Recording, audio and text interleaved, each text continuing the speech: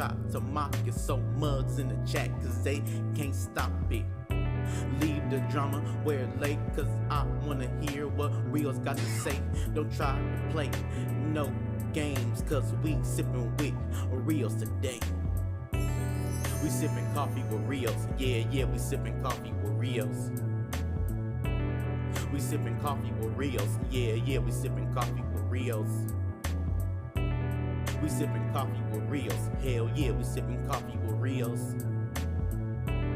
We sippin' coffee with Rios, hell yeah, we sippin' coffee with Rios.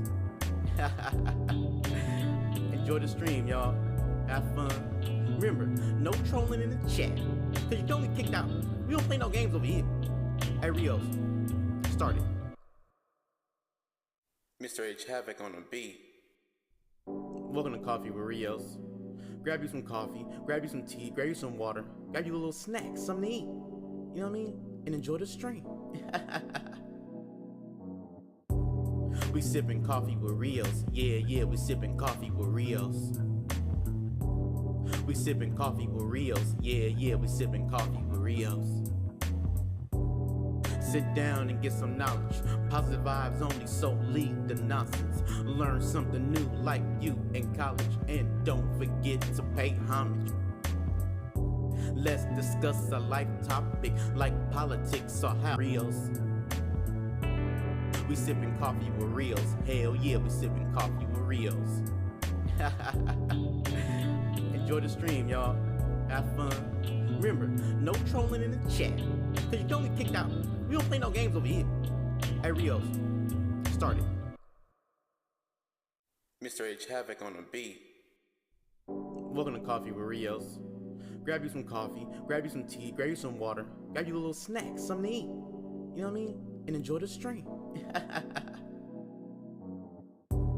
We sippin' coffee with Rios, yeah, we sippin' coffee with Rios. We sippin' coffee with Rios, yeah, we sippin' coffee with Rios. Sit down and get some knowledge, positive vibes only, so leave the nonsense. Learn something new like you in college, and don't forget to pay homage. Let's discuss a life topic like politics or how to build a rocket. Haters gon' hate and try to mock it, so mugs in the chat, cause they can't stop it. Leave the drama where it lay, cause I wanna hear what Rios got to say. Don't try to play no games, cause we sippin' with Rios today. We sippin' coffee with Rios, yeah, we sippin' coffee with Rios. We sippin' coffee with Rios, yeah, we sippin' coffee with Rios. We sippin' coffee with Rios, hell yeah, we sippin' coffee with Rios. We sippin' coffee with Rios, hell yeah, we sippin' coffee with Rios. Enjoy the stream, y'all. Have fun. Remember, no trolling in the chat, cause you don't get kicked out. We don't play no games over here. Hey Rios, start it. Mr. H Havoc on the beat. Welcome to Coffee with Rios. Grab you some coffee, grab you some tea, grab you some water, grab you a little snack, something to eat. You know what I mean? And enjoy the stream. We sippin' coffee with Rios, yeah, we sippin' coffee with Rios. We sippin' coffee with Rios, yeah, we sippin' coffee with Rios. Sit down and get some knowledge, positive vibes only, so leave the nonsense. Learn something new like you in college, and don't forget to pay homage. Let's discuss a life topic like politics or how to build a rocket. Haters gon' hate and try to mock it, so mugs in the chat, cause they can't stop it. Leave the drama where it lay, cause I wanna hear what Rios got to say. Don't try to play no games, cause we sippin' with Rios today. We sippin' coffee with Rios, yeah, we sippin' coffee with Rios. We sippin' coffee with Rios, yeah, we sippin' coffee with Rios. We sippin' coffee with Rios, hell yeah, we sippin' coffee with Rios. We sippin' coffee with Rios, hell yeah, we sippin' coffee with Rios. Enjoy the stream, y'all. Have fun. Remember, no trolling in the chat, cause you don't get kicked out. We don't play no games over here. Hey, Rios, start it. Mr. H Havoc on the beat. Welcome to Coffee with Rios. Grab you some coffee, grab you some tea, grab you some water, grab you a little snack, something to eat. You know what I mean? And enjoy the stream. We sipping coffee with Rios. Yeah, we sipping coffee with Rios. We sipping coffee with Rios. Yeah, we sipping coffee with Rios. Sit down and get some knowledge. Positive vibes only, so leave the nonsense. Learn something new like you in college. And don't forget to pay homage. Let's discuss a life topic like politics or how to build a rocket. Haters gon' hate and try to mock it. So mugs in the chat cause they can't stop it.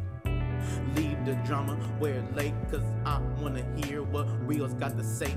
Don't try to play no games cause we sippin' with Rios today. We sippin' coffee with Rios. Yeah, we sippin' coffee with Rios. We sippin' coffee with Rios. Yeah, we sippin' coffee with Rios. We sippin' coffee with Rios. Hell yeah, we sippin' coffee with Rios. We sippin' coffee with Rios. Hell yeah, we sippin' coffee with Rios. Enjoy the stream, y'all. Have fun. Remember, no trolling in the chat. Cause you can only kicked out. We don't play no games over here. Hey, Rios, start it. Mr. H Havoc on the beat. Welcome to Coffee with Rios.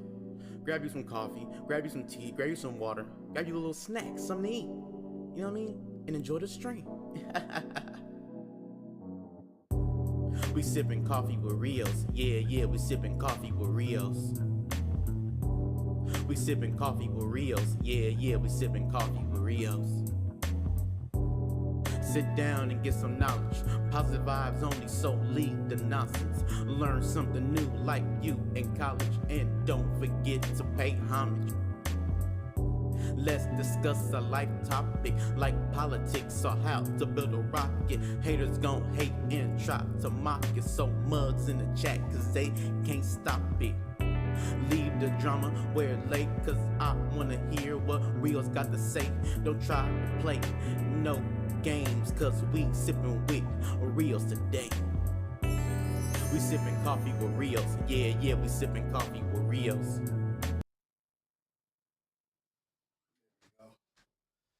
Let's go, people.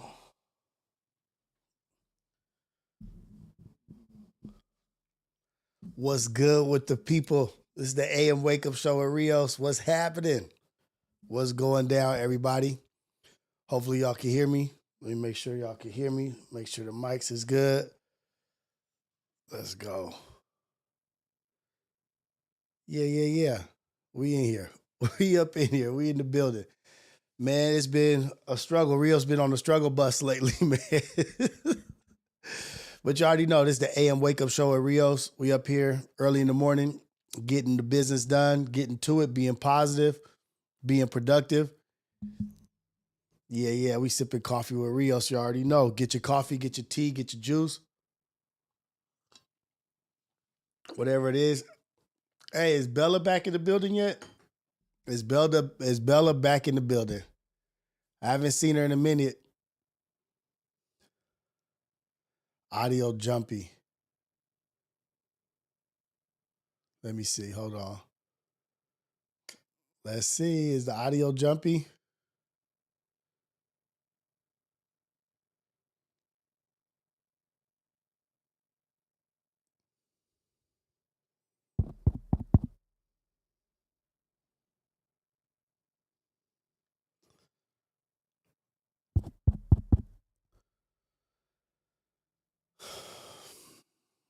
What's going on, man? So I think if it's too bad, I'm gonna have to cut it.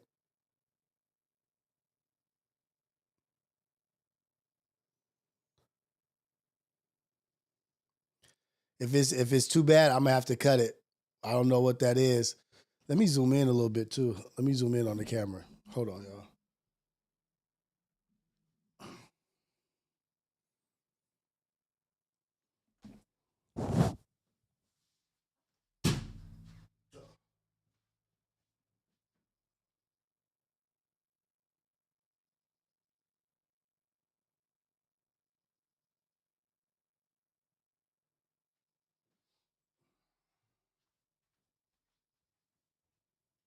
Oh.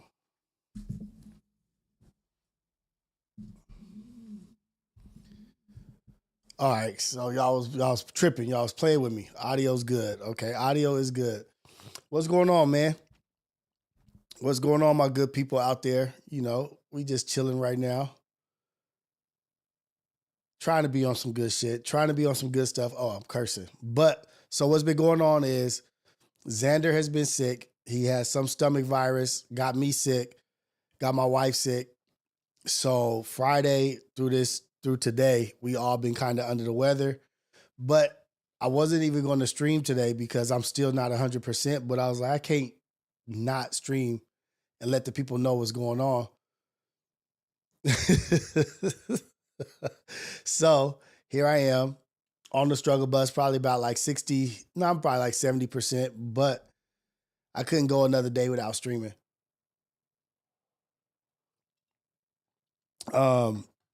We have Storm the Barge, Hidden Heroes dropping tomorrow. And we'll promote that tonight, and we'll be going live tomorrow in the morning, the wake-up show. You know how it is. But I'm feeling a little bit better. Let's get to it. Hopefully everybody out there is having a good morning, positive day, going out there being productive on some positive stuff. And let's go out there and be great, man. Let's be great today. Let's get to it. Let's get right to it. I want to talk about being positive and working with intention and having intention with your positivity. Like, not just being out here just talking the talk and not walking the walk, but actually having intention with what you're pushing forward with your forward motion. And so yesterday, I don't know if it was yesterday or what's today? Today, my whole thing's messed up. Yeah, today is Tuesday. Yesterday, yeah. So yesterday, back on Fig, there was the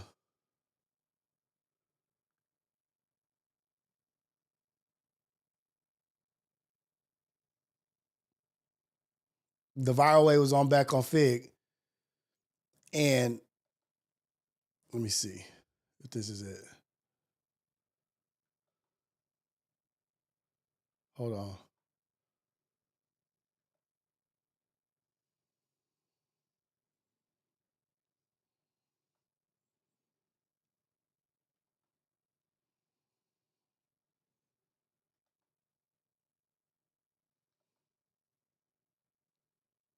I say all that to say, I seen him on Rios. Here we go. He was man enough to say he jumped out of his body, and he took it too far. Hey, Kim, I see you. They said, no, keep it. So is it good or not? So this is Viral Way on back on Fig, P Nice, Messiah, Viral with Smack and T-Rail. And I've been moving with intention, and the things that I'm saying and the things that I talk about are for a reason. So ODM Slim called in the other day, and I just chopped it up with him like, how do we kill this? How do we dead this situation with you and Viral, the Viral Way pop? And basically what took place. He said he realized what he was doing was wrong, whatever, but just taking accountability. But I want to say thank you to the chat, to the Ghetto Cafe, for creating a space here that we can have honest conversations and we can hold people accountable, and creating a safe space for people to feel comfortable enough to say, you know what, I was wrong. We need to fix these things and we need to be better. So I want to go to that. Like, you guys could say the stream was weak or whatever, but you guys aren't reading between the lines. Like, we could say things were forced or whatnot, but out here in the field, in the real world, out here with us, this was bigger than what y'all know. Not. It was never not good with me. Cud took it past content to me. But I say all that to say, I seen him on Rios. He was man enough to say he jumped out of his body, and he took it too far. And he apologized. So we good. So as a black man, I could be good with that. Like, even bro asked me, hey, where you stand with this? I said, nah, that took a lot. For a nigga like Cud, I watch his history. That had to take a lot for him to kill his own. Shout out to ODM Slim. because what he did takes a lot more energy, a lot more strength to apologize or to admit to a wrongdoing. It's way easier to just, hey, you know what? Fuck it. We just gonna run with this. Like this, I said what I said, and we gonna move. That's the easy thing to do. He chose the harder route, which is manning up and being accountable. And I want to just thank God and say big shout outs to ODM, man, for being a boss and bossing up to your mistakes and surviving your mistakes. Like my dad told me, always try to survive your mistakes, survive your missteps. And that's exactly what he did there. It's like, you know what? That shit was stupid. I was tripped out. I made a mistake and let's move forward. I ain't got nothing against them. To where these young brothers, Viral Way, P Nice and them there, Long Beach in the building, acknowledge that shit. They acknowledge it as men. Like, you know what? Let's just keep watching. On ego and say, yeah, I probably was wrong on that. I probably took it too far. So a side of me want to say, man, fuck that. Cuz said too much. But then the logical side of me is like, we get on the show every week and preach this ego death and how to build bridges with black niggas, and we got to stop doing this. So how can I go against my own words? That would make me a hypocrite. Okay. So I'm like, you know what? All right. I can accept that. But I didn't talk to Cuz yet. All right. I talked to him earlier today, actually. He had texted me the other day to tell him to holler at him, but I forgot to text him. I mean, call him, but I forgot to call him. But I called him on the way here to see what's going on. And he like, yeah, bro, it was some fake page or something, man. Like, he found out it was a fake page or something, but they was acting like they was y'all. Getting at him, crazy. Getting at him disrespectfully, whatever. And he had made some content on it. And he was going up. But then he said he had to snatch it back. Like, yeah, P, you know what I'm saying? I already told you, like, you know what I'm saying? We killing that already. You know, whatever. So he was responding to a fake page. And he didn't know it, though. That's my super chats right now. It's And that shit is crazy because people out here creating fake pages, creating real drama like that real beef that can have consequences. There was somebody in the chat that was Ace Boy Rios with my name in the same exact profile that I have. Was in What Could Go Wrong's chat or somebody's chat. It's been in a bunch of chats. People have been sending me screenshots. But they're acting as if they're these people and they're causing beef, caused the whole ODM, not the whole thing, but ODM to kind of crash out a little bit because what they were saying in the chat as an imposter, that wasn't even Viral Way. So we have to be aware not to just go off the handle online or on camera or while we're streaming. But shout out to both of these parties, both these groups for stepping up to the plate and saying, squash this shit, let's move forward, we're going to build. And the importance of, the reason why I bring that up is because the importance of building community, unity, or whatever, like, it only takes one F up to mess up so much shit that you build. It takes one misstep, one electrical fire to burn down the whole building. When it took this long to build this building, but just one mistake can burn that whole thing down. So when we see things like that and we notice that something's off, somebody has to speak up for it or somebody has to advocate for this to be fixed. No, this needs to be addressed. This needs to be taken care of because we all together have to move forward. All of us together have to move forward. We can't move forward when there's this happening. So it's just addressing shit and communicating. Wrongdoings are missteps. Let's communicate this shit. Let's talk about it. And let's not let this shit fester and build into something that it's not. Because you could sweep shit under the rug and not deal with the issue and try to move forward. But the issue is still there. And that's why I say fades don't take care of issues. Fades just take care of the anger inside momentarily. It doesn't actually address the issue at hand. So I just want to give a big shout out to Viral Way, to ODM Slim, also back on Fig, Smack and Messiah.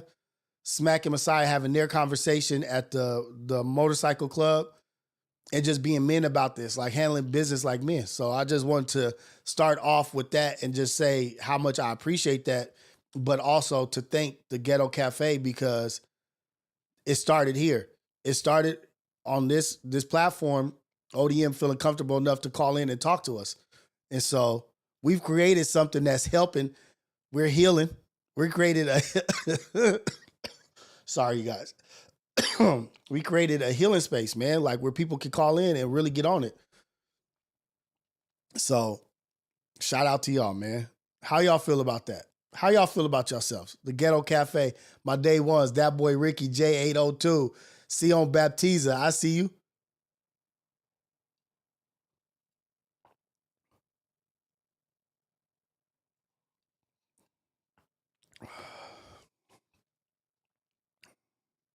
J802, like that's your opinion, that's your assessment, like of not liking somebody from what you see, right? But we have to know that it's bigger than about what we like and what I don't agree with and what I feel is wrong. Oh, I don't like the way they operate. It's not about one individual's thought, one individual's feelings about some shit. We WWF over here, we working without feelings, nigga. Like we need to build, and it takes everybody to build with. Everybody you work with at work, you don't like them. You don't like everybody that you deal with, but you deal with them because you're getting a check. Why don't we prioritize our relationships in our community with our brothers, with our sisters? We'll deal with a whole bunch of bullshit at work, but then when it comes to our real life, we have these standards and expectations like, nah, I don't fuck with cuz that nigga be acting weird or this and that. But we'll put up with a whole bunch of shit. We'll swallow a whole horse at work, swallow a whole cow, and then go home and won't swallow a pill.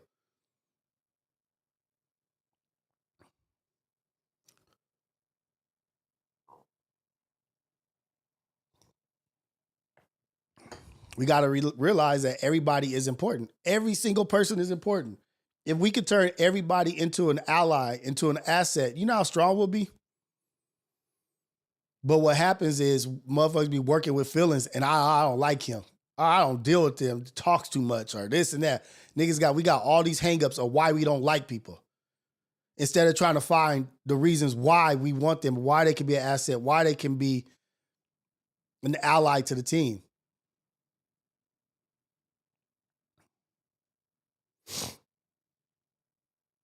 You swallow a cow, won't swallow a pill. Deal with all kinds of deal with all kinds of bullshit out there in the real world. And when it's about money, when you have to deal with it, you deal with it. But when it comes to our life, our community, our society, we don't put up with shit. Nah, I don't get down like that. Fuck that. We got to get out of that attitude. We got to get out of that attitude, wanting to find a reason why not to like somebody. We're looking for a reason. We're looking for a reason why not to mess with somebody. What did Nipsey say? Nipsey, like, man, damn, dude. Like, I wish I'd appreciated Nipsey when he was here more. I took him for granted, not paying attention. But he said, we'll walk past a bunch of people that don't look like us and then trip and be on a mission to slide on somebody that looks just like me. I'm on the other side of town looking for myself. How do I know who I want to get? He's going to look like me.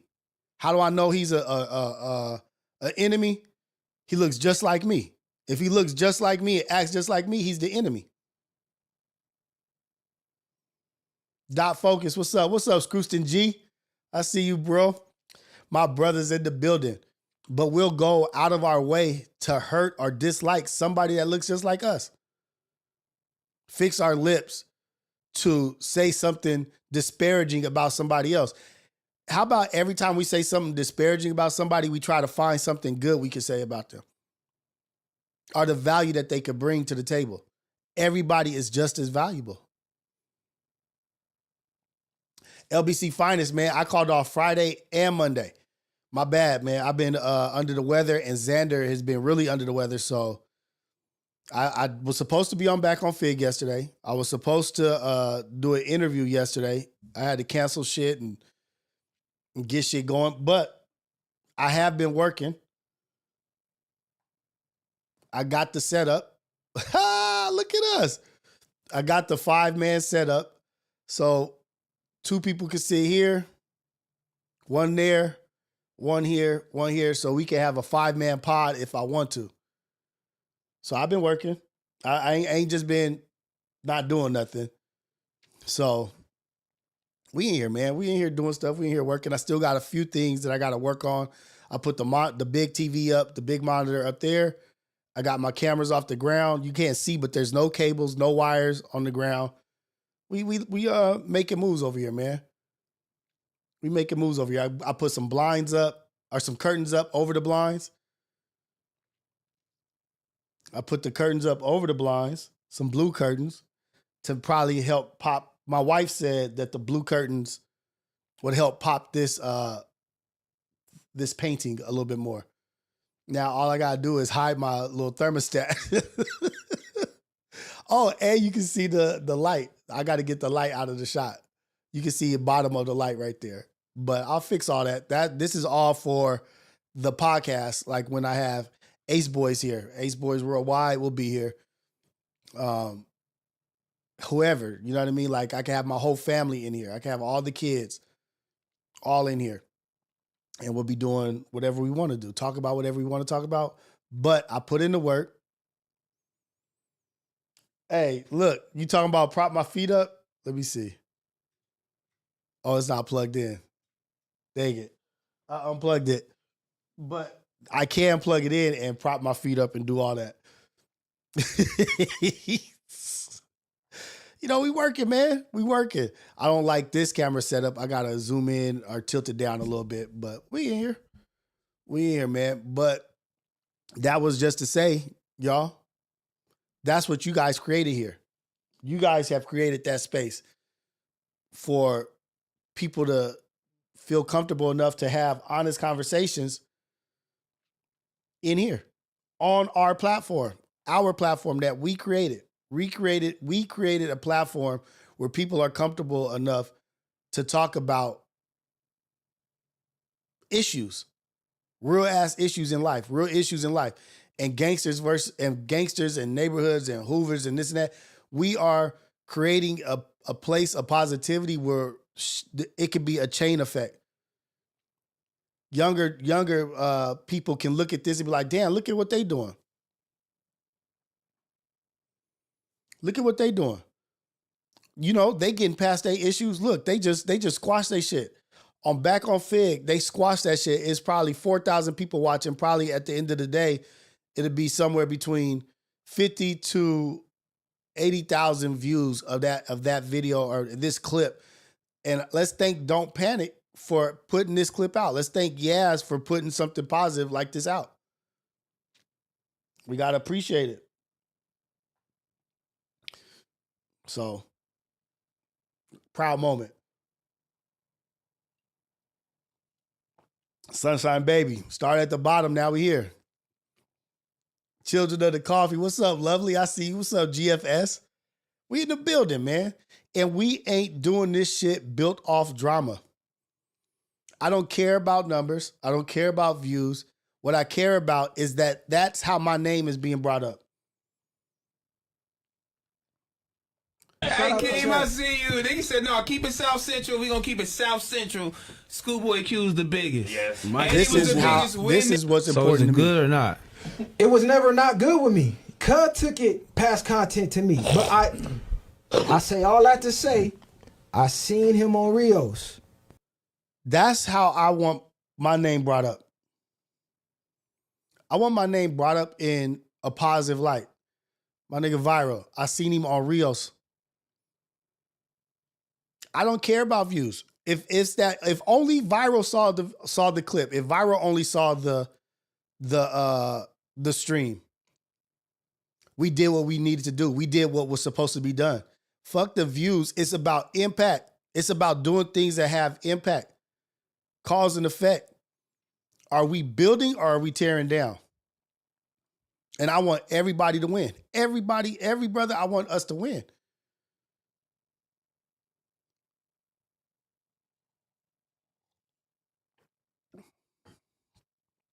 And I'm sipping Buffy with Rios. What's up to everybody, man? No color lines, man. We not doing none of that BS, man. We all in here together. We're all here together to build together. And we not happy about drama and our names being brought up in ugly shit. We don't want our names brought up in an ugly manner or in a way that is based off of negativity. And you know what? How do I bring this up? Because I don't want to be offensive and I'm not trying to tear anybody down. Because it's a sensitive topic, right? It's a sensitive subject, sensitive topic where we're all kind of going over and talking about stuff and trying to figure shit out.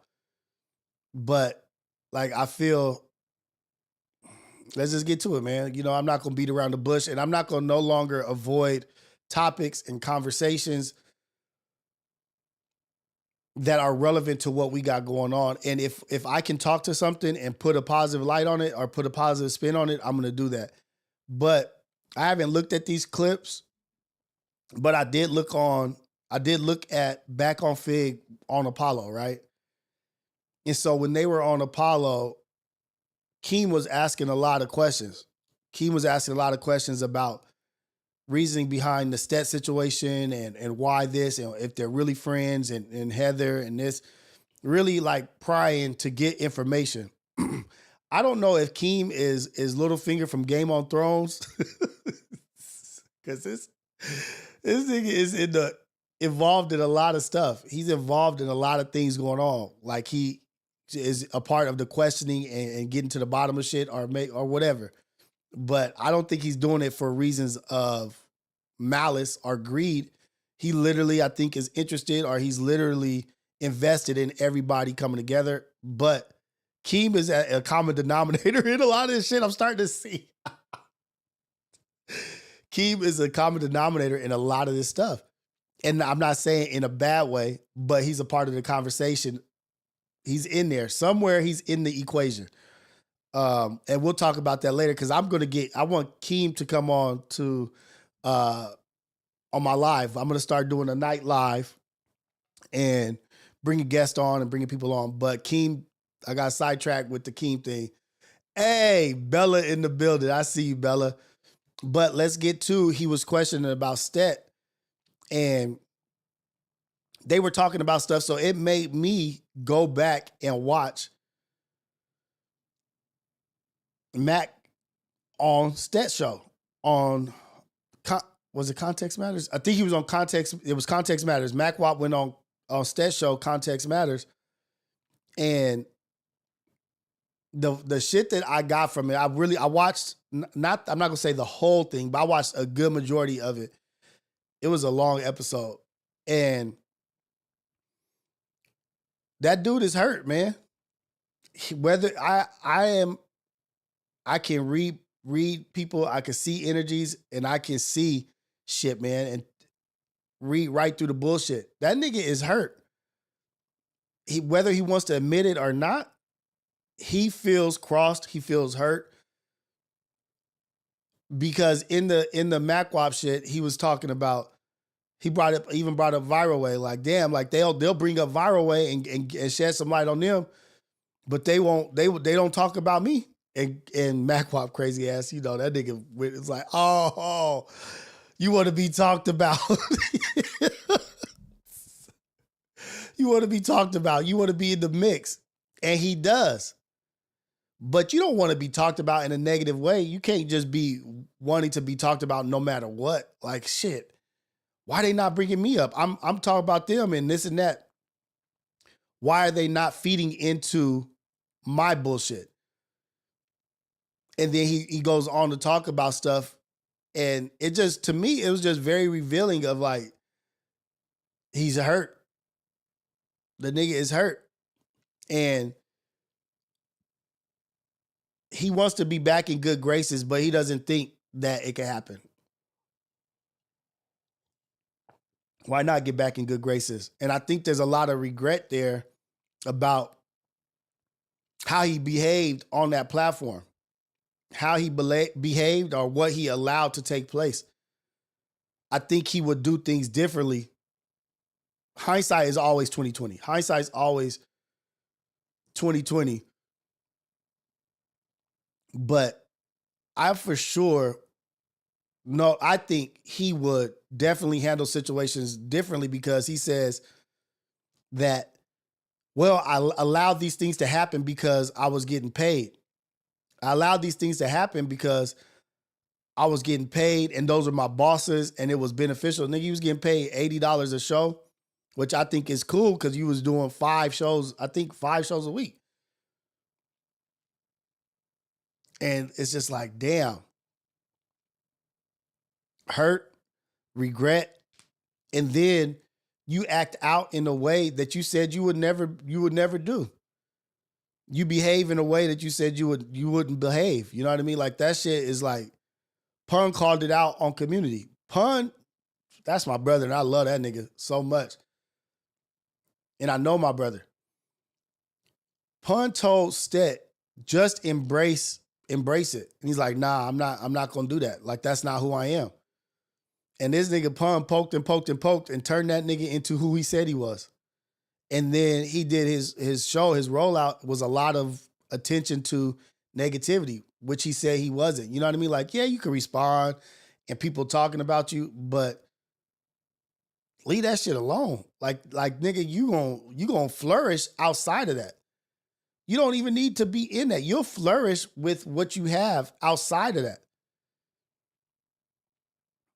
And I think there's a little regret there, man. I watched that episode with Macwop and he was drinking, smoking, and it was very telling to me. Like, damn, this nigga over there hurt. And not no Buster. I'm not saying hurt like Buster, but I'm just saying he over there hurt. Emotionally scarred, maybe emotionally damaged. And T-Rail is like, nigga, I don't even give a fuck, cuz. Like, I don't even care. Fuck. And then you do your 10,000 hours. You got 10,000 hours you want to build to become perfect. But then you look back and you're like, damn, I wasted too much time being on some bullshit. Let me get back to who I am. Let me get back to what I built myself to be. And this is content. Yeah, it's content, but you got to be stronger than the urge to make content. You got to be stronger than the urge to make content. There's so much shit that I can make content about that I don't because it's not beneficial to me. I don't think it's beneficial. It doesn't match my brand. It doesn't match what I'm trying to do in life. It doesn't match what I'm trying to do. So I don't touch it or I leave it alone. But I've left a lot of things alone and now I'm going to start talking about things because it's relevant. You know what I mean? And the Stet situation is relevant. I don't even know what these clips are. I'm not going to watch all of them, but I'm going to see. I'll react to Stet's clips on the third law. And that was cold as hell too. What the fuck is the third law? Damn. Everybody now wants to jump on this Sue bandwagon because they seen it's possible, huh? Everybody want to be buddies with Yuri now all of a sudden when y'all be talking shit about him behind the scenes and on camera. Everybody want to, Yuri, hit me up. Let's jump in the lawsuit for defamation of character. Nigga, if you think you can get a suit for defamation of character, I could own that motherfucker over there.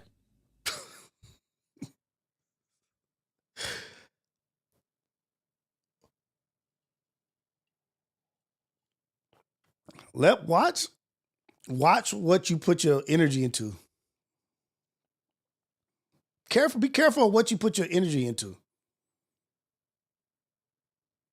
And it's like the fact that they're talking about him, if the fact that they're talking about him is benefiting him for the views, not I don't think in the long run, but the short term, it benefits him because he gets views and stuff. But like, fuck.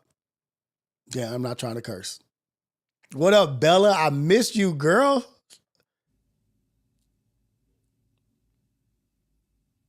It's all on camera, gang.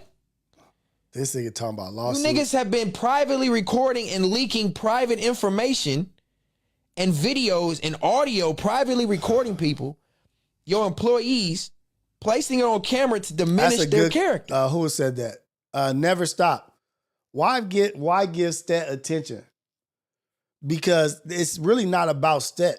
It's about like a lesson being learned. You know what I mean? Like it's shit that we can learn from and talk about to this situation here.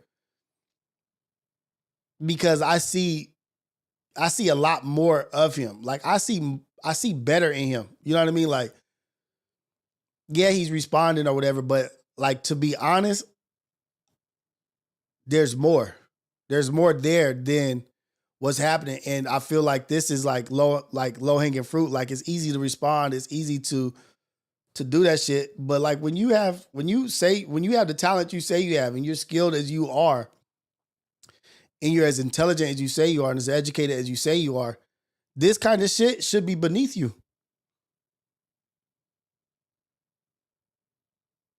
And that's just me being honest. That's just me being just a real, like, being me. Because I could see cuz doing better than this. Like, I could see you doing better than this. Like, yeah, it will be low numbers and it will be this, but you'll have a great impact with the shit that you do. Like, I wanted to work, like, no shit. Like, I'm not even gonna fucking bullshit. When I did the reality check with Stet, after that, I was like, shit, I could work with cuz. Like, I could sit down and pod with this nigga. But to tell you the truth, what came out of it and what happened over there, it was like, I didn't think that was even, like, damn, like, okay, maybe I read the room wrong. I read that wrong. Like, I wanted to work with cuz. Very, like, he's got good outlooks, good opinions, just good. Like, he could pop, but I think just he's lost, like, his focus. It's too much on them. Sometimes people are going to attack you, cuz. Sometimes people are going to attack you. Deal with it and just move forward. Like, you ain't got to, some shit don't even deserve a response. Some shit don't deserve a response.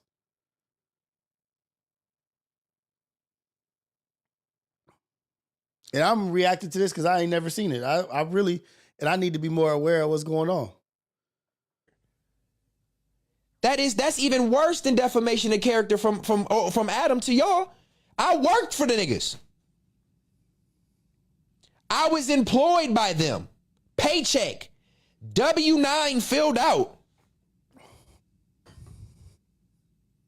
The only one, might I add, since everybody had a big uproar on it. I told niggas I don't fucking lie. That's a lawsuit waiting to happen. Jesus Christ, man.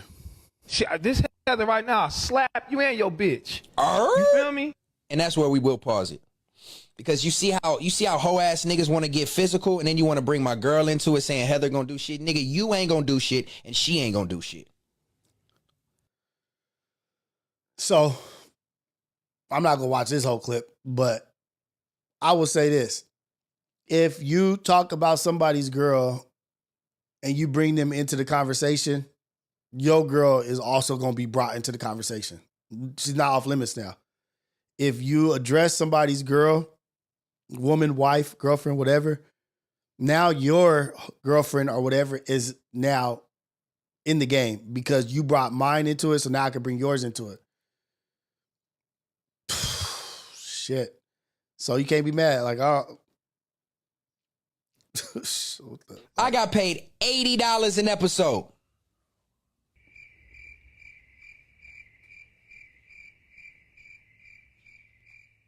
Y'all sit with that. Because context always fucking matters.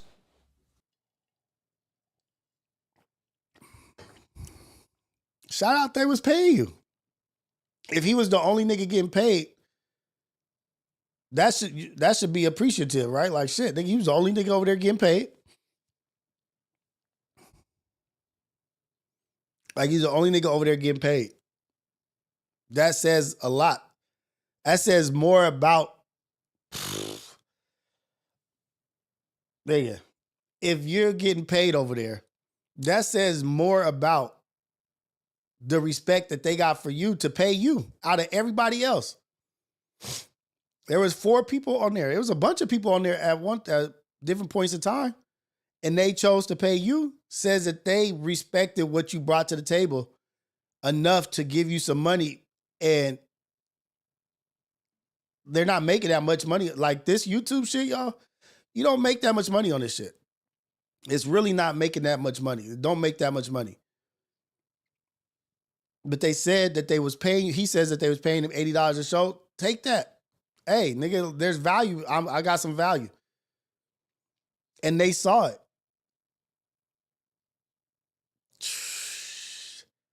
What y'all think? Like,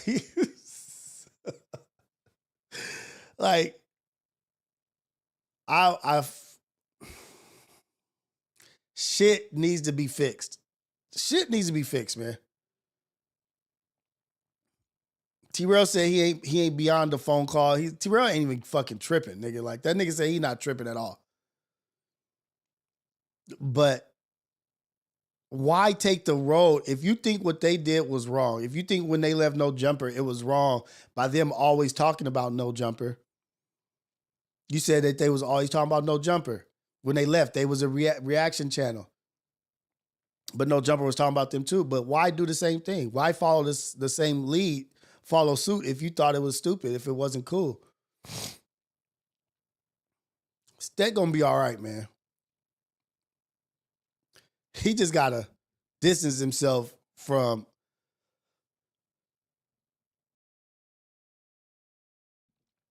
what he's not. Like, you just gotta distance himself from this ugly shit.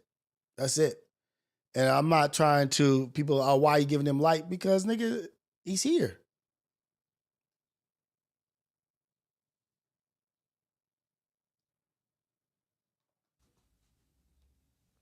Let's not act like I'm not underappreciative. It's cool, right? We do 2 hours, 40 an hour, whatever, cool. It's pre-taxed. Don't get it wrong. $80 a stream. I know it's a new show. I worked for 25 episodes for free. Context fucking matters, tribe. What's it? $80, and this is what y'all wanted me to go. This is what, come on, man. Look, I'm telling y'all. I get it. It may not be making money like that. It's a new show, new faces. We trying to get it off the ground. I gave you 25 episodes for free. Let's not add into what else I did. The set, painting the wall. Granted, I got paid for everything. Half-ass payment, clearly, because I do shit out of kindness in my heart and discount everything for my homies, which will never happen again. Everything from the fucking gray wall on the... That's just really actually kind of hard to watch. Nigga's hurt, man. That's it. That's all I could say. The nigga is hurt. The nigga's hurt. That's it. Like, he is a lot of emotion in it.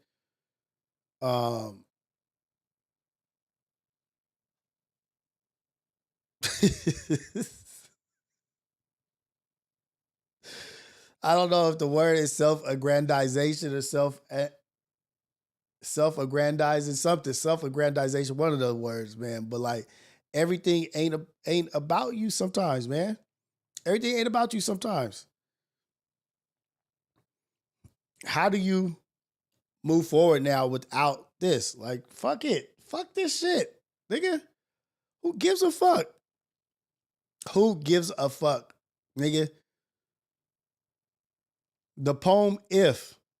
What was it in the poem If? What did it say? If you can listen to lies told about you and move forward like nothing happened, nigga, like, who cares? People are going to take your words sometimes and twist them against you. Yeah, move forward, keep building, cuz. Like, but I feel like this hurts more than helps. That's just what I'm gonna say. I feel like it hurts more than it helps. And I'm like seeing shit clearly now. I'm sober, nigga. Like, the way I'm looking at shit is like, there's way more value in turning this into a teaching moment, into a learning moment. Like, nigga, like, this is a lesson learned. What did you learn from this? What's the lesson you learned from this? But other than the opportunity to talk back at them so that the views could go up, nigga, fuck the views. Fuck that shit. Dang, you got me in here cursing. Like, what did LeBron say to about Stephen A. Smith? I know this nigga can't wait. He's been dying to hear me talk about him. Why these niggas ain't talking about me? Why these niggas don't bring up my name? They bring up Viral Way. Now they brought you up and now it gave you what you wanted, the fuel to do this. Which I don't think is his strongest suit. His strongest suit is being what I saw. Reality check stat. Reality check stat can go very far.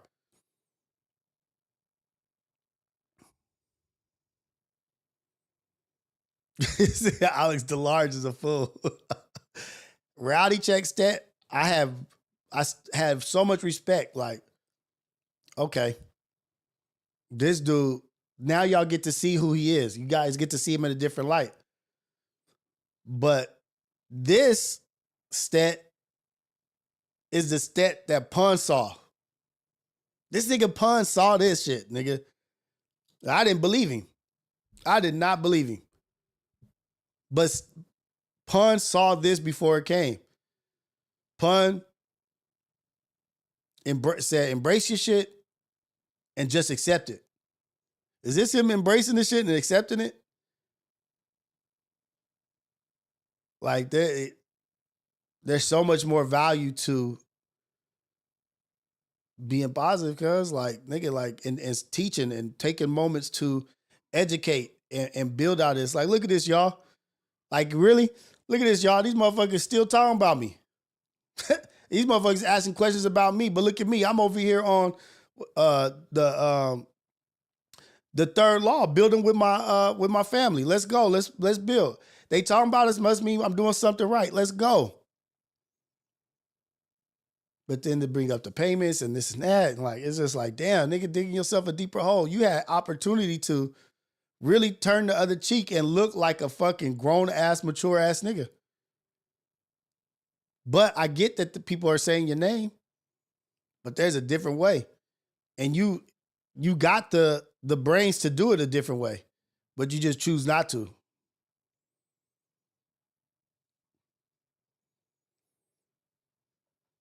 The wall was orange.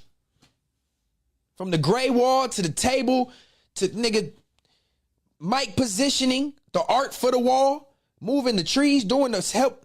Nigga. You ain't gotta justify your labor and your worth and your value. Who are you convincing? You don't have to justify your worth and your value and what you bring to the table. Who are you convincing? Yourself? Are you convincing the chat? Are you trying to convince them? Nigga, you know what you've done. You know what you brought to the table. You know what you did.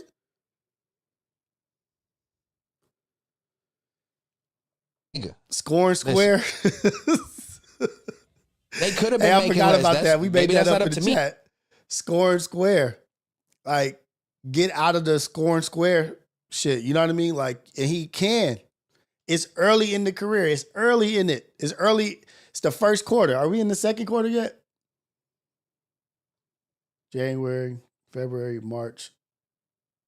We're in the second quarter of the year. I don't know if it's the fiscal quarter, but we're in the second quarter of the year. It's not too late to change it up. Let's go, cuz. Like, change that shit up. I know if I get a video that's doing 15 to 25,000 every episode, I'm gonna be making far enough. I don't know if they wasn't doing shit right on the back end or what's going on, but you should have been making more than that $40 an episode, shit, whatever. Cool. $80. Of course, I feel like I should have been getting more than that. I was like, man, we can't do 100. No, not right now. It's, we gotta whatever. We'll see what it's acting. But okay, cool. Don't trip. I'm fuck with it. I got paid $80 an episode. Terrell, she talking like Terrell, and yeah, nigga, cause I'm a real nigga. That's how my bitch supposed to talk, nigga. How she supposed to walk, nigga, in confidence. You ain't used to that, Heather.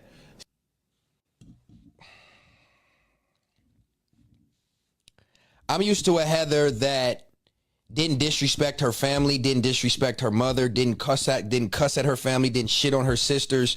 I'm used to a Heather that had more principles and more. See? Now, attacking character, right? Attacking character, attacking who somebody is, and if they really mattered, if they really, really mattered, If you valued that relationship, or if you really valued that shit, that phone call would have happened. Like, what's going on, y'all? Let's sit down, cuz. Nigga, what is this? I don't even recognize this shit. Like, am I tripping? Like, am I tripping? Like, what's going on? Like, but you can't be mad at motherfuckers, man. Don't be mad when they bring up your girl or bring your girl into it because you talking about nigga's girl. It's gonna happen, cuz.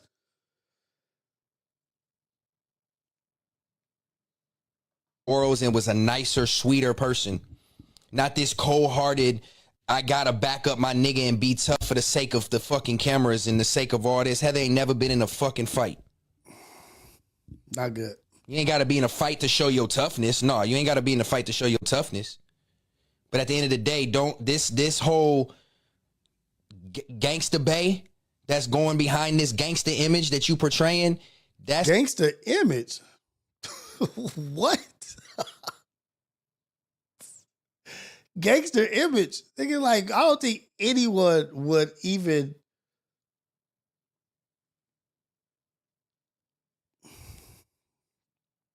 It's not cool. If you think that's what's supposed to happen, image with Heather, nigga, like, I don't think anybody would do that. Because your girl fuck with you, I would never be proud to make my girl change and to be cold and short and whatever. You look at like fucking business accomplishments is like the end all be all. Nigga, where your soul at? Where your mind at? Where your heart at, nigga? Where your fucking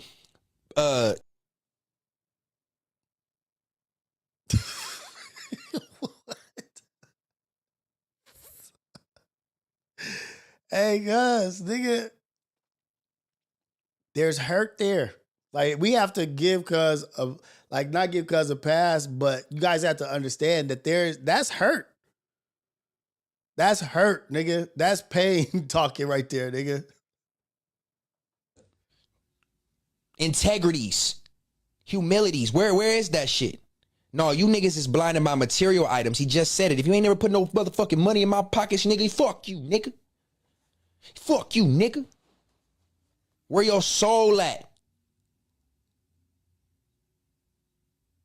Niggas you wanna be proud because your girl follows suit behind you. Yeah, y'all successful in business, but where that soul at?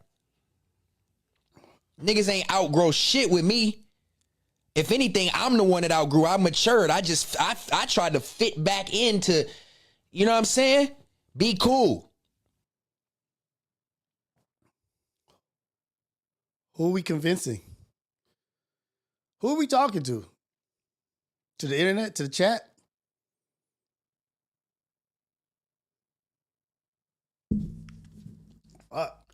Dang it, keep cursing. Damn. You don't have to keep justifying and verifying what you are or where you are. Show it. Show that shit. Stop talking about it. Show it. Be it.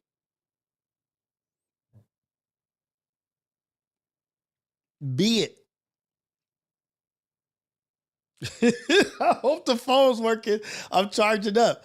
Be that. Like, don't just talk about it. Be that. Be that. What you saying? The mature.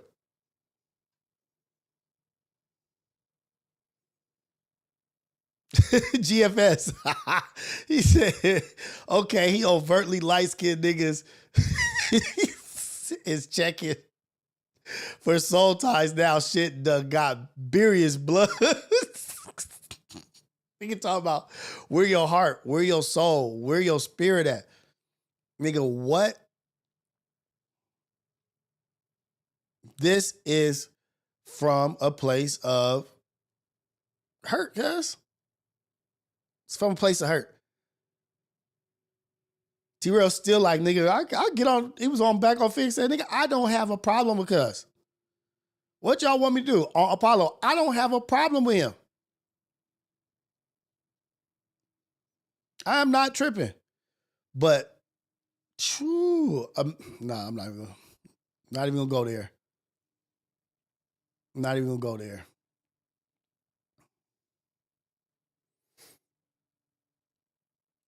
HB leak. So he was fake the whole time.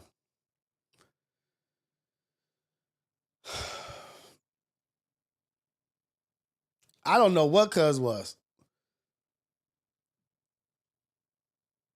I don't know what Cuz was. I don't know who he is, what character is what. But I know the young gentleman that sat on the couch on Reality Check was different than this. This is coming from a place of hurt. The nigga turned into who Pun said he was. Just embrace that, be that. And then attack Pun, they went through their shit, whatever that little shit was, whatever. But this needs to be the end of it.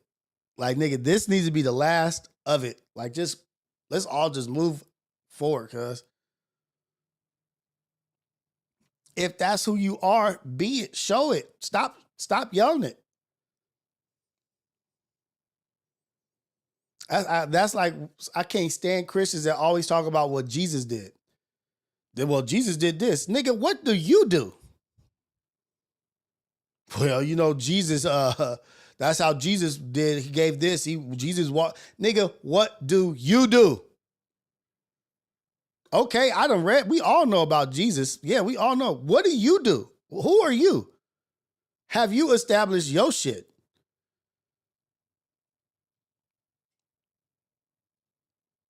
What's your story? What's people gonna say about you? You keep talking about Jesus. What are you doing? GFS, to ask where your soul at over content is, man, wild. He definitely the kid who always got next on the sidelines. Man, I don't know. But what I'm trying to say is that all the potential is there. I just think the focus got lost. The focus got lost. Focus on the people that are upping you, cuz. Focus on the people that are building you. Focus on that. Focus on who's building you up. But you putting so much energy into shit that's not like the people that are not helping you. And we all get caught up in that shit sometimes. We all get caught up in that. Some shit go wrong at work. Some shit go wrong at work, or somebody crosses you or takes a misstep at you at work. You at home thinking about it in bed like, man, this and this. Address that situation at hand. Set your standards, set your boundaries, and your standards and boundaries should never be on the line. Should never be bought. Well, I was acting like that and doing that because those was my bosses and I was getting paid. But I've never sacrificed who I was or what I stood for or what I stand for or how I talk or who I am for $1 or an opportunity. Now, if he is who he says he is, albeit. But if that's who you are, the first aggression should have been checked. Nah, that I don't play like that. That's not the game I play. And people will see like, oh, okay, this is a good lesson actually, this is another lesson, y'all, is don't allow yourself to be mistreated for an opportunity. Allow yourself to be stepped on for an opportunity, or make yourself smaller, or dim your light for money or an opportunity. That's been admitted here. I didn't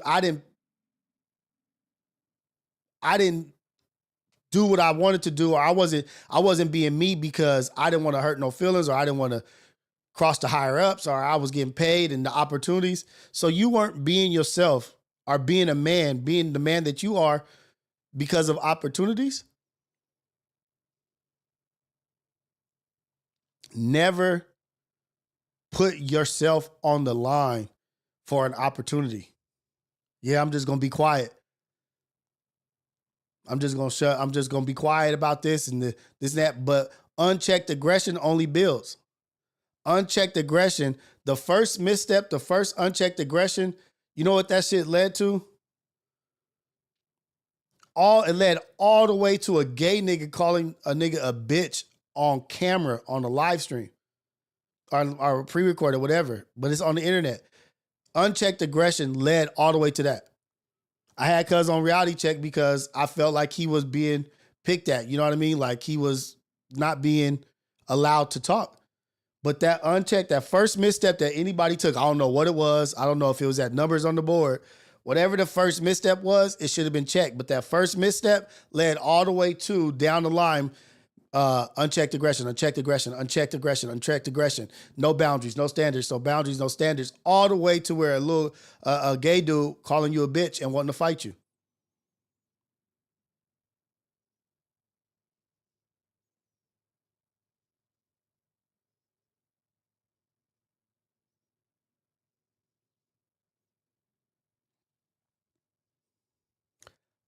Don't deal with unchecked aggression because that's what bullies see.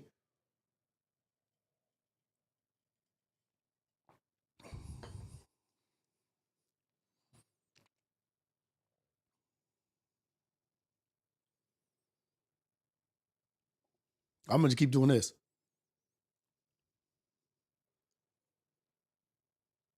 Unchecked aggression, it looks like weakness. Oh, if they could do that, then I can do that. Oh, he don't check them on this. He don't stand up against this. He don't stand up for that. Okay, I can do this. Now become the punching bag. It's not okay. I'm not saying it's okay to be punched on and bullied and beat and like people attacking you. But sometimes in our arena, that's the way motherfuckers show love. It might not be right, but that's where we from. We show love that way. But we give you the opportunity to stand up. Nah, don't fuck with Stat like that, cuz you know that nigga be tripping. You play with him if you want to. Last time they went out back and had a great conversation. Play with cuz if you want to. He told you to leave him alone. Last nigga, he didn't leave him alone. Look what happened. Not saying violence is everything. Sometimes it's just a conversation.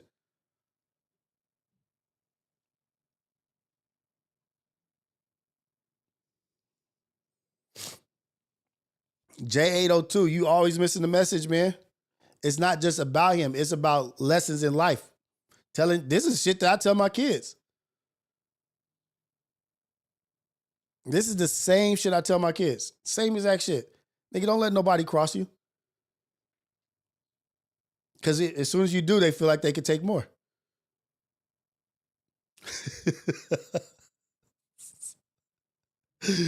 Oh, shit.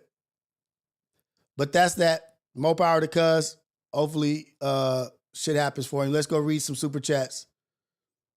But get back to that grind of being a beast and being smart and going after what built you up. You know what I mean? Like all the things you read to make you who you are today.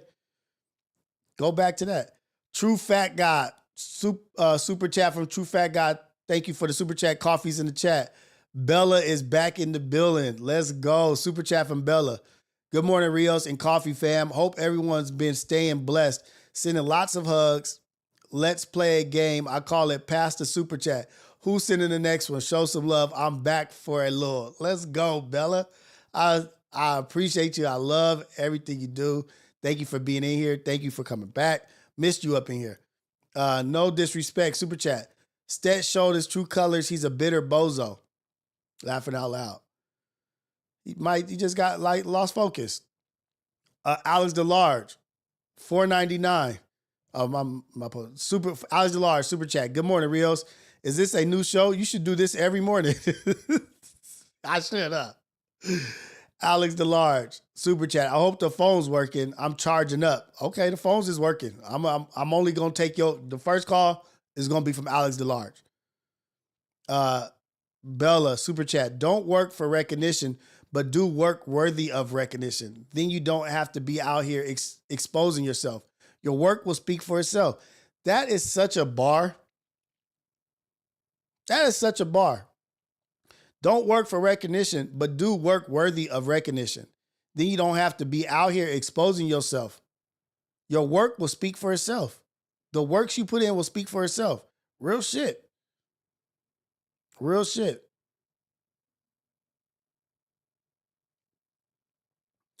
Bass Money Kurt, explain unchecked aggression. Unchecked aggression is like if somebody missteps against you or steps up to you or does something that you're not okay with, aggressively, territorial, whatever it is, property, whatever, a push, whatever. If they do that and you just let it happen, it's gonna happen again. And all they're gonna do is elevate the aggression. Because they're gonna just like a child is gonna test the waters, keep testing the waters until they get checked. You have to check aggression. You have to check it, and win, lose, or draw is the best way. Win, lose, or draw is the best way. They can stand up to the bully and fight back because that bully's gonna be like, you know what? I'll go to the next person because at least I know that it's not gonna be a fight. This kid's gonna put up a fight. He may get his ass whooped or whatever, but I ain't got time to be fighting every day. I wanna go to the person that's a complete victim. And they look for that. When you fight back, they like, man, okay. So that's unchecked aggression. When somebody missteps against you or steps to you disrespectfully or anything and you don't say anything, that's an unchecked aggression.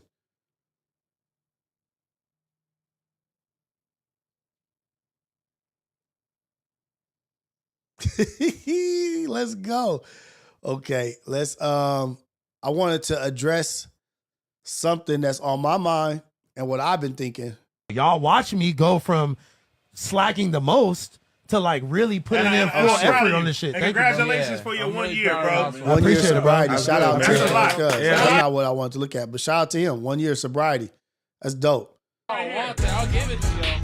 That nigga Mark Nasty, he said this shit is pathetic. Let's go. Blasi, come on, man. Let's go.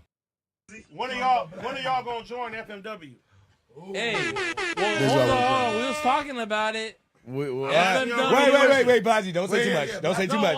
Don't say too much. I'm gonna say too much. Don't say too much. Don't say too much, We bro. don't say too much. It's being leaked here. I'm joining It's a Fake mic. Community. It's a mic in front of me. Wait, First of all, mind your business. No, actually, don't say too much. Don't say too much. Don't say too much. First of all, mind your business. Second of all, Second of all, Fake Community World, amen, say. We you know, there's some paper we can talk he's about, drunk. you know? Join the Fit Community World. Why the fuck y'all ain't ask us this 2 years ago? I'm asking y'all now. It's some Wait. It's some chili you I'm can asking go. y'all Can we now. not talk about this right here, bro? No, we could. All right. Honestly, Okay, because no, I'm I'm not confident gonna about Shut up, it. little nigga. Because we confident about it. Listen, we can play ping pong. We can play ping pong, maybe, like it's your theme song. This You know nigga what I'm rapping. saying? This nigga about to Don't start make me freestyling. get in your ringtone. You know, but all I want to say, So that right there led me to what I'm about to say right now and what I've been thinking about. Fig Community World is a network, a West Coast media network, podcast network that I think can be a powerhouse, right? Like a real powerhouse in the game. Hold on, my bad. I'm trying to see if I can find this. That's really good shit. Oh, hey, hold on. You gotta let. I don't know. I can't find it. My bad. Pun also says, it was Pun who said it. Oh, it's on Yazzer's page. My bad. Let me go to Yazzer. So just keep in mind, we just looked at the BBE biggest brothers being invited to be on Fig Community World by AD. Then you got on Yazzer's page.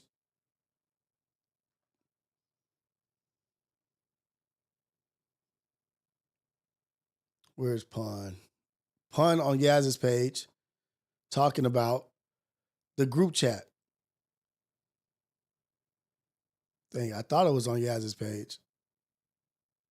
Maybe not. But Pun was talking about in the group chat podcast. Damn, that's not on Yazzer's page? Nope.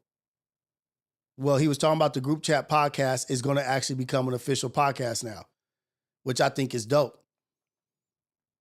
But it made me think, like, why aren't they bringing everything, all this shit that's under the umbrella, everything that's under the umbrella, why don't they just bring that shit to FMW?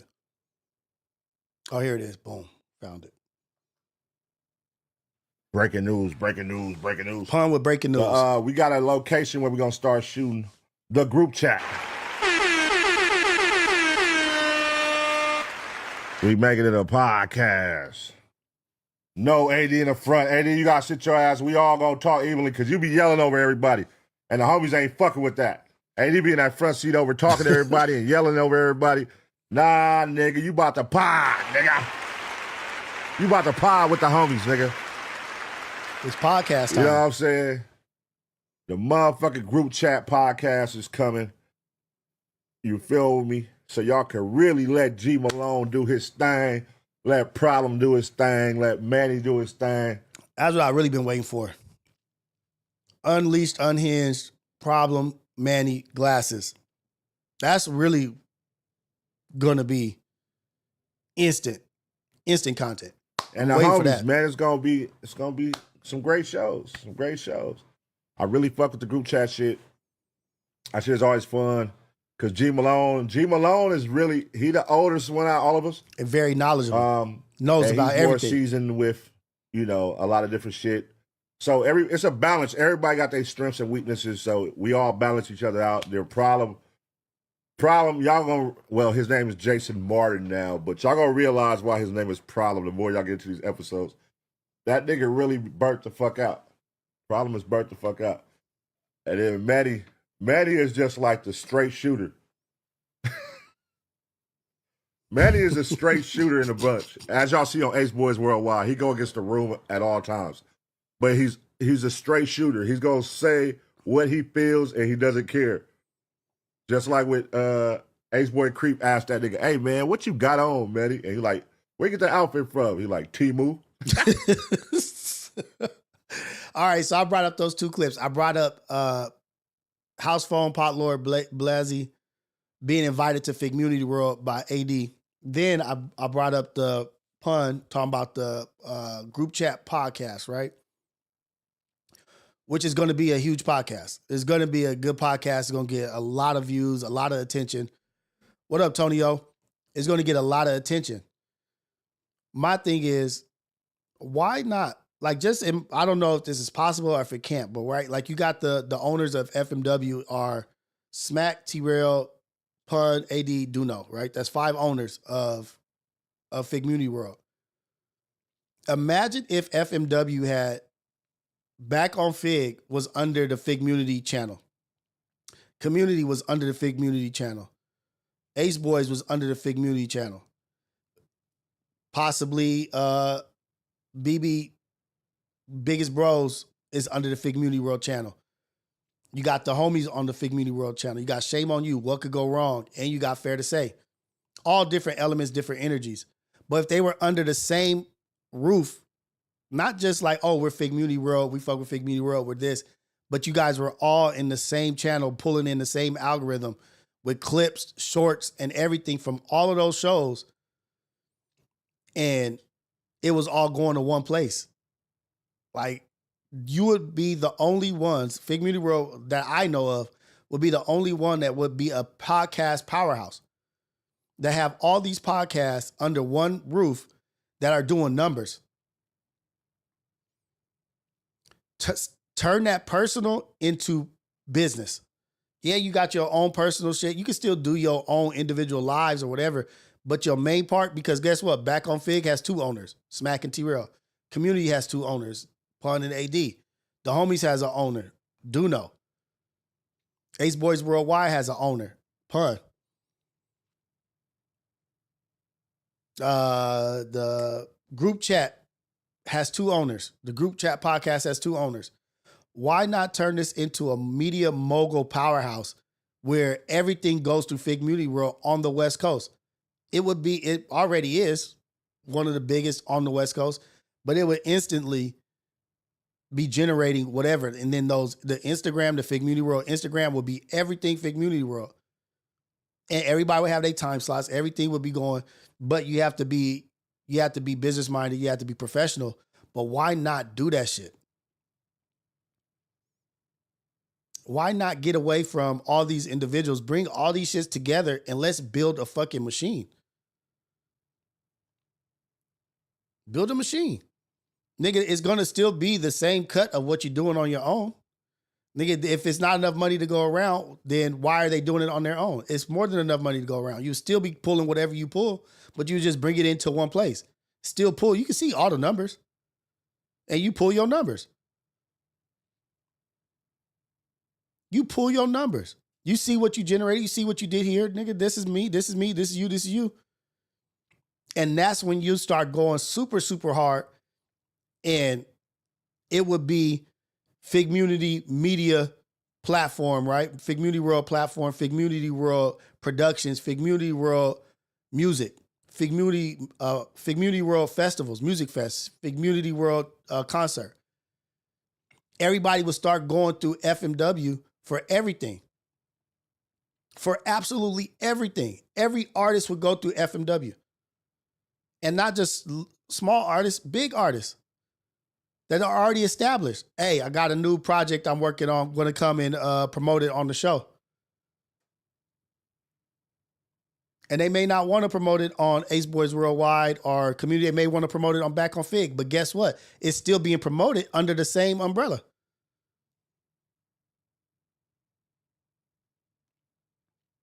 Easy money. Yeah, we know that. We know they give you a single check. But that's just like No Jumper. You don't think that they split dividends? It's called having a business. You see the numbers, you see what you're owed. It's easy. It's not that hard.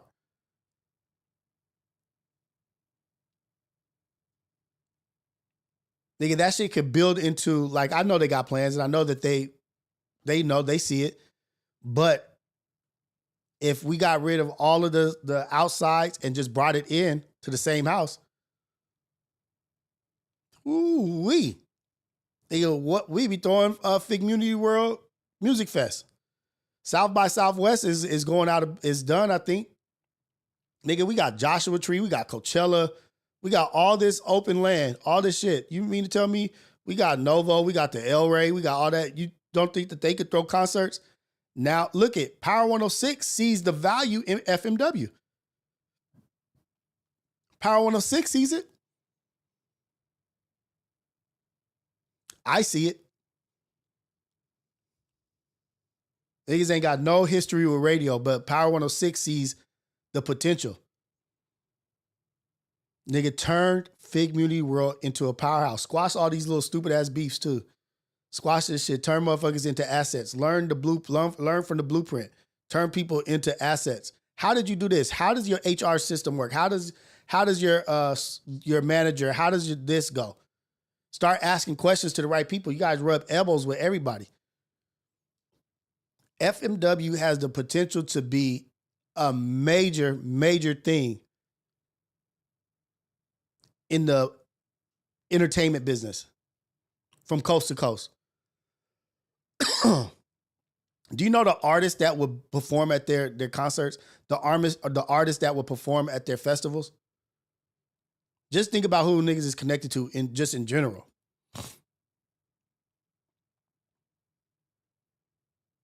Nigga, pull all these podcasts into the same house. It would be Figmunity World would be its own radio, damn near. It would be its own radio station because niggas can have something on every hour of the day. Every day. Niggas can have something for every hour of the day for the whole week, Monday through Friday. Niggas got 2-hour, 3-hour segments the whole day with all these podcasts, with all this talent, with all these different spinoffs to do shit. We starving, let's eat, this and that, whatever it is.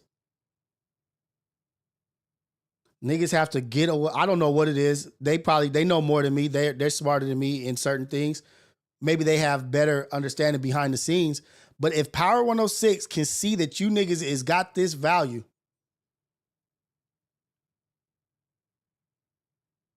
nigga, they're trying to capitalize before it gets to where it's going to be. Power 106 is not going to make them. Y'all already made yourselves.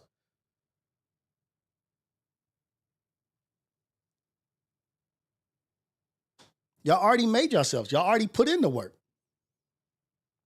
Nigga, we all learned, we done learned how to do shit like this. We done learned how to podcast and have conversations for however long we want to have a conversation. Nigga, I could sit here for 2.5 hours talking to the chat about things, about Viral Way, about Odium Slim, about Stet, about Back on Fig, about FMW to y'all for 3 hours. You don't think that niggas don't see that shit and be like, God damn, Brown Bag has like 7 people on they shit talking, doing their thing. We do this shit solo and people are tuning in. Now imagine if we had music and all the other stuff to add to it. We know how to work cameras, lights, audio. We know how to edit now. I can edit my own podcast. So can they, everybody else. We got Manny cooking. We got Trey working out. We got ETS. We got TF working out. We got TF doing all this shit. We got Apollo, Keem, Tiny. Tiny doing comedy. Duno doing comedy. What's up with an FMW comedy show? What's up with an FMW comedy show? Nigga, a 3-hour show? We have Black Jesus on Ace Boys Worldwide. We have Malik Brazil. We got Duno. We got Tiny. We got G King, Keegan G, whatever his name was. All the access, all the people Duno knows. Niggas got to keep their eyes on the prize, man. Like really, really see that they see all the potential, all the value. They see, everybody sees it. But nobody wants to admit to it. Nobody's talking about it because they want to be the ones that capitalize on it. Nigga, y'all capitalize on it. Smack, Duno. That's already one of the greatest rags to riches. Nigga making it out the hood, out the gutter is Smack. Smack making it out the gutter to doing what he's doing. Smack will be a part owner of one of the biggest media mogul shits on the West Coast. I don't know the name of it. That's why I keep saying media mogul, whatever, powerhouse, nigga, productions, whatever, music, whatever this is, radio. No matter what you want to do, you can't take that shit away from Smack. That nigga is a part of that shit. He's been a part of it. He's brought views. He's brought people to the table.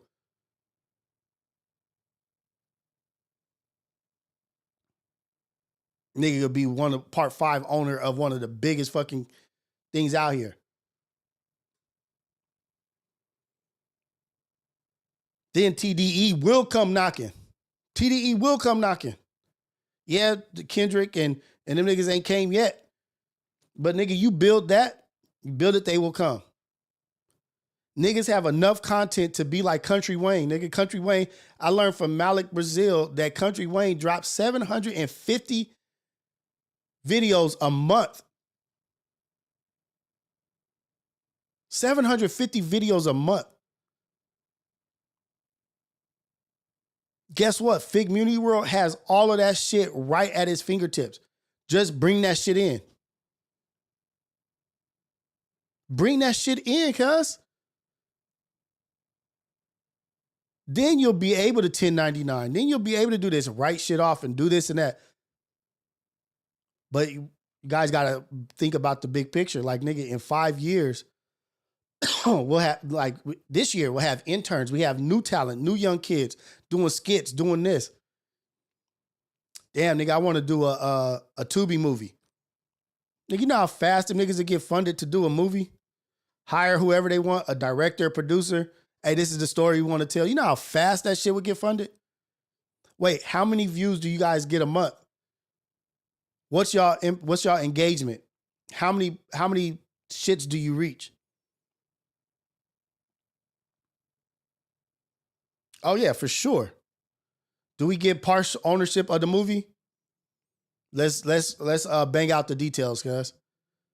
But I know for sure we post this shit on YouTube, nigga, motherfuckers is gonna watch that shit.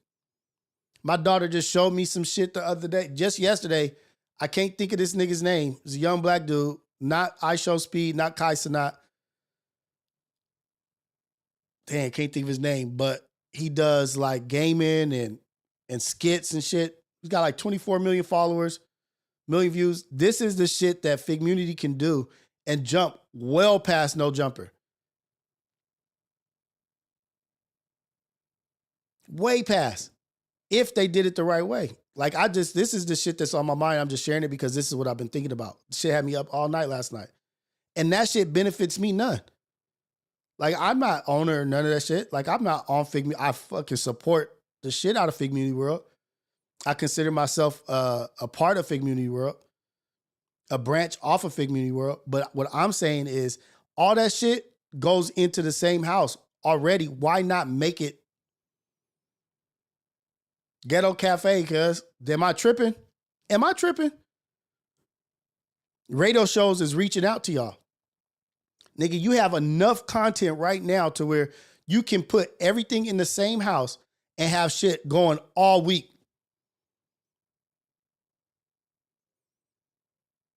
Shit, the AM wake up show is 3 hours every morning. That's out. All right, we got shit from 5 to 8. Okay, let's play replays. Nigga, let's do this. Let's do that. You got whatever you want.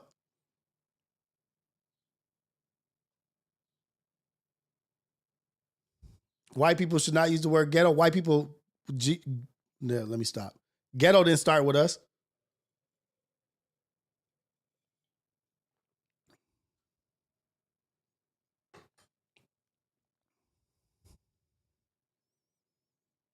Figmunity World's YouTube, right on Figmunity World. They already have it established.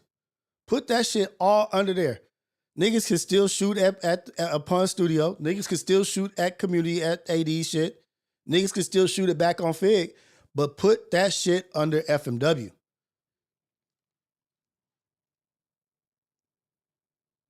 Niggas can bring it, the BB Biggest Brothers back. Them niggas can start at the end of the day again.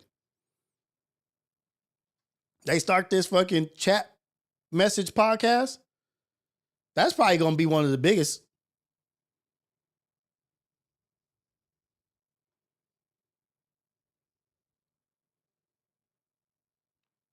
It's probably going to be one of the biggest. But I see the Empire, FMW Empire. I see 50 Cent trying to be a part of it. I see these big Dr. Dre. I see these big wigs. And guess what? People got access to them. People we deal with got access to them niggas. I see those being like, God damn, these niggas done fucked around and created some shit that is a must need by everybody. Nigga, they got a one up on everybody. They have established podcasts already. They may not be the biggest podcast, but they're already established.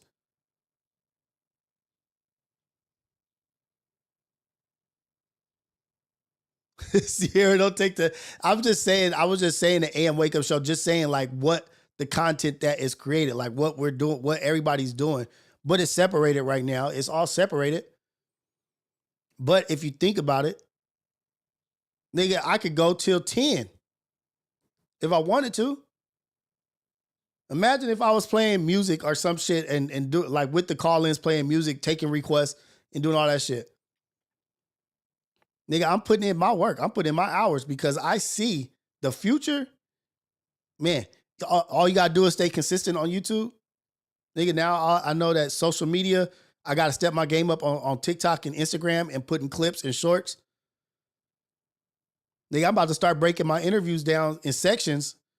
I think if I upload from my computer, I could drop a 30-minute clip on Instagram and start breaking my hidden heroes down on Instagram also. J802, thank you. I didn't say it, you did. You're right. That's where ghetto started. We didn't start ghetto. Hey, I'm on the bus on Willow and Long Beach Boulevard. What's happening? That's what's up. Shout out to you, man. Pigeon, I see you.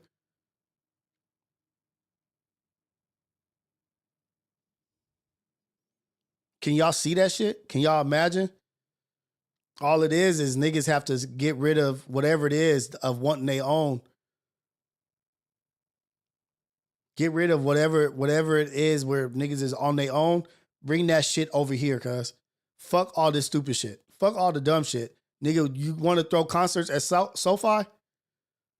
You want to start at the El Rey and build it all the way up to SoFi where we have a 2-day festival?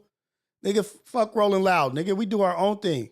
Fuck going to Rolling Loud as Power 106. Nigga, you want to throw your own shit? FMW versus the World Music Fest. FMW, Figmunity World versus the Universe shit. Do whatever. I'm just making shit up.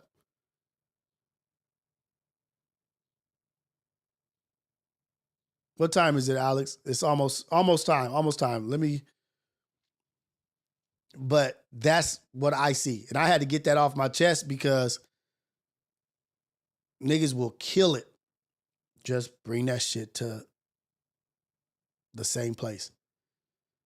That's probably really what motherfuckers don't want to happen. That's literally probably what motherfuckers do not want to happen. Outside of our shit. Because that's what they had over there. Different podcasts under the same shit. Niggas tried to create that. But separately, nigga, we should create that shit together, nigga, as a community. Create that shit under this.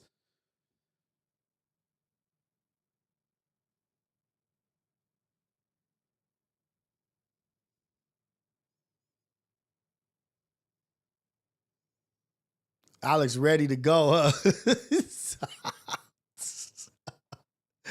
Hey, we working over here, man. Let me see if I missed any super chats. I'm sorry. Yeah, Alex. Alex DeLarge, super chat. You ready for me, Rios? Give me a second.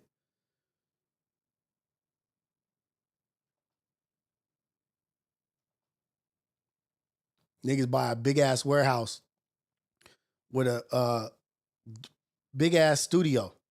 Buy one of these studios. They got all kind of shit over here in Culver City, over there in Inglewood. Buy a studio. Start building shit. Oh, you know what? I got to put it on.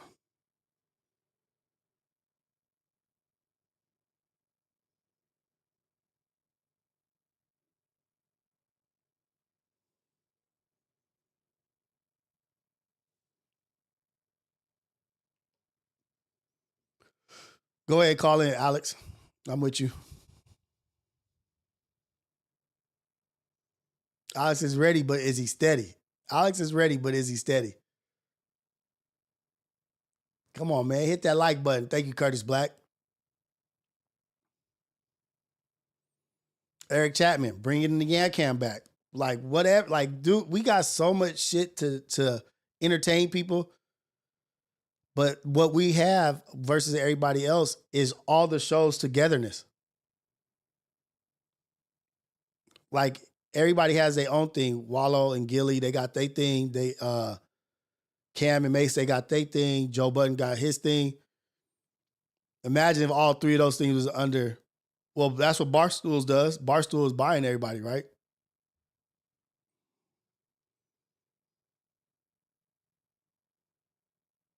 That's what Figmunity needs to be. Figmunity. Unknown caller. Large. Hey, this is the AM Wake Up Show at Rios, the #1 show in the world, Craig. Figmunity World take over the whole wide world, Craig. What's happening? Caller, where you calling from? What's your name? West LA, Alex DeLarge. What's going down, Alex DeLarge? What's going down? Woo! Okay. So I want somebody to bring me on to their platforms with thousands and thousands of viewers. I want somebody to let me get my own show. I want somebody to let me promote my own product. And I want somebody to pay me $80 each time I go there. Woo-wee. That'll be amazing. That's my goal. That's my goal. Rios, set me up my own show. Let me run it. Let me push my narratives. Let me push my products, and you can pay me $80. You can pay me $75. That's cool. Right. Damn. That's a cold breakdown. Okay, so let's skip over to that. That's done. We already know homeboy's goofy. Let's never bring that dude up again. Right off the bat, look, man, look, we can go into it further. Okay, Blasey. Go ahead. Okay, who's okay, congratulations. Tiny phone. You know, he's sober and all that. Who's his best friend? Blasey was looking like a fool last night on the podcast.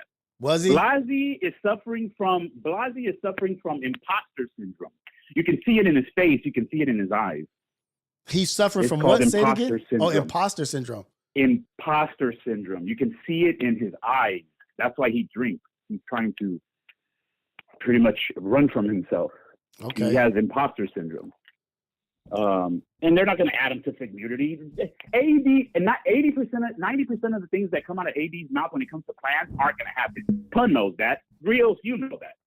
Tomorrow they're going to wake up and be like, dude, Blasey and them fools aren't coming over here. Going back to businesses and running a company the proper way and doing everything the proper way. Smack hasn't even showed up to any of the anniversary parties. House phone was super unreliable. Smack is super unreliable. Like the reason why this stuff ain't happening is because this stuff ain't gonna happen. Look, all these guys, number one, never even had a normal job. Hold on. Okay, so let me hit you with this. So we're gonna base off not building and doing things off of what was not done right or hasn't been done correctly. So we can't do it because these two have not done this or this and that. What? We're going to base it off of. I like how your brain works. Just listen to what I said. No. So we're not gonna do it. Don't try to think about. Look. Don't try to think about what I said. No, listen to what I said. No, this is what you said. So you brought up Smack and House Phone being unprofessional. We can't build an empire because of Smack and House Phone. No, but you can't give them that much. They have to be accountable for stuff. The reason why the reason why dude was done with House Phone because he never could show up. Smack hasn't showed up to the anniversary parties. Think about that. So what? So you're trying to. Well, what do they say in school? What do they say? 90% is showing up. 90% is showing up, but the thing is, okay, I get what you're saying. All right, we're done with that. No, because we're not done. So the thing is, okay, so he hasn't shown up to the anniversaries. He's showing up to podcasts. He is back on Fig. That's all we need there. That's all they need to put over there is back on Fig. As much as you or anybody can complain or say, oh, this is wrong or this pod etiquette, they bring the numbers in that they bring in. No matter what. That's still benefit, and you for that to be the base to build off of, it's a good place. If they don't show up, what's the point? Smack is unreliable. House Phone is unreliable. That's it. There's no questioning that. So you named two unreliable things to not build. Just two. No. See, you're flipping what I'm telling you. You're saying why can't Smack do this? Why can't House Phone do this? Because they've had the chance and they haven't got the job done. No, not why Smack, not why House Phone. Why can't they all? The big five, whatever, the Fantastic Five, the Fabulous Five. Mm-hmm. Why can't they see, or why don't they? And I think they do see that. Let's bring this, whatever is happening right now, however you say unreliable or whatever you say. They're still doing what they're doing, no matter what you say. And you're complaining that they need to do more. No, I'm complaining that they need to bring it under the same roof. Not complaining. I see a bigger picture. More. Rios, that's doing more. Doing the same thing under the same roof, except not separately. But moving differently. Both of us could be selling a product, but depending on how you move and I move, is who's going to be at the top at the end of the day. So let's not twist things up. We're talking words. You're twisting right? So you're saying you're saying why can't they do these certain things? Because the people they have to rely on are unreliable, Rios. Do you understand that? So do you understand what I'm saying? Listen to me. Listen to me closely. They could bring exactly what they have right now, no matter how unreliable you think it is. They can do exactly what they're doing right now. But listen, no. Listen, I don't think it's unreliable. They can do exactly what they're doing right now, not under their YouTube channel, just changing the YouTube channel. You think that that's so difficult? How come Smack isn't on the LLC for Back on Fig? I don't even know. Smack isn't on Power 106. How come Duno's not on Power 106? There's certain things. Look, you guys are amazing. You guys are amazing. But not everybody has all. It's like the video games. You have to have speed, stamina, style. I get it. Not everyone has it. I get it. You want it to be perfect. Yes. No. See, I love how you like to get things in your brain and shoot them back. No. You want it to be perfect. There's going to be stuff that's wrong. No. There's going to be stuff that's wrong. There's going to be mistakes. There's going to be, I wish this was better. I wish this was better. I wish this was better. This can be better. This can be, you could be stronger here. You could be stronger here. You need to show up here. You need to do this. That's called running a business and holding people accountable. Okay. And you know what's wrong? And you know what needs to be better? They need to be all on one YouTube page. And they can't do that because the people that they're working with are unreliable. So how do they run? So how do they have their own YouTube page then? Do you think Smack? No. Just answer that question. Just answer that question. Just answer that real quick. So why do they have their own YouTube channel that's successful? Because AD went onto a big platform. No. Wait, listen to me. You ain't saying shit. Listen to me. You asked me a question. But you're not saying nothing. I didn't say. I said 3 words and you stopped me. Because why? Yes or no? Why are there successful YouTubes? They have successful YouTubes, but they're so unreliable. But their YouTubes are successful. Hold on, and I can answer that question, right? This is why AD got brought on on an interview to Dude's platform. AD showed he had great charisma. AD was somewhat of a businessman with pun behind him, telling him, hey, do this, don't do this. He brought his homies along. They grew a following, and they're able to do it. That's why they're able to do it. They're able to do it because they got to this point. But just because, getting an A is easy. Keeping an A is different, Rios. I don't know. I don't understand it. I don't understand. You say I got good takes. You got good takes, but this one is off. If they can do this on their own, individually, you're saying that as soon as they go under another YouTube channel, it's over. No. Did I say that? Well, dude, why does that not happen? Why can that not happen? If they can do it individually, I will say it. If they can't do it individually, which they can, and they all are very successful at it, why are you so worried about Smack and Blasey or whatever being unreliable when their shit is flourishing on their own? Okay. Like I said, it's easy to get an A. It's hard to keep it. It's easy to make $1 million. It's very hard to keep that $1 million. Smack barely got a bank account like a year ago. So it's just because of all Smack. Right, so we're done with that. Rios, it's just our Smack. Conversations. We should have been done with that. All right, no. On to the next. Okay, here's another one. Yeah, okay. Well, shit, I left my notes at home.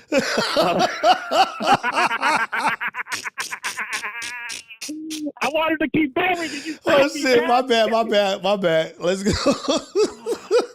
Look, I tell you, our conversations aren't going to go anywhere. I know I'm right, and I know what I'm talking about. Look, so when I'm telling you words, you always so what you're trying to say. No, I'm not trying to say anything. The words that come out of my mouth are the words that come out of my mouth. Stop going, so what you're trying to say, so what you're saying. I'm trying to help you along. No, you're messing with me, dude. And you know what? I'm going to give you a tip. You know how you could... Do you curse in front of your kids or your mom? No. Do you curse in front of your kids or your mom? Okay. Oh, sometimes. Yes, sometimes. Sometimes. Actually, I do. Okay. Well, actually, sometimes. It slips out. Act like... Who don't you cuss around? I don't cuss in church. Okay. Act like you're in church. With what? You know what I mean? When it comes to bad words, because you keep on slipping up. Are you trying to go? Are you trying to take it to the next level? Are you trying to take it to the next level? Yes, I need to. You're right. Look, this You're is right. the problem. You're right. This is the problem. What? This is the problem. This is the problem. Okay. Let's break this all down. And Power 106 didn't want fake nudity at all. Let's keep that clear. They didn't want them at all. Let's make that clear, all right? Okay. You know who wanted them? The people on that platform and the people that know people there were pushing for it. Charisma, Letty, and a bunch of people were like actually pushing for it. Trust me. Power 106 about them? Okay, so that's what I'm saying. Truth. Power 106 does not care about community. You know who cares about them? The people that spoke up and got them on. Let's move on. See, that's what's frustrating, man. It's not as simple as that. Everything's a dance. Everything's a finesse. You know what I mean? Guys, stop being weirdos and stop scaring women from going out and meeting new guys. You guys, once you guys get rejected, you guys want to say, "Oh, bitch, I didn't even like you." You guys are so creepy and so weird that you guys are giving us a bad name in general. Right. Okay. Do your count. 1, 2, 3. I had to go for a walk today, man. I'm walking. That's why I left my notes. For real. I'm telling you, look. I see things real clear. And like I said, don't say, "Oh, you're trying to say this." No, what I'm trying to say is what I'm trying to say. If you have people that are unreliable, that team can't go all the way it can go to. Think about it. I can give you so many. Let's say Rodman was on his A game. The Bulls would have won. Wait, say that again. Champions. Say that again. Say that one. I didn't catch that. Say that one more time. Let's say if Rodman was on his A game, the Bulls would have won like 5 more championships. Okay. So they're talented. Don't get me wrong. Smack has more charisma than anything I've ever known. He's great. It doesn't matter if you can't show up. Blasey, Blasey could be the so-called biggest designer in LA. It doesn't matter if you steal most of your designs and ideas. Hey, so it's called. So let's bring up the sports analogy, right? Like you brought up Dennis Rodman. If he was on his A game, they would have won championships. So he wasn't on his A game, and they did win championships, which led to a legacy, or what they call that? Yeah, like they call it a legacy team or whatever. But also, there's injuries that happen. Also, there's Dennis Rodman had nights where he was on coke and nights that he didn't even show up to the damn arena, where he didn't even show up on the airplane. And guess what they did? Next man up, cuz. Next man up. Let's win this championship. One motherfucker don't stop no show. One motherfucker don't stop the circus, man. Okay. I never said that, but how can you go further? Look at the link with the chain is only as strong as the weakest link. Right.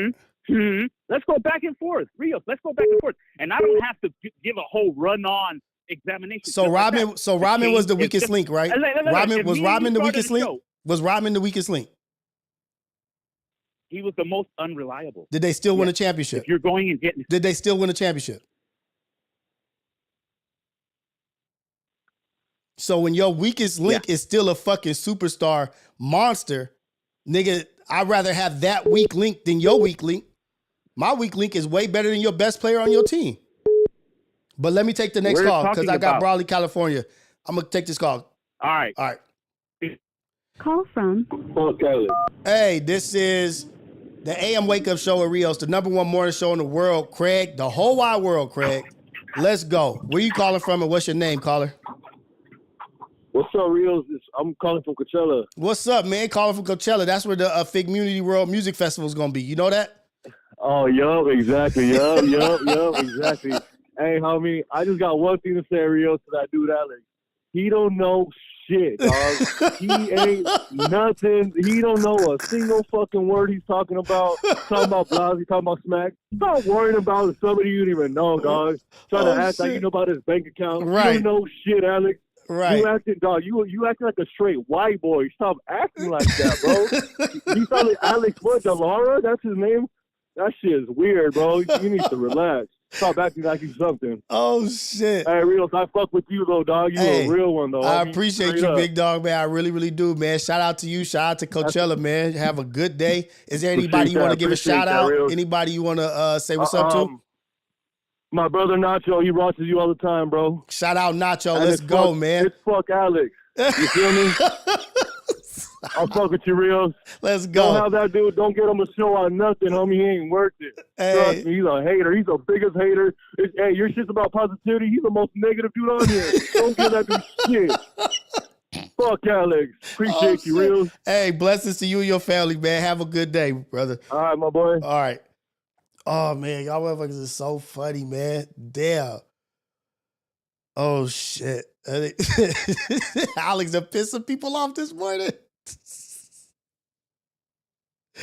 Oh, shoot. I'm sorry, y'all, for missing. Let me see what Sunshine Baby said, because I always got to recognize my girl Sunshine Baby. She always in here representing, making an impact. Rios, this is what happens when you don't stream for a couple days. We need the positive to balance out the negative. Alex has endured all the negative as well as a lot of others in here. My bad, y'all, man. My bad. I'm back. But I got this stuff. Oh, no, I don't got this stuff. Oh, shoot. Let me see.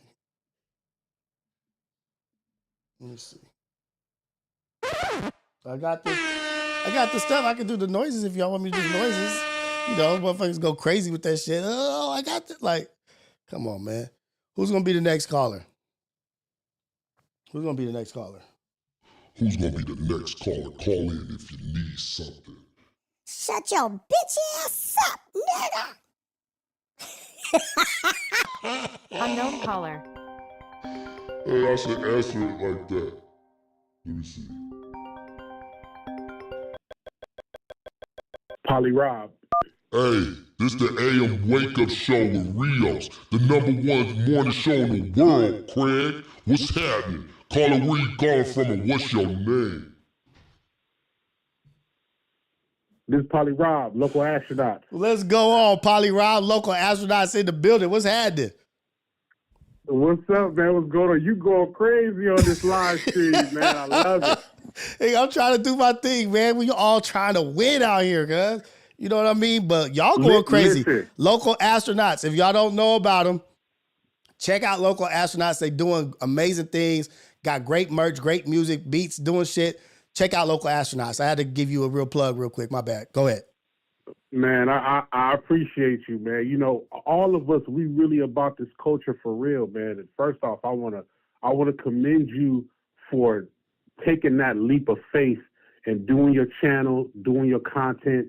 I feel like you're somebody that really got something to say. You know what I'm saying, luck, you know what I mean? We need this. Glasses, you know what I mean? We all need this, you know what I mean? So I appreciate you. And I definitely want to come on here and just talk about, you know, what you were talking about in terms of like forming together, okay, you know, with, you know, Fit Community World and everything. Yeah. I think it's a great sentiment. I think it's a great sentiment, and I think they're all working together in some capacity. But let's talk about the other part of it, which is not the creative, because I think they're doing great with the creative. Okay. But let's talk about the business side. I know I'm learning how to incorporate a lot of this, you know, a lot of my content onto my YouTube channel and the Local Astronauts YouTube channel. Okay. And then, you know, Back on Fig respectfully has their own channel.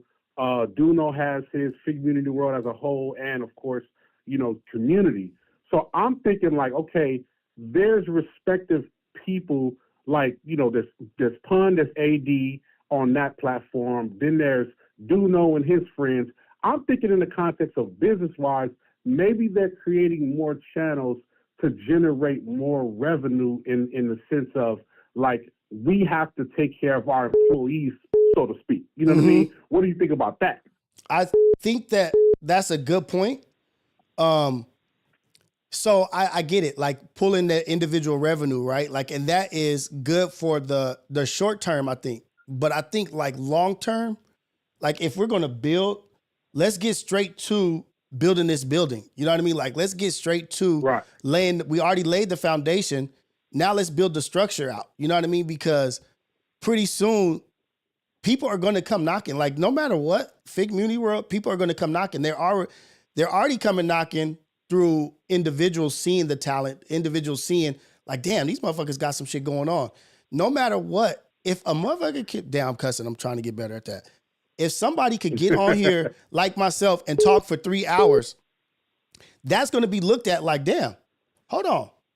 This cat's doing this shit with no music, no anything. Right. He just talking to his people. Oh, okay. That takes a certain kind of talent. Okay. That takes a certain kind of endurance, some stamina. Now, what I'm saying is, if you can do this, like, go ahead and change focus to building up. There is no podcast powerhouse, right? Like where multiple podcasts are under the same roof. We might start a whole different chain. Niggas on the East Coast are motherfuckers in Portland or wherever they at. They might be like, damn, hold on. These cats figured it out. They started their own TV channel. They started their own. I agree. You know what I mean? Like, and it was just like, I just don't know where it goes, as in, like, is this a TV channel? Like where it has multiple sitcoms, the news, the sports, the basketball games? Or is this a radio show where it plays from the morning to this time, and then at this time it goes dark, or it plays reruns? Like if we have that much content, If we put all that shit together, we have 24-hour a day content. I agree 100%. And, you know, like for me, I was thinking, like, when you were talking about that, I'm like, okay, the medium, like that IP medium may not be like centralizing everything to one channel, or it may be what you just said. It may be centralizing it to a linear channel that's broadcast, or it may be, like you said, an actual radio network where you know you turn on such and such FM or AM, and it's all the shows. You know what I mean? Like the IP can change, and that's to be seen. And that's what I was saying. That's what I was thinking. Like, okay, the IP that changes is just the YouTube address that you're streaming from. You're just changing like the IT, the intellectual property or whatever. All you're doing is just changing the link, and the link is fed into the house, which is the station. And my numbers are generated. I get to see my numbers. I get to see what we generated. Now I'm in competition with y'all too. Like, oh shit, I'm bringing the most money in. I'm doing this and that. It's a good camaraderie, good competition. I just don't know the ins and outs, and there might be a good reason why they're not doing it. But I still wanted to present the question, or present the idea of doing it. You know what I mean? Idea, like, right? Yeah. I think it's a great idea. I think in like where they're at now, I think every channel is getting their respective views and generating some level of monetization. I think what they should address is being able to create a chitlin circuit for artists, companies, and, you know, respective topics that they would want to cover, or people would want to hear on the West Coast, you know, further. But just let's say, you know, the South has a chitlin circuit. Yeah. When artists want to perform, when artists want to go do interviews and things like that, they have a list of shows, networks that they can go to, and once they do their press kits and everything like that, it's like, okay, let's cover these respective shows and performances and radio shows are part of this market. Before we leave this market, I think the West Coast needs that. I think that they need a selection of, like you said, like take this in for instance. Okay. Let's say hypothetically, A Boogie with a Hoodie, or like I don't know, an artist that's from the South or the East Coast. Let's say they come to the West Coast, and it's like, yo, I want to do my promo run on the West. It's not just about, respectfully speaking, it's not just about the Power 106s and the complex studios and things like that. It needs to be like, nope, we need you on Ace Boy Rios on Tuesday in the morning wake up show. Then we need you on Back on Fig. Then we need you on AD. Then we need you on Local Astronauts. Then we need you on Glasses Malone. Right. Like a row of things where it's like we're all getting the content. We all getting the respective elements. And keep in mind, every show approaches dealing with guests and dealing with topics differently. Yeah, exactly. You and Luck deal with it from an intellectual perspective and looking at the things that are needed to be able to progress in whatever that problem is. Because the more I watch you, it's more about not just talking about it, but also like problem solving. Like we're at the age, we're not going to state our age, but we're at the I'm age 43. where it's like problem solving is a key thing for us. Right. We've experienced so much that we need to analyze that process. Whereas AD, you know what I'm saying, back on Fig, Duno, they're more on the ground level of like comedy element, talking trash, things like that. But all I'm saying is when guest artists, actors, even topics itself, when it goes through that chain of this chitlin circuit that's on the West Coast, it's like, oh, this is dope. We're all getting the content. We're all getting the necessary money. And like you said, when companies start coming in, when you got the Coca-Colas of the world, when you got the Netflix of the world, it's like, no, we're a part of a circuit that when you invest money into the circuit, which breaks down to all of us. Let's eat all the way to the top. Right. You feel what I'm saying? Right. Not just one platform. Invest in the circuit or whichever the IP is that makes all of these things mesh together, and then I think respectfully we will create a network that new shows can eat from, and just an indefinite level of networking and opportunity. You know what I mean? Sorry for being long-winded. No, it's okay because I get exactly what you're saying, and it's dope. But picture this, like say, okay, we have the chitlin circuit here on the West Coast. But look at local astronauts. Then say you guys have your podcast, right? But then say Badru wants to do, he has an idea of what he wants to do, streaming or whatever. Oh, I'm gonna go over here with it, right? And I got these dudes, Rios and Luck, want to be a part of it. And you're like, okay, that's dope. Let's just do that shit here. Like I'll do this. Whatever you guys make there, you'll generate more here because I already have the 50,000 viewers. You're going to start from scratch over there. Start over here, and this will be a year contract or whatever. But come over here, and we'll do it. And then you have an idea. Right. But you start bringing it into your umbrella like, okay, now we have a business. Now we're networking. Now we got something that's bigger than one. It's all of us. But like say if the West Coast, there's a dude named Trevor who's like an editor. He does editing. He does interviews. It's called the VBC. Like he's doing good on his own. But hey, Trevor, if you bring your show over here, you'll have 20,000 more eyes on you. And your shit will generate this much more. I'll pay you out more, but we'll get paid also. But this is for a year. We'll do this. But if we start generating and thinking about it like in that way, like, oh shit, nigga, we're starting our record labels. This is a record label or this is a channel. I'm just saying, like, I see, because the only people that I see that have the opportunity at this moment right now to do it successfully with the talent, with the power behind it, is Figmunity World. Like y'all accidentally have created all of these fucking platforms that need to come together. Right. Yeah. No, I listen, I agree 100%. And I think I think it's dope for what's to come for the next few years. It's funny because, I talk to, when I talk to Glasses, we always talk it every couple of days or whatnot. And the one important thing that he was saying was like, making sure that, people that tune into us get a taste of our culture, of how we see it. You know what I'm saying?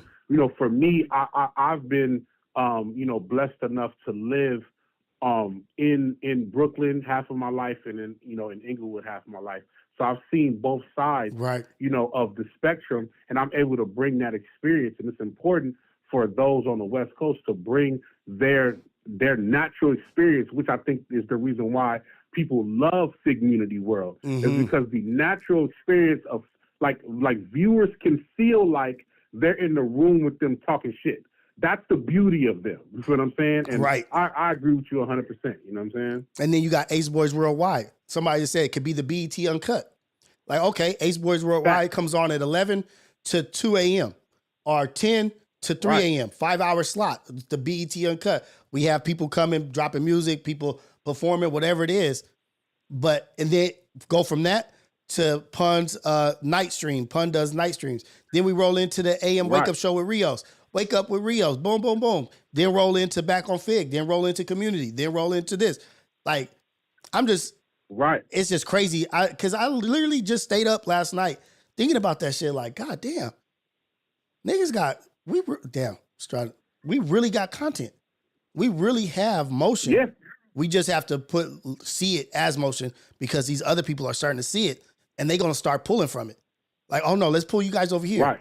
Bye, baby. I love you. Have a good day. Okay. I'll pick you up. You want to pick you up early? Yeah. Okay. And people are seeing the talent and the value. And they're like, no, I want you to do interviews as FMW Power 106. Come to these festivals and do it as FMW Power 106. When your shit is already there. You're not changing anything. They just want you to do it on their platform. Exactly. And listen, and I love this conversation. We're definitely going to continue this. I gotta have you, you know what I'm saying, on my show. I gotta have you on my podcast to talk. And then, for sure. And then last thing I want to say, I want to say this to the last call. I forgot his name is Alex or whatnot. Yeah. So I want to say something regarding, the talent of certain people. And I want to be clear about this. When he spoke about Smack not doing what he's supposed to do, you have to keep in mind that as a company grows or as a network grows, there's going to be some people who are dedicated to the authenticity of whatever their IP is. Mm-hmm. And Smack is a representation of where all of these guys come from and how they used to live, how they approach thinking, things like that. He may be the extreme of it. Right. You know what I mean? Right. He may be the extreme of it, but it takes time for him to find his niche and find out what he can approach for what he does.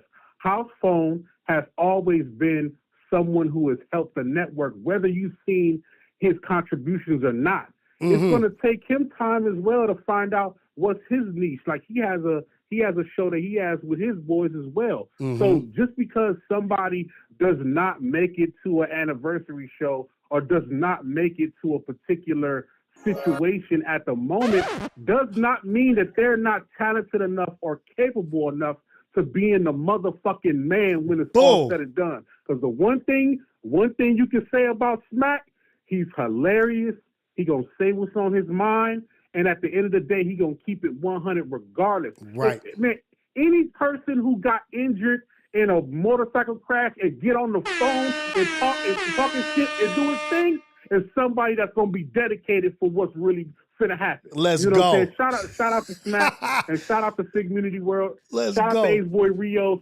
Shout out to everybody, man. Local astronauts, y'all know what it is. Hey, Man. plug your shit real quick before you get off, because I definitely want to come on your podcast, and I definitely want you to come on Reality Check and come sit down on Reality Check. For sure.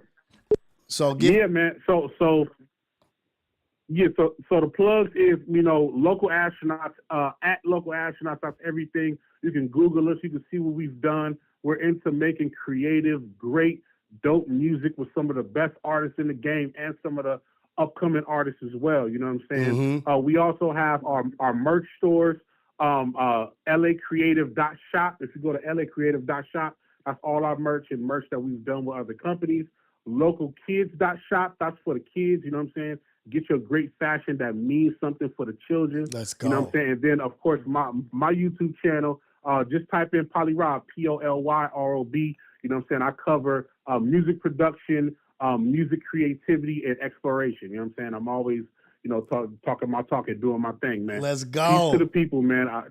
Ace Boy, I love you, bro. I love you too, man. And it's all blessings and all love to you and your family. Go out there, be a beast, push this positive forward motion, and we're going to be out here being productive, man. Thank you for calling in. I appreciate you. And let's link up. Know. Let's link up and let's lock something in. Shout out to all the fathers out there, you know what I'm saying? Let's go. Shout out to all the fathers out there, man. This daddy gang over here, you know what I'm saying? We taking our kids to school. We showing up. We doing what we supposed to do, you know what I'm saying? We dedicated over here. Let's go, daddy gang. Let's have it. All right, brother. Have a good one, Polyrob. Yep.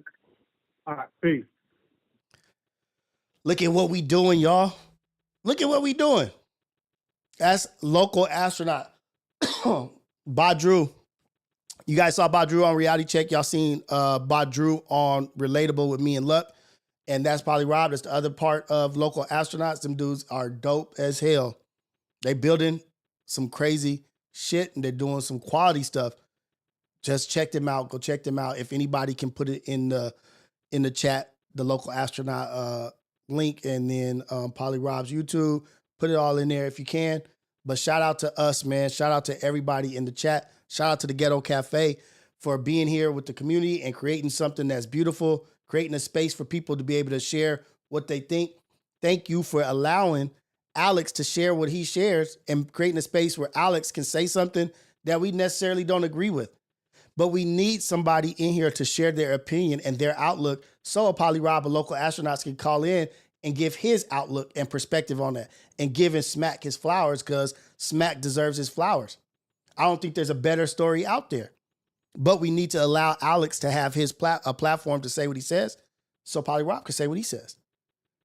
We need that energy for this energy. It's just what it is. It's real life. And Smack is relatable. What he's saying, IP, people relate to Smack. There's a ton of people out here in LA that relate to Smack, that see themselves in Smack, that know somebody like Smack, see their brother, see their cousin, see their nephew. Oh, this dude crazy. This is why he remind me of such and such. That dude, he's so real. He's so raw, unapologetically himself. You don't get no better than that, man. This shit is all happening organically. This shit is all happening organically. The real and raw are coming to the top. The real, that don't sound right, my bad. The real and the raw are getting the attention that they deserve. That they much needed deserve. Oh, hold on.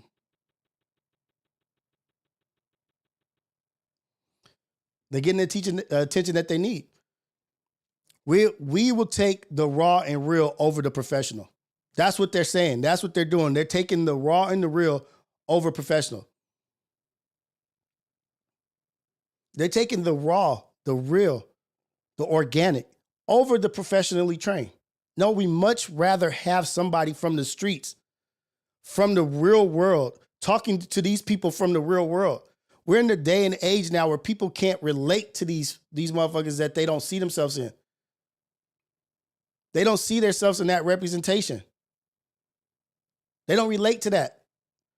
They don't relate to these old sportscasters no more. We don't relate to Skip Baylesses. Damn near don't even relate to Stephen A. Smith.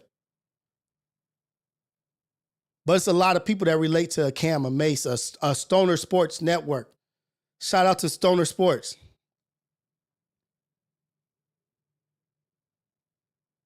That people like, oh, shoot, I'll get with that. I would mess with that. That's what they want.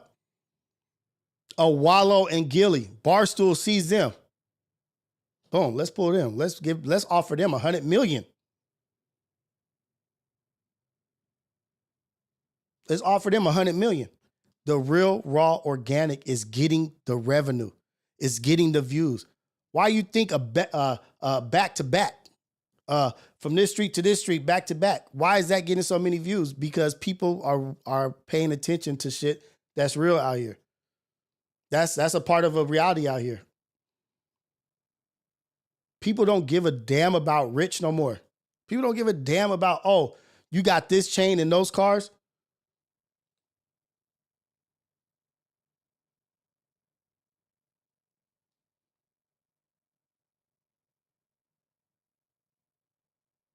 Hey, this is the AM Wake Up Show with Rios. Caller, where you calling from and what's your name?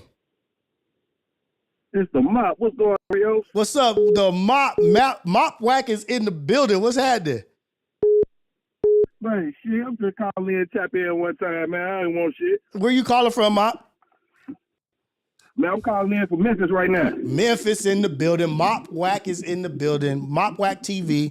He's got his own content going on, his own shit happening. Put Mop Whack's link in the chat so people can follow and pay attention. Hey, man, I'm really proud of you, dude, about you doing your thing and jumping off the porch and creating your own content, man. You've been engaging in the chats and being really entertaining and this and that, and I'm glad to see you stepping out and doing it on your own now.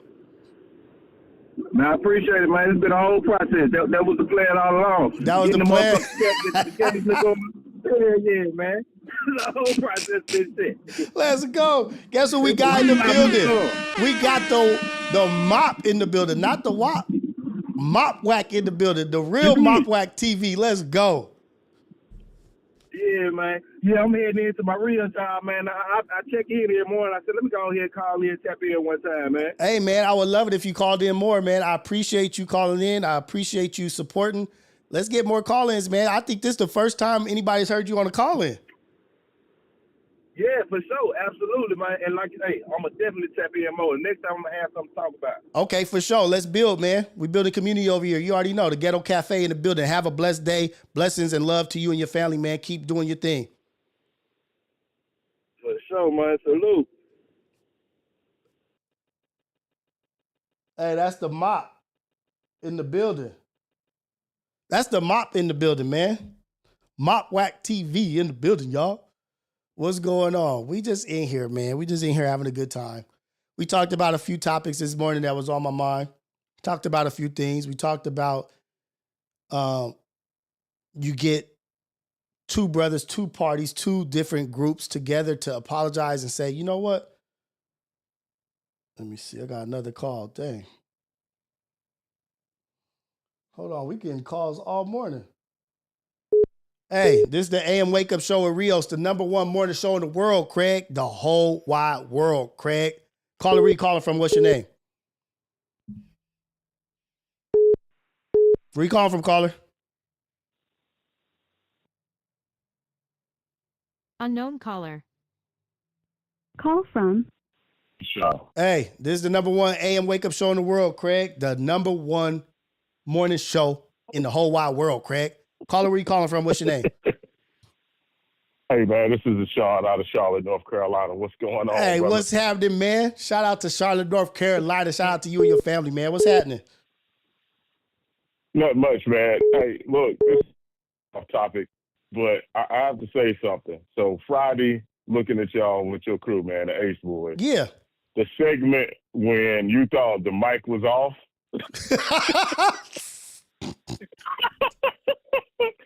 And it just put me in mind when I'm hanging with some of my friends and like my wife may be there. And like somebody say something. Right. I'm like, yo, she ain't left the room. So when you were on there acting like you was calling, asking her, hey, what you doing? Oh, man. You sleeping? I showed that fool Trey, I showed him the text. She said, yes, I am up, fool. Yeah. And she's like, I am watching.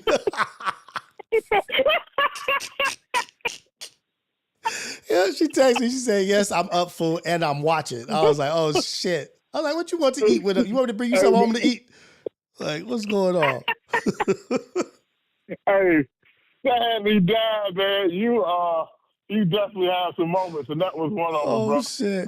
Man, we just keeping it real. We just being ourselves, man. We just being ourselves and just trying to be authentically who we are, who God meant us to be, and showing our imperfections, making mistakes, and surviving them. You know what I mean? Like, we can be husbands, we can be brothers, we can be from where we're from, but we also can be these loving people that are taking care of their kids, taking care of their wives. And we're putting the image out and we're putting the optics out. Like, you can't marginalize us, cuz you can't say that only the fathers is the Cosbys. Nah, we the fathers. We the ones doing it. We the ones out here in the streets. We the ones out here taking care of the babies. It's us. As much as you want to try to shit on us, it's us out here. But yeah, man, that's us, man. Hey, so one more thing, man. So let me ask you a question. With the man Stet. So which version of Stet you think is real? The one that was at FMW or the one that ended up that we see now? So I've always said, there's a duality to everybody, right? There's a duality. I don't act the same way at church as I do on Ace Boys Worldwide. I don't talk about the same things. Right. I don't conduct myself the same way. I'm not in the bank being all loud when I'm asking for a loan, you know what I mean? Or doing certain things. There's a way to conduct yourself. There's a duality to you. Yeah, there's a professional you. There's a you in the barbershop. There's a you when you're taking your grandma to the hospital and getting her checkups or whatever. But what I'll say is when you deny being something oh, that's not me. I'm above that. I'm this elevated guy. But then you show this low vibration guy.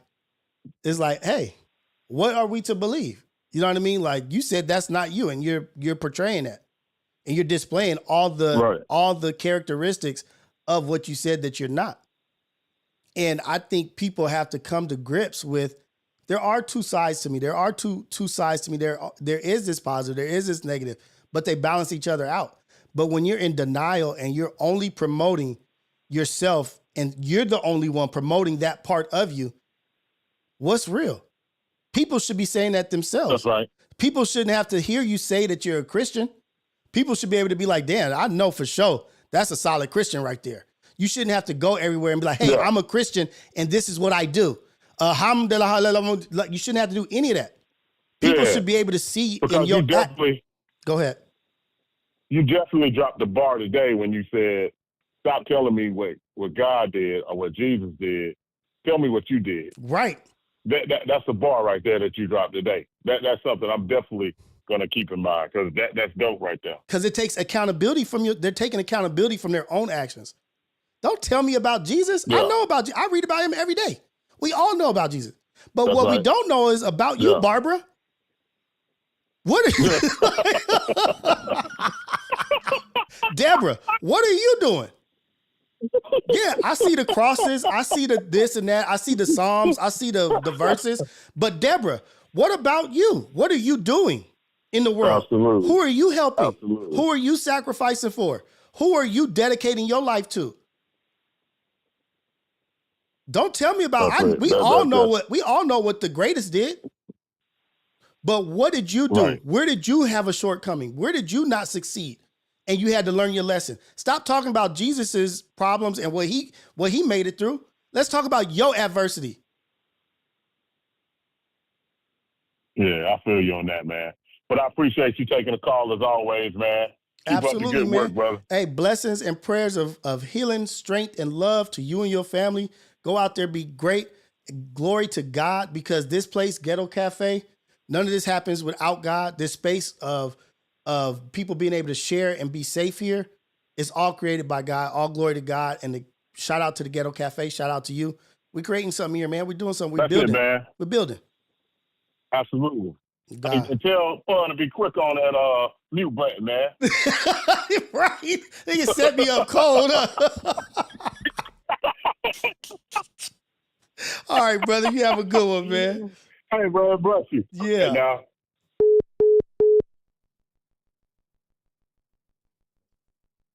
I love how we winning over here, man. I love the feeling I get here in the Ghetto Cafe. I love the feeling that I get, the comfort that I get sitting here chopping it up with y'all, being positive, trying to be the better me, trying to be better than what I was yesterday.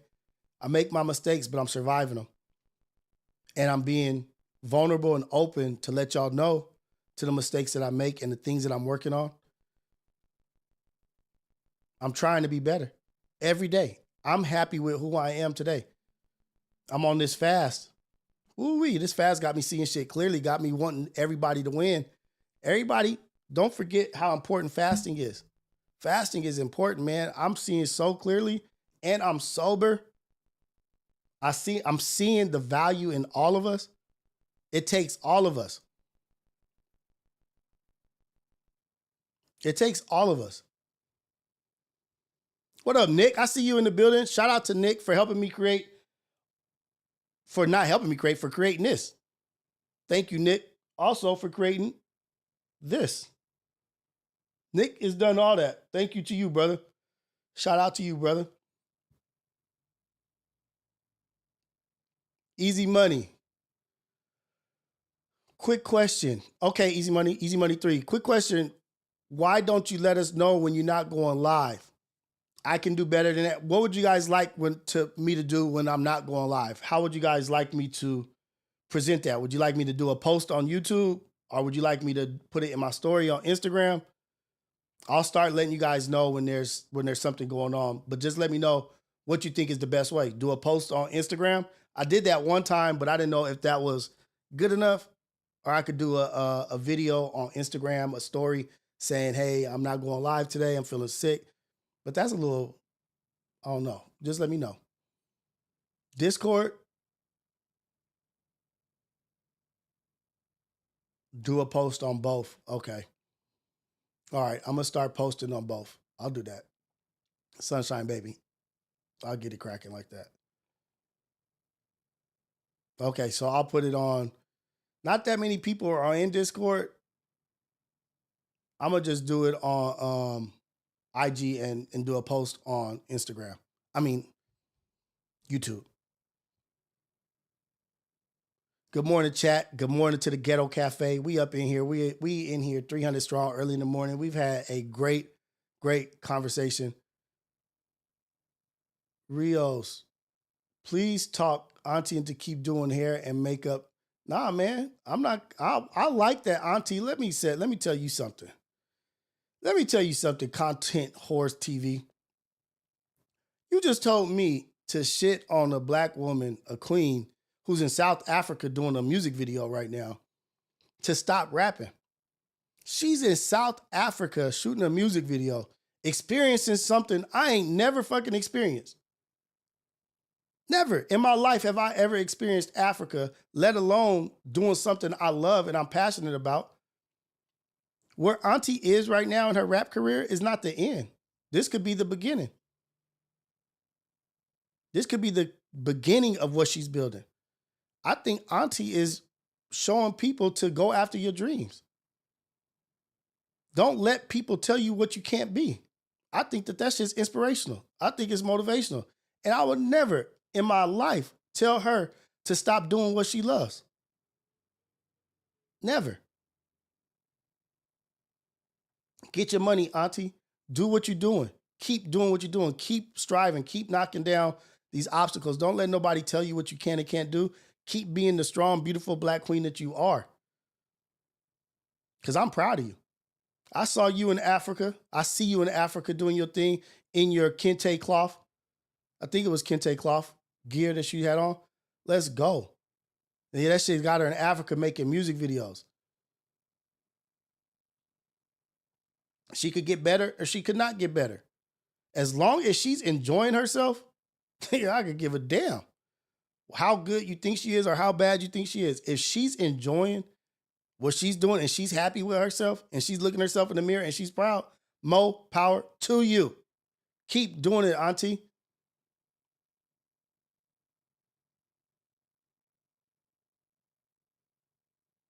Shout out to her, man. I love that young lady.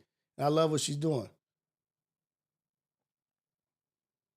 Shout out to us, man. Shout out to us. Shout out to what we doing over here. Creating a safe space. Communication first. Conversation. I could be completely wrong about this stat shit. But guess what? I'm still going to share what I think. And I'm not above reproach. I'm not above somebody telling me that, nigga, you're wrong. That's not what it is. This is what it is. Cool. Let's trap out. Let's go. Let's go. Ghetto Cafe, we putting in the hours. Look at me. I'm not the best at what I do. There's a lot that I could work on. Easy Money 3 just told me, like, why you not post something and let us know you're not going live, dude? Why are you not telling us when you go live? I need to be better. I got to be better. I got to get better at shit. I got to get better. There's a lot of things I need to work on. My takes, maybe spending a little bit more time talking about this, making something here and there, doing this. There's things that I need to work on. I'm not a finished product. We all got to get better. We all got to get better at something. We got to get better at not judging people. Got to get better at not telling people not to pursue their dreams. Who are we? Who are we to tell somebody that they ain't good enough? Like, I have no idea. There's people that have been sleeping in their cars, chasing their dreams, and people telling them, man, you ain't going to be shit. And then the motherfucker turn out to be Tyler Perry. That shit's real. Well, look at motherfuckers tell me, don't create a podcast. You doing too much. You doing way too much. You got too many shows. You got too many of this. But guess what? I'm in a position in life where I'm a dad and I get to do all this, work hard, create all this, create all these podcasts, and still pay for this damn $25,000 new roof. You want to ask me what I'm doing as a man? Putting a healthy roof over my family's head. $25,000. Boom. No, it ain't a whip. But it ain't gonna be no leaks in this bomb ass house. That I get to see my children wake up, give my children kisses and hugs, get to put them to bed at night, get to eat dinner, get to look at them not even appreciate me sometimes, and get to laugh at that shit. Because no matter how unappreciative or whatever they do, however bad, they ain't nowhere near as unappreciative and bad as I was. And God blessed me with children that are better than I was. Woo-wee. God blessed me with children that are better than I was. Imagine me fixing my lips to shit on them.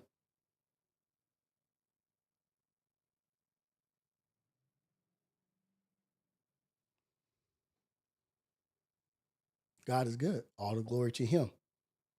A little knucklehead, idiot ass dude like me.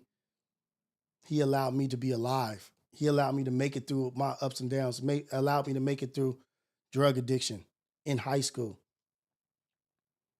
alcohol addiction, adult life, dodging bullets, dodging the prison, dodging police, dodging this.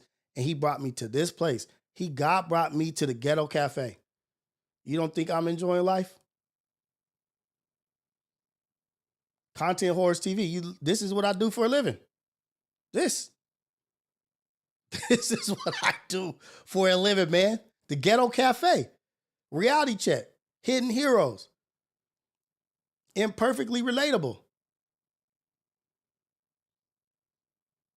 Rios Files, the new conspiracy show.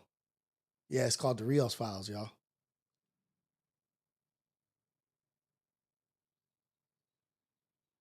This is what I do. Chop it up with y'all. Let y'all know that I appreciate y'all. I appreciate every super chat. I appreciate every message. I appreciate every piece of engagement, every impact that y'all making. This is what I'm doing. Look at that. Just got another super chat right now. Tafashe. Y'all supporting me. Y'all making this shit happen. This is the reason why the Ghetto Cafe is happening. Tafashe is supporting the Ghetto Cafe. Y'all keeping the lights on. Tafashe, super chat. Facts, Rios, you said it perfectly. The slogan and motto for my brand, LSSTK, let's talk. Chase your dreams or work for someone who did. Dream chasers, let's talk. Motto for his brand, let's talk. Dream chasers. That's what it is right there, man. That's what it is. J802, you do your own roofs? Man, power to you, man. But we're going to be in here tomorrow. I'm going to drop Storm the Barge tomorrow after. I'm going to drop Storm the Barge Hidden Heroes tomorrow. Her name's Stormy, the dancer, Stormy from LA. She was in Kendrick Lamar's music video, Not Like Us. She was at the Pop Out with Kendrick Lamar. She's been a big part of LA and being a part of the community and being a positive image. So Storm the Barge, her Hidden Heroes is dropping tomorrow after the Wake Up Show. We're going to talk about some shit tomorrow. We're going to keep it real tomorrow. And we ain't going to play around. Salute to Tafashe for real, man. Like, salute to the whole Ghetto Cafe. This is Ghetto Cafe Appreciation Hour right here. Oh, am I missing calls? Dang it. I am. Damn it. I'm sorry. I've just been talking. Missing calls. Sorry. Y'all go ahead and call back in. Dang. I muted the Bluetooth. I'm sorry. You guys call in. I'll take another call.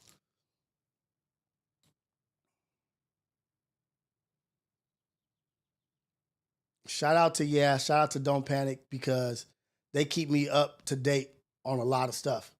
I don't have the time to watch everything.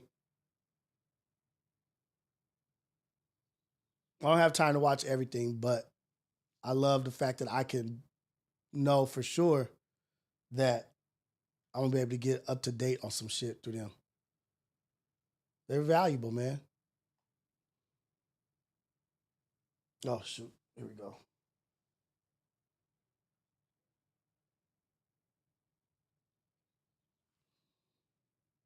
Hold on.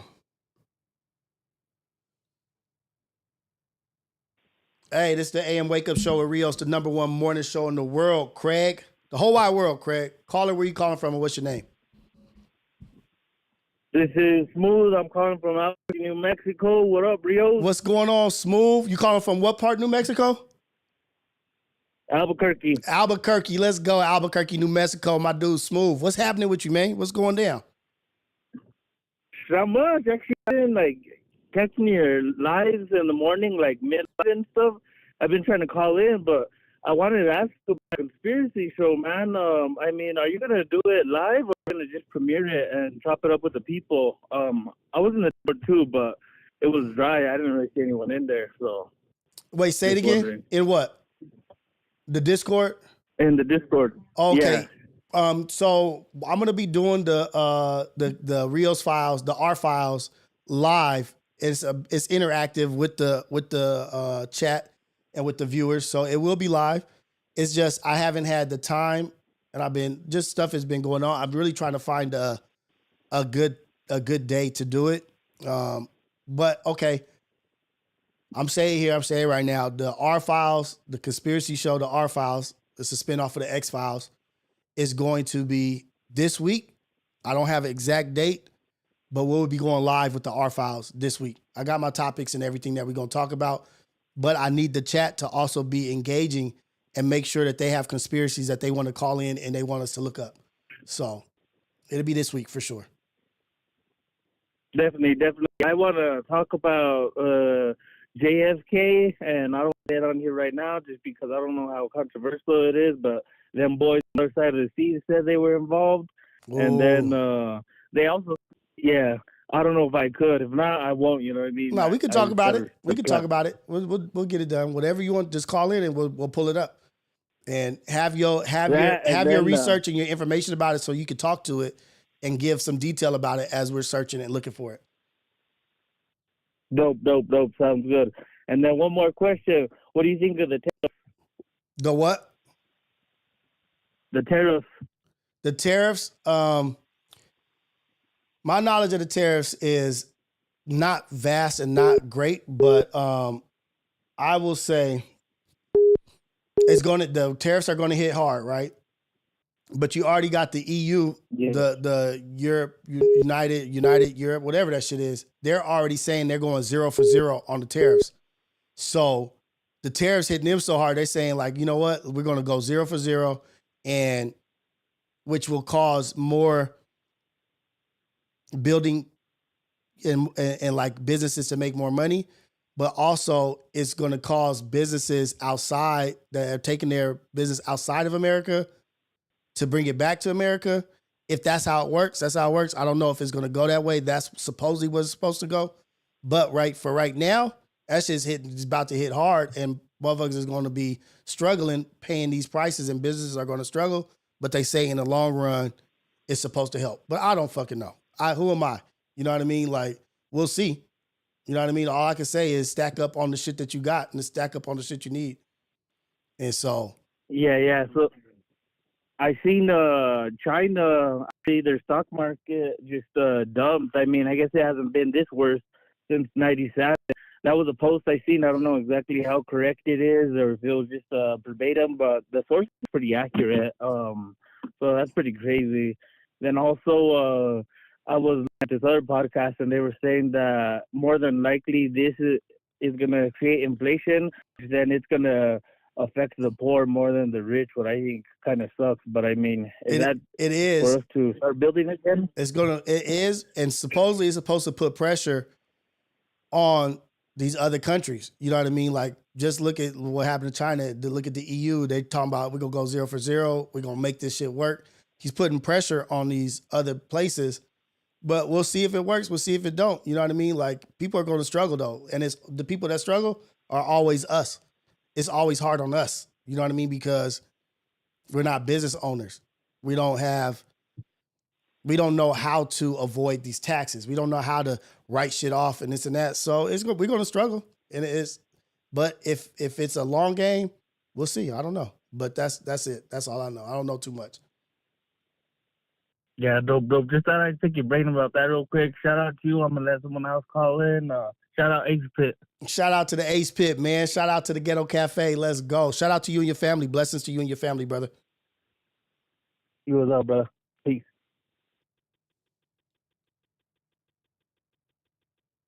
Man, look at us. Shout out Polly Rob for sure. Coming in here dropping real jewels, real knowledge. If you guys don't know about the local astronauts, go see and check out local astronauts. Hey, man, let's go. So, yeah, I would just say stock up on what you got, what you need. Get your generators just in case. Get your ammunition up. Get everything up that you might need, man. Just get it up. Stockpile some shit. Get you the aquaponic system, fish feeding the vegetables, vegetables feeding the fish. We haven't seen anything yet, says J Hub, but it's going to come through. My bad, I missed some calls because I was taking calls. Oh, you know what? We could go a little bit longer. You know what? We could go longer today. I could pull up some shit and we could get into some shit. Oh, shoot. Here we go.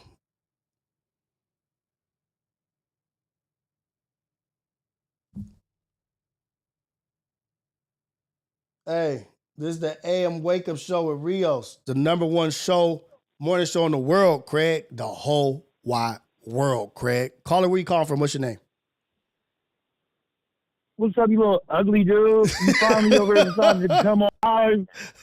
No, I've been trying to get at your light-skinned ass all morning. You are definitely being two-toned. Where your suntan ass been at? My bad. You dying over here on that Rona. Man, I was over here hurting. No. It's time to squabble. Squabble up. Squabble with the Rios. No. I'm like the little monkey brother, though. Like, no, bro, you've been acting like you couldn't come over here and get a plate. Oh, shit. Real talk. Tea samples and shit. Real talk. No, I'm on you. I'm on your helmet line piece, okay? Let's go. I'm about to burn that hairline like Stephen A. Smith. I'm about to do you. You know, I got a healthy hairline for a 43-year-old, man. Every time, look, every time you get sick, we over here pent up like rabid pit bulls in the backyard fighting over a chicken drumstick. Oh, shit. My bad. Stop getting sick. You be dying. My bad, man. You notice what happens every time. I got to get now, better. You all good? I got to do better, man. But, hey, you got to admit, shout out to Mac Wop and the Viral Way and BOM for coming through, stepping on shit. Right. They really came through like a swarm and did the whole weekend run. And you called it out. We called it out. Ghetto Cafe, y'all got to just pat yourselves on the back if y'all been in here for all the shenanigans. Right. Because Rios it's gave because them of y'all. Props. The bullshit started. But one thing people didn't catch was that the Viral Way was like, hey, we just get down like this. I was like, nah, T-Rail get down like this. Man, right. If he like you, he gonna talk crazy. He gonna talk crazy. I think we plotted. I think we have a thing where we have a thing, at least on this side of Fig Side Street. You know what I'm saying? I look at this shit like San Andreas maps on GTA. Yeah. There's a north, south, east, and west. So how we get down on this side of the street, everybody a little messy, but they all do it in their own way. I love that Manny is on the group chat. This shit about to get viral. Glasses and just coming into the foray. That's why when you said the network, I said, "Ooh, it's only Expander." We ain't even got to the mods and everything that's going on. I'm just watching. Like, please let me participate, Coach. I'm ready to get in the too. Right. Because when you look at it, we really expanded for the black, brown, the yellow, and purple people. Right. We are definitely got our doors open over here for everybody who really with the identity of the cloth. And I'm like, Manny, let's go. Hun, AD, that is, and Manny is such an oxymoronic funny dude. Oh my God. That you gotta, he's accidentally funny. Like, he really is like, y'all smell shit, but I didn't step in it type nigga. Exactly. You know? Exactly. So like, it's uniquely done, but you called it. It definitely was a done data. For sure, for sure.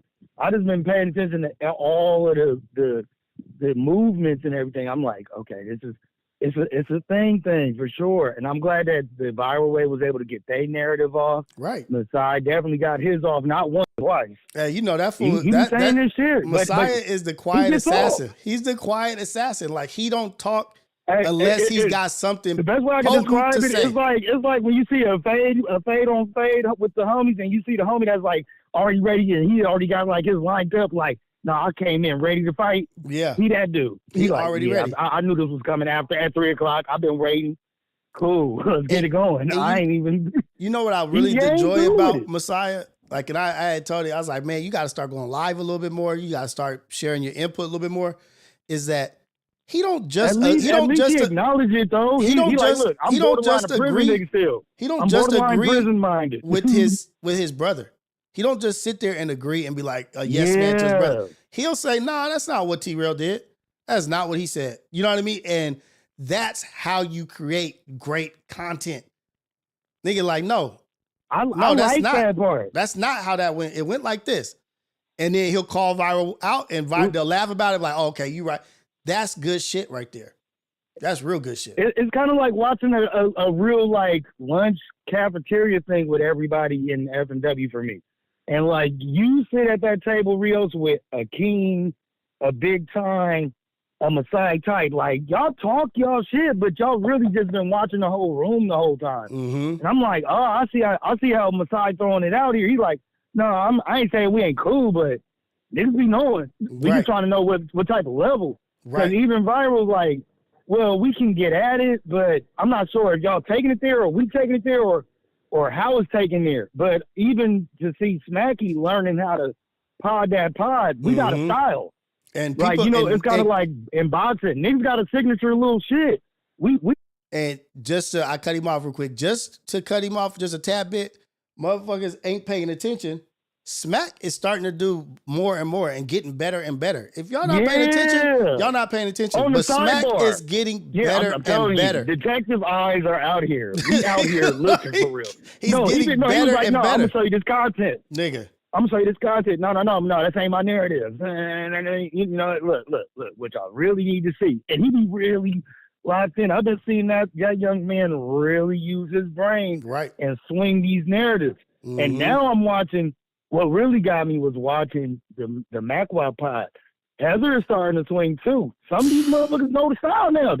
Her kung fu got strong. Like if the girls follow this girl lead, it's over. She's fallen into her own. And Illa she's don't pod yet, but if Illa start podding, it's over. She's comfortable in her skin right now. The narrative and catch the narrative. She's getting comfortable in her skin. Oh, yeah. And with sharing her opinion. And I think some parts she kind of didn't want to step too far because she didn't want T-Rail. But now they're finding their flow and what's their comfort. I mean, dude, it's back on Fig. Hey, no. I'm just saying, nigga. I'm just saying. Shout out to BOF because I just caught something this morning.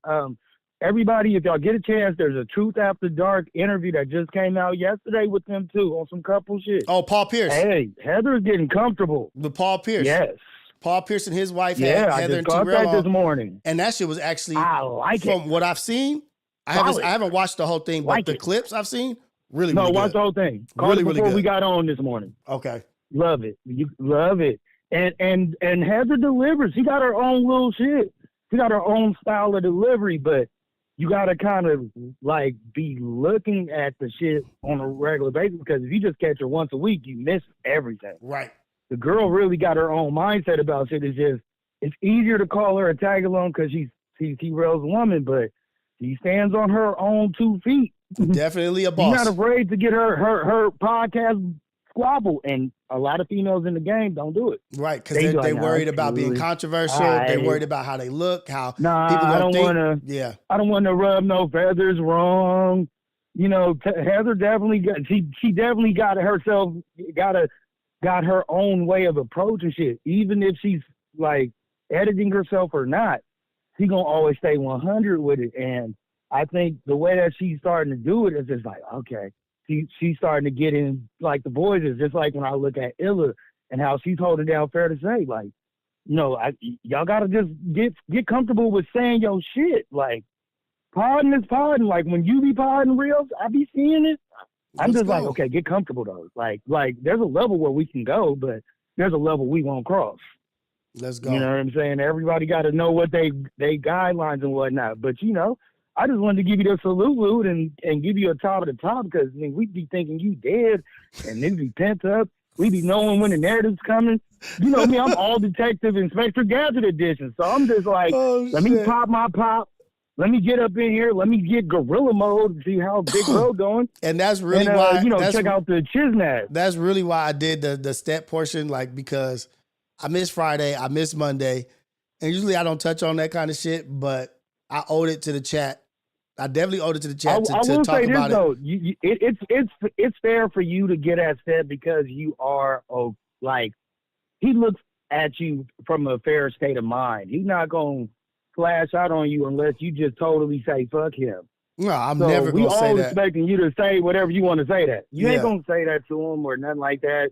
You're not gonna even look at him foul, but at the same time, I just say you being the bridge, warn that nigga that he might have to really get down with Smack. Like, hey, bro, Smacky is not letting this shit up. This has been about a month and a half of watching him slowly but surely let it be known there's somebody I need to squabble. So if that's going down, then somebody has to go up. Right. That's about it. I think that's legit. That one's legit because Smacky don't say, I want to squabble everybody. He might say, oh, no, that's his content. No, that's bro. No, that's it. I ain't seen no excuse on this one. I see a lot of him saying, I just need that. So I say that's probably the only thing that everybody should be worried about. Because I don't think Pun is going to get his nigga on Wedgie unless he acts out of character. Right.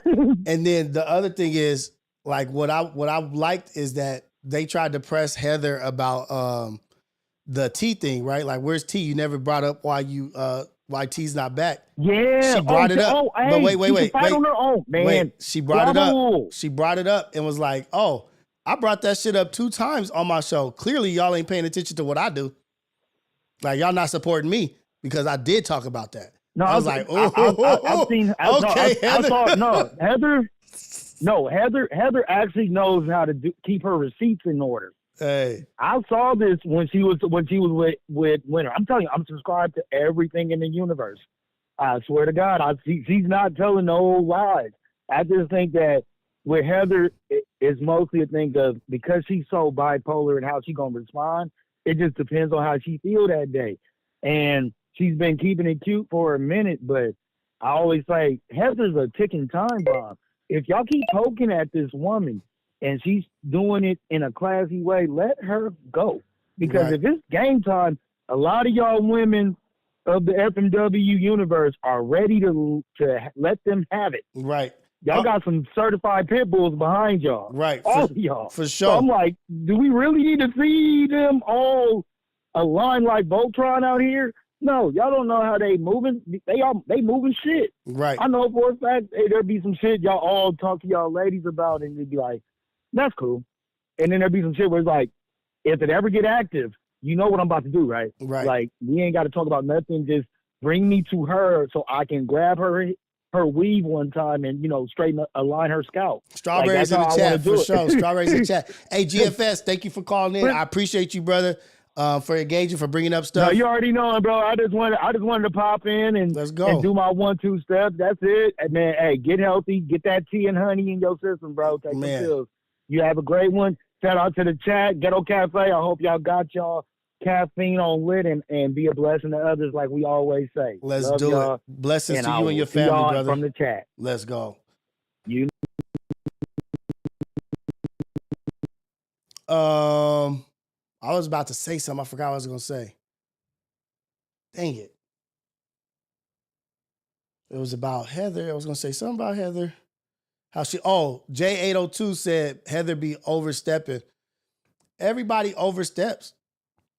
No one's perfect. We all make our mistakes. We all do our 1-2, but if my wife is overstepping for me, she's overstepping for me, like having my back.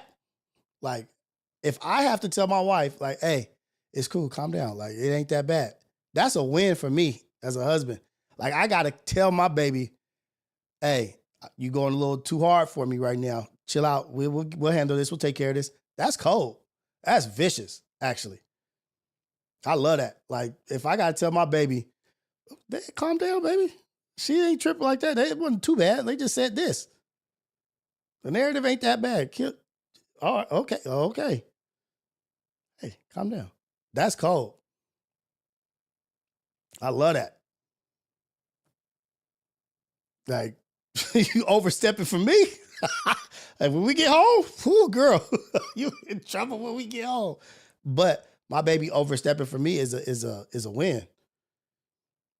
That's a win. And you ain't got to be husband and wife. Nigga, like, if my girlfriend is overstepping for me, if my girlfriend don't play about me, that's what I want. I want a girlfriend who don't play about me. Nigga, she not even overstepping for herself. Nigga, don't play with him. Because I don't play that shit. He don't care, but that shit bothers me. Because I love that nigga. That's, hey, man. Ooh-wee. Like, that's that kind of shit. I know T-Rail be looking out the sideline like, girl, just wait. Because we representing, nigga. Like, that's what we want. How's that a bad thing? Yeah, you can get home and then say, like, hey, stop doing this. This is too much. This is that. But, what?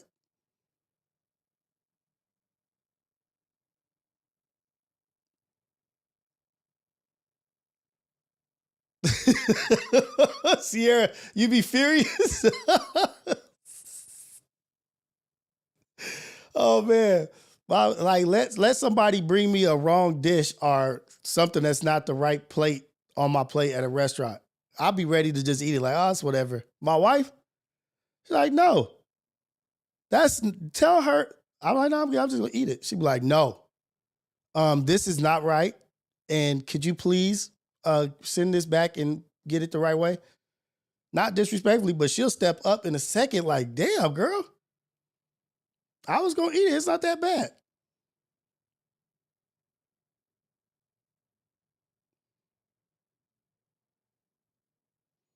Hey, I'm going to get myself another cup of coffee, y'all.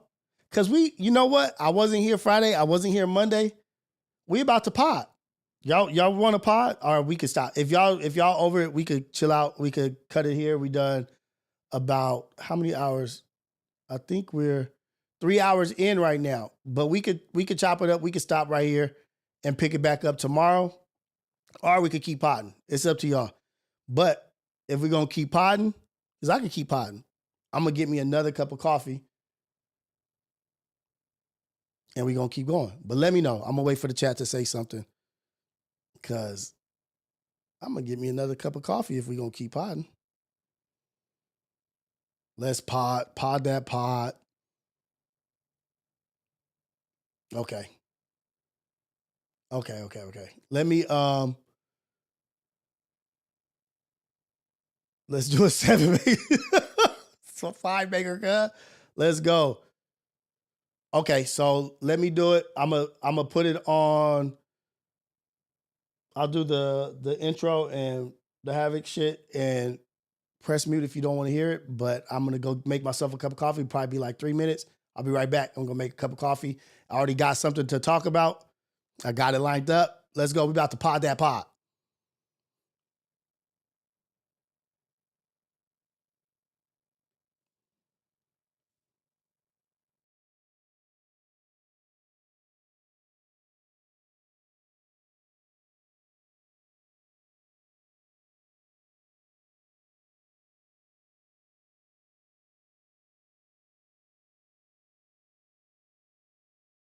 Mr. H Havoc on the beat. Welcome to Coffee with Rios. Grab you some coffee, grab you some tea, grab you some water, grab you a little snack, something to eat. You know what I mean? And enjoy the stream. We sipping coffee with Rios. Yeah, we sipping coffee with Rios. We sipping coffee with Rios. Yeah, we sipping coffee with Rios. Sit down and get some knowledge. Positive vibes only, so leave the nonsense. Learn something new like you in college. And don't forget to pay homage. Let's discuss a life topic like politics or how to build a rocket. Haters gon' hate and try to mock it. So mugs in the chat cause they can't stop it. Leave the drama where it late cause I wanna hear what Rios got to say.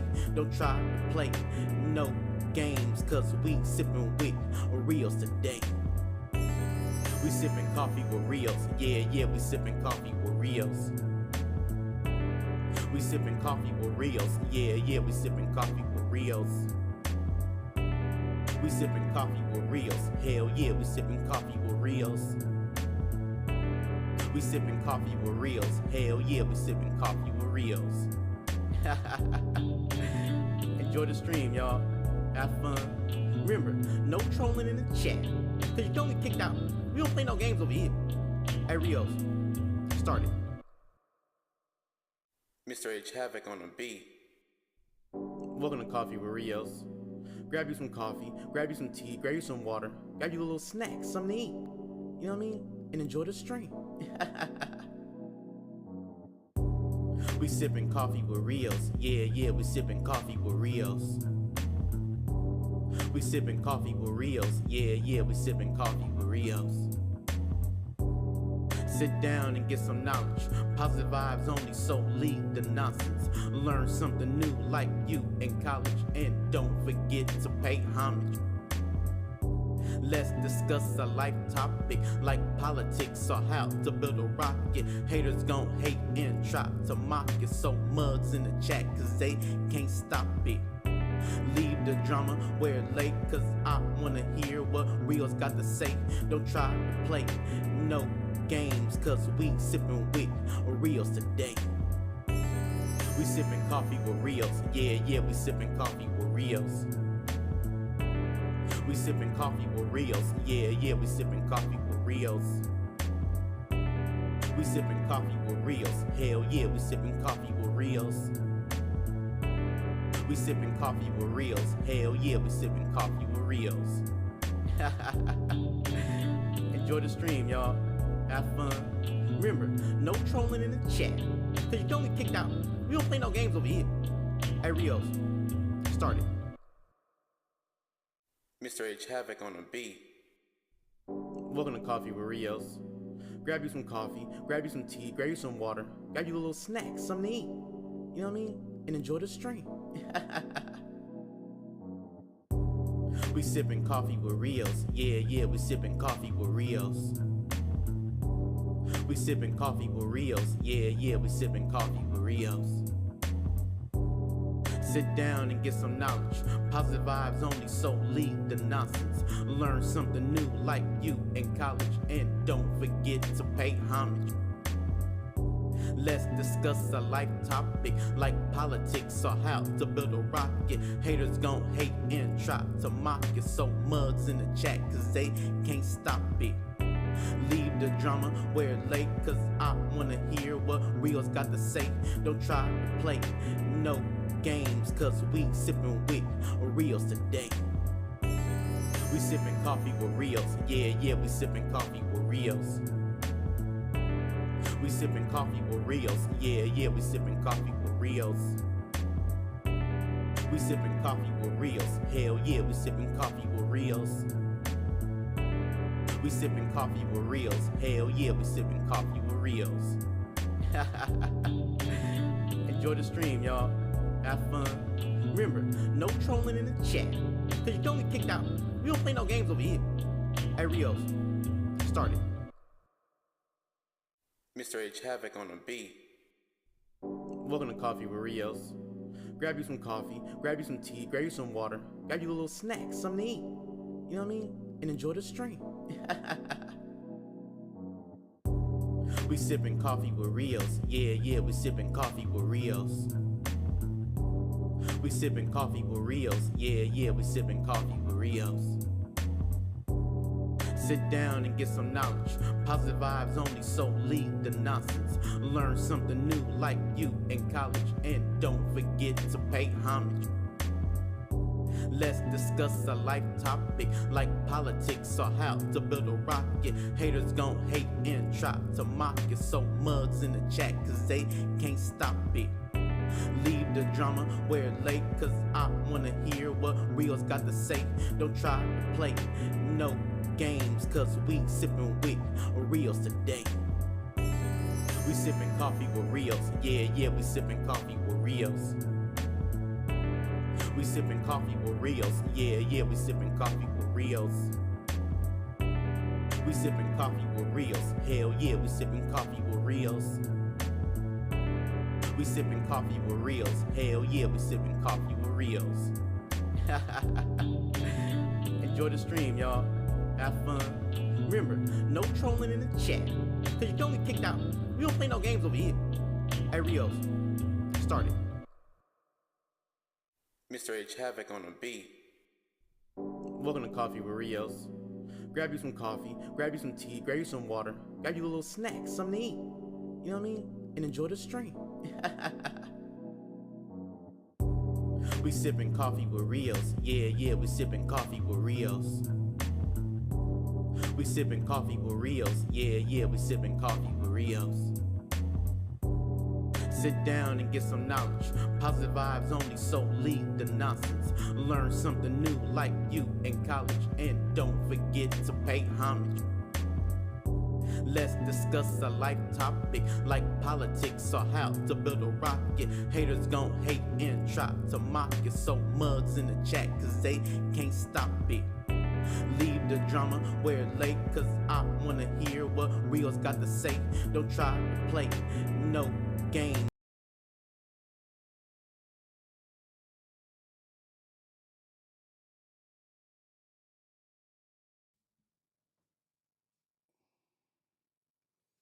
We back up in here, man. We back up in here. Let's go. Let's go. We're gonna pod that pod.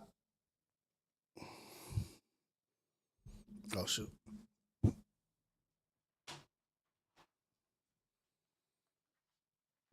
We still got 200 people in here while I'm taking a little break.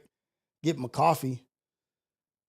Let's go. We're getting the coffee in the building. Shout out to the brother that made this cup for me, for the Aces. Shout out to y'all.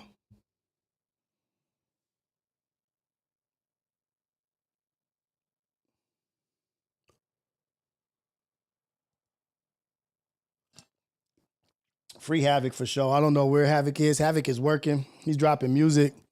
But shout out to Mark Nasty and AD.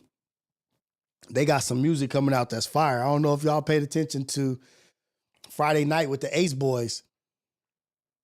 That dude, Mark, ain't playing around. He ain't joking. He's not joking.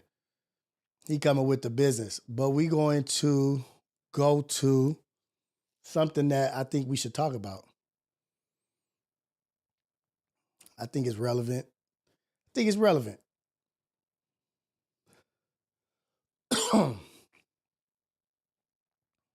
Oh, you know what? Let me read the...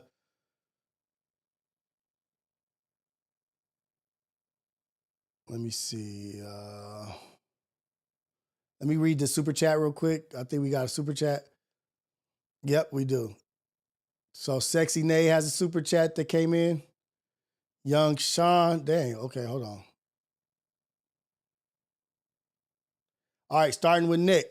Salute Rios, cuz making us better people. FNJ, NJK, Rugs K, Eastside up. Let's go. Nick with the super chat. And we got Young Sean with the super chat. Thumbs up from a bird. Thank you for that. Sexy Nate super chat. 10 cloves, 2 slices of ginger. Make a tea out of it in the morning. Okay. Tea in the morning with Rios. We're going to have to do that, Sexy Nate. Tafashe. Oh, I think I read this. Facts, Rios, you said it perfectly. The slogan and motto for my brand, let's talk. Chase your dreams or work for someone who did. W Dreams Chasers. Shout out Memphis May for the super chat. BBE to FMW. Let's get to that. Let's get to that, man. Hey, Alex DeLarge, super chat. I'm taking all fades. NJK. Alex is with the business, man. He came in firing. People didn't really agree with him today, but that's fine. We need that energy. We need that. We definitely need that. So let's get to it. We get to the live chat now, and we will get to something that I want to talk about. Let's go. All right. Y'all check on Blasey. Hey, he was super faded last night.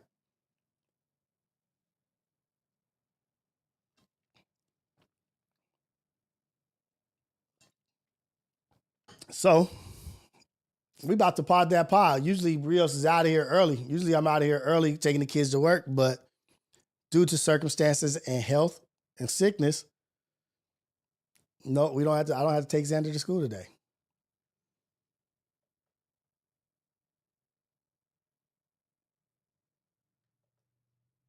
You know, there's a short life in Why do you acting think world. that is?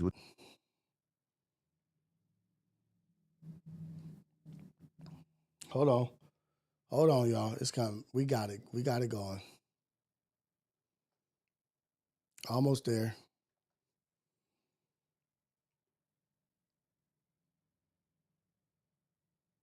What the creative side is? Well, because losing out money, you got to take drugs. You're going through so much shit to try and deal. Do we believe Terrence Howard? Do we believe Terrence Howard? Are we on the train of Terrence Howard is speaking facts and he's really coming with it? He's got some knowledgeable stuff. He be saying some shit, but it's like not like super crazy, amazing the shit that he's talking about to me. Like, but do we believe this fool? Do we think Terrence Howard? Let's not act like he ain't been in the game and he ain't been a major actor for a while. So if there is somebody to believe that he's talking about some real stuff, he been there. He been in the game. Deal with life. You are literally, it's an unhealthy space. And so eventually you're going to go too far. You know, who knows what happened to Philip? Who knows what Heath had to do in order to get to where he was at? There's a lot of things that people do that end up sitting and they can't get over it. And they got to keep getting high, hoping to get it out of their head. You know, but when you lose your man card, that's the only thing I can think of. You lose your damn man card. What is that? What do you mean by that? You give up your ability, your right to being a man. Giving up more than your ability. He didn't say it. He didn't say what you got to give up your man card. But a man don't take it. A man gives it. So when you give up that don't man take it, a card, man gives it. You don't get that back. Are you saying what I think you're saying? No, I'm saying what I'm saying. You don't get that back. You come into this world as a man one time.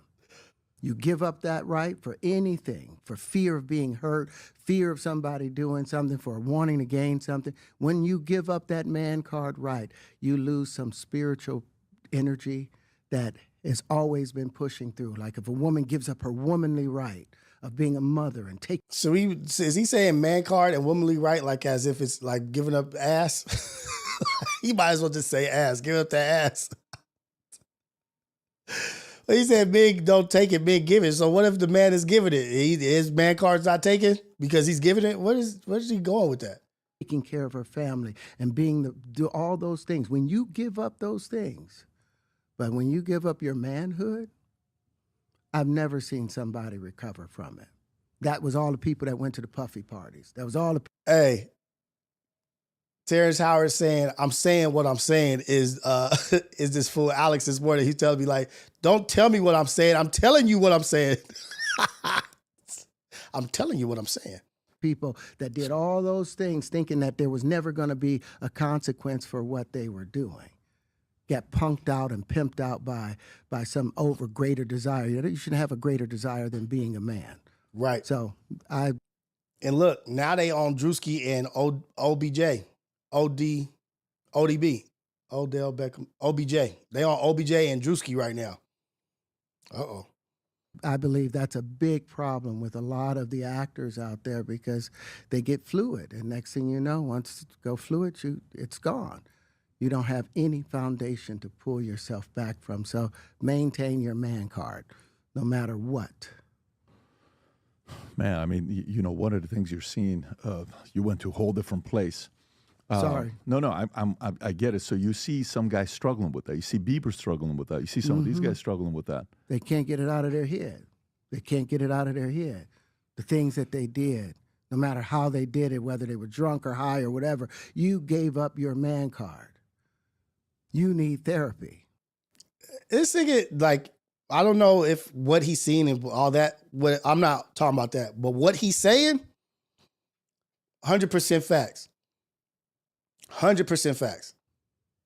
And that's the thing that hurts them the most. And so they end up on drugs, end up every way to try and get rid of any principles there are. And that's what the business does. And the women that trade their bodies to go and get the role, they get to the point where they have their Oscar, they have their money, but they don't have their dream. They don't have the soul that they started with. So it's like achieving don't mean anything.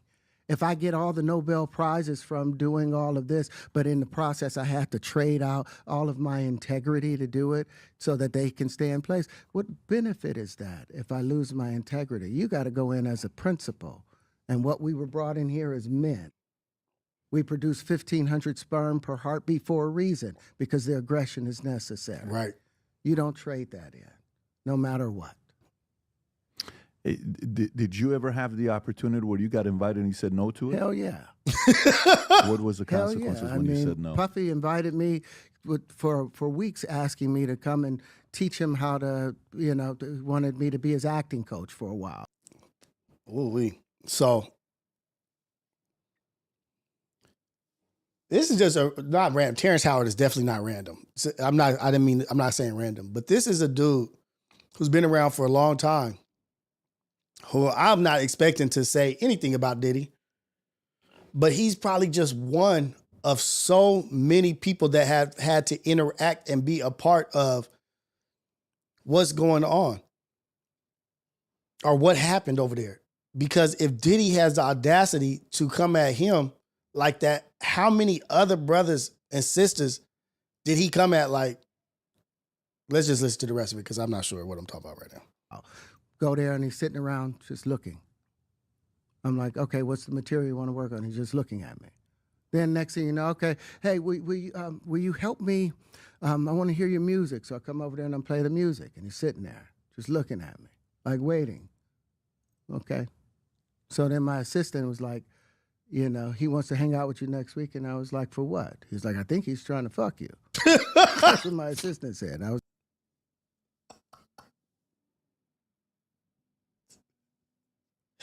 Oh, man, that's not even funny like that.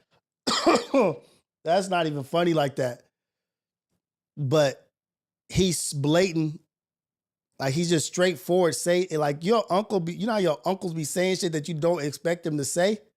And they lived a lot of life and they don't give a damn about how it's received. I'm going to just say what I'm saying. And how it's received is how it's received. They always catch you off guard with some shit. Like, always. Damn. Let's go. He said, I think he trying to F you. I was like, oh, okay. Now I get it. So now no more communication. Now you know to be hands off with somebody. A number of producers come in to make the approach, and you threaten to punch them in the mouth, or threaten to knock their head off for talking to you like, or looking at you like you're a woman. When you approach a real man about his masculinity, you're going to get a real reaction back. It's a difference when a guy walks in a room and when a man walks into a room. And a man don't take the same things that a guy will accept. So we was just talking about this. Chat. He said it better than I could have said it. He said a guy walks in the room and a man walks in the room, two totally different things. What you accept is who you are. What you accept is who you are. That unchecked aggression. Nigga, you sacrificing who you are for $1? You compromising who you are, not saying shit and keeping shit copacetic because you don't want to sacrifice an opportunity? Oh, I'm glad we went to this. Because he touching on the shit that we was talking about. Nigga, go into the room as you.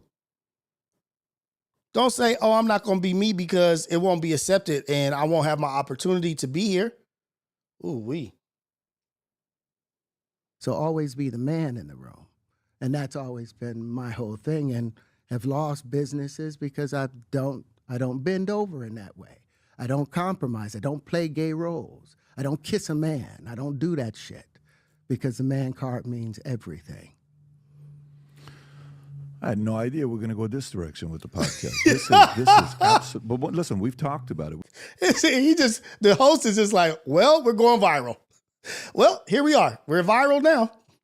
I had no idea that we were going this direction. Hey, you don't know what Terrence Howard is about to talk about. We've had a lot of the guys on to talk about this stuff. Are you done with Hollywood because of this specific reason? I'm still working. I still, I haven't made the money necessary to do all of the other stuff. So I still have to go and do the Chitlin circuit. I still have to do the job that I need to. But eventually, I've done what I set out to do, which was to redefine the universe. I've proven what I've set out to do, and that's why I have all the patents. Whether they evaluate it or not, that's up to them. But I've done the work and finished it. Now I can go on and do whatever else we need to do. Hi, everyone. My name is Terrence Howard. Hi, everyone. I'm an actor, but in the field of science also. So if you would like to connect with me, you can connect with me on Minect. The QR code is down below, and let's have a great conversation. If you enjoyed this video, you want to watch more videos like this, click here. And if you want to watch... Shout out to whatever show this is, shout out. But as crazy as you may think he is, so let's, Alex DeLarge, super chat. Fame gives people so much credibility. Terrence Howard just clout farming. I think fame gives people more eyes on them and more people listening. It gets more people to listen and pay attention. Clout farming, maybe. I don't know. I don't know if he's clout farming. The dude is who he is. He's been in the game for a while. But does he not bring up a valid point? Is the question. Does he not bring up a valid point about your man card is never on the line? You should never sacrifice your man card. And your man card is not just associated with what we think it is. It is who you allow to treat you a way you don't let others treat you. You have a standard here, but you don't have that same standard over here. I won't let you treat me like that because I'm not scared of you or I'm stronger than you. But I'll let somebody that's stronger than me or that has more leverage or more influence than me treat me a certain way because they're bigger or better or badder or whatever, or I want something from them. But somebody I don't want something from or I don't need for anything, I'll let you treat me however you want to. I mean, I won't let you treat me however you want to. I'm going to call you out and check you. Nah, that's not cool. But then when you step in the next door and these cats over here doing this, you're not calling it out for nothing. Selective politicking. Selective calling people out for what they're doing to you. There's nothing worth your man card. There's nothing worth jeopardizing or sacrificing or compromising who you are. Because at some point, you got to look at your kids in the face. You got to look your son in the eye. You got to look at your wife and be okay with who you are and what you've done in life. Can you? Can you be proud of that? Just because somebody's a celebrity doesn't mean they're not a victim, right? Just because somebody's a celebrity doesn't mean they're a victim. A lot of the victims in this Diddy shit is celebrities. They sacrificed, got into a game. They didn't think they had to keep sacrificing. They had to keep sacrificing. Oh shit, I'll give a little bit of this. I'll give a little bit of this. They just give a little more, a little bit more.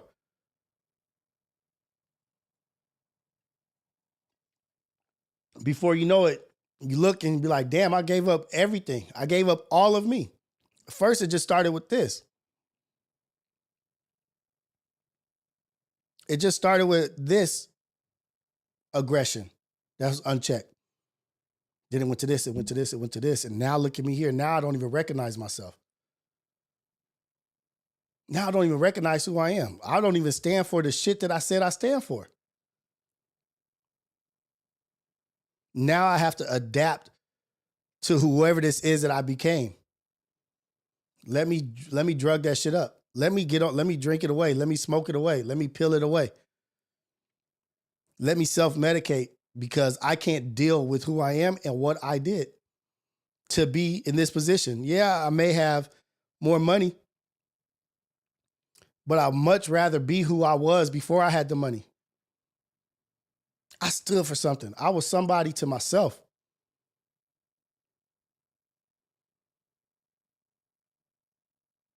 I was somebody to myself. Now I mean nothing. No one respects me. That's a cold game to be in.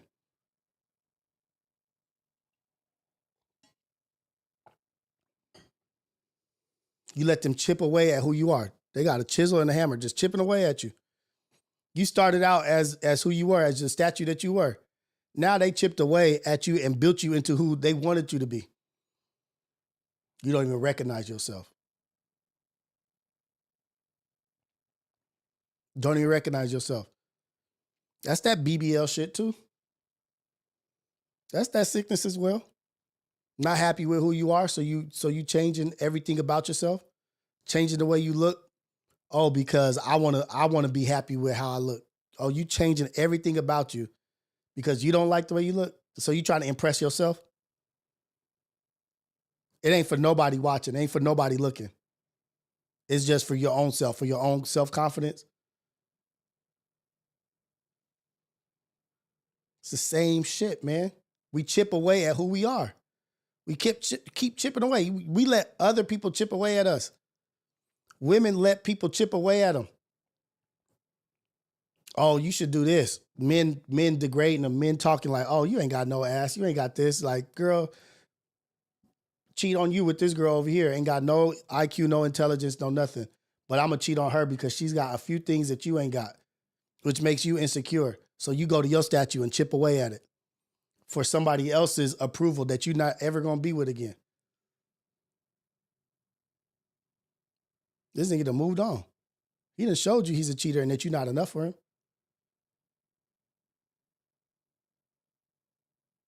But you're going to either chip away at your statue, you're going to start adding clay to your statue. Adding clay to something that's already perfect in God's eyes.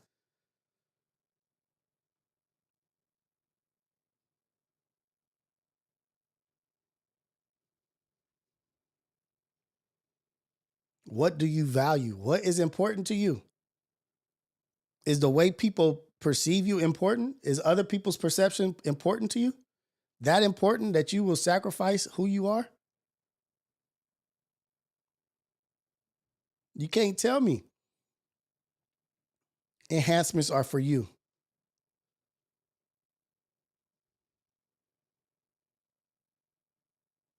Erykah Badu came out in a BBL suit, but everybody, I think people didn't even see it for what it was. She was poking at the fact that, what's that lady's name? There was an African lady back in the day that they put in a museum, chopped her body up and put it in a museum because she had a whole bunch of booty, big old breasts, and it was a freak show to them. She was a freak show to them. And they turned her into a traveling circus zoo museum person. And now everybody wants that. Everybody wants that. But even the white women back in the day, in the days when they had those shits, they would tie their stomach all tight and then they have that metal thing under their dress to look like they had wide hips and a big booty. You turned her into a spectacle and laughed and made fun of her, all while you were trying to reproduce what she looked like. That's the same thing that's happening now. I remember, I'm old enough, I'm 43, y'all. I'm old enough to where I remember when they used to talk bad about big lips, just having big lips. Black women with big lips, calling them all ugly because they have big lips and this and that. And now, fast forward, they injecting shit in their lips to make their lips bigger. They used to make fun of black girls with big booties and this and that. Oh, you need to be thin and slim. All while behind closed doors, they liked what black women had. And now everybody's trying to be that. Now black women are trying to change things about themselves when everybody's trying to be you. This shit is crazy. We got to work on self-love, man. We got to work on loving who we are and appreciating who we are. It's a cold circus out here. It's a cold circus. We got black women that don't like their hair, don't like how their hair looks, but just recently able to wear our hair in protective hairstyles. So we mad at them for not liking their hair, but they weren't even accepted in certain jobs or certain buildings or certain places because they couldn't wear protective hairstyles. So, okay, I'm gonna wear this.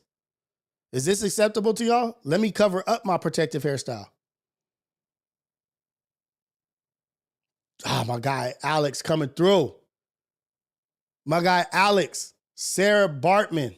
Yes. Shout out to Alex, man, with the super chat. Sarah Bartman.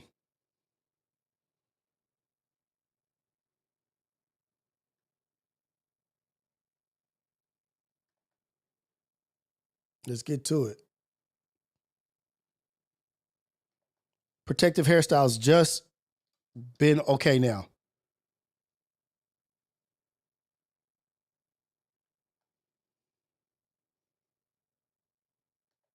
Let me let y'all in on a little something, man.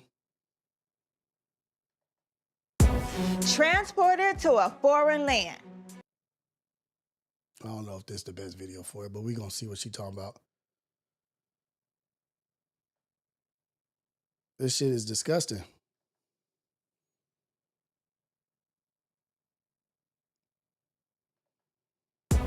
Transported to a foreign land. Stripped of her dignity and paraded like a circus animal for the sake of entertainment. It's a true story of Sarah Bartman, who was dehumanized and exploited by a dude who is hailed as a hero in world history.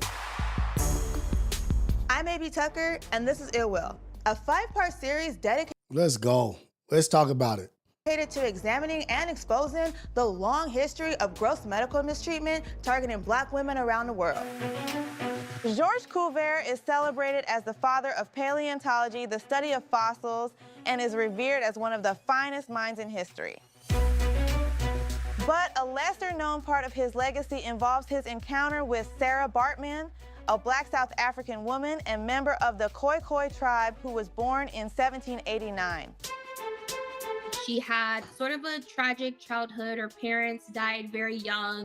She married very young. She had children that also died while they were babies. In October of 1810, at the age of 20, Bartman, who didn't understand what she had consented to, was trafficked to Europe by a British officer who promised her she would appear in theatrical shows. Upon arrival, Bartman was sexually exploited and derisively named Hottentot Venus by her new owners, who publicly exposed her naked body in a cage alongside animals to paying customers. She was put on display naked because people were very intrigued by her black body, that she had sort of proportions that we think are normal for black women. She had large buttocks. She did not have a flat stomach. She had large breasts. And so they put her on display like along with circus animals so that people could sexually assault her and touch her and exploit her. And white men profited off of that, and they made money until the day that she died. Powerful men like Cuvier paid money for private demonstrations in their homes where they would sexually exploit her. Cuvier then turned Bartman into his own personal science experiment.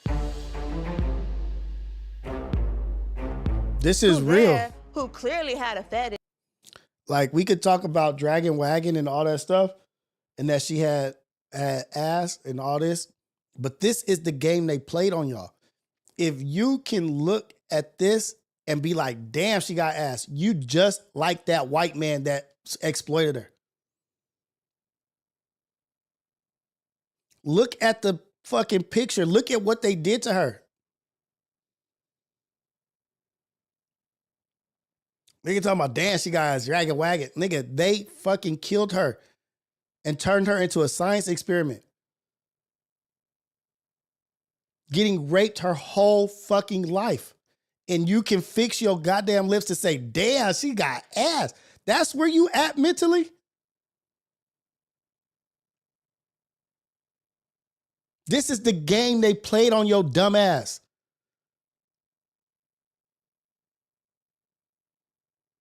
This is the game. They got us all messed up. Nigga is telling a tragic story, and your goofy ass can fix your lips or Twitter fingers to say, damn, she dragging wagon. That's what they did to her. That's where they put her on display because of that. Just what she's born with, and was raped so much she died.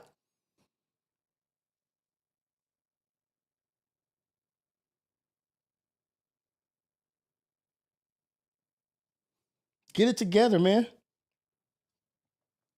Examined Bartman in his laboratory and used her as a case study to perpetuate the racist theories claiming the inferiority of African people.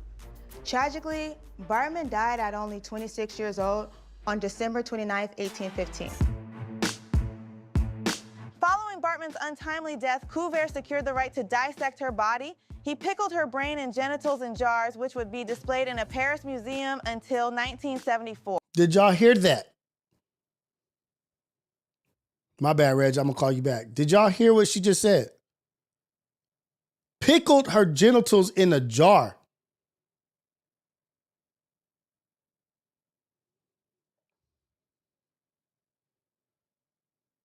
We're going to teach you something this morning. In a Paris museum until 1974. He pickled her brain and genitals in jars, which would be displayed in a Paris museum until 1974. 1974. Her genitals and her brain because of her labia. She had long labia, so they oh man, these people are disgusting.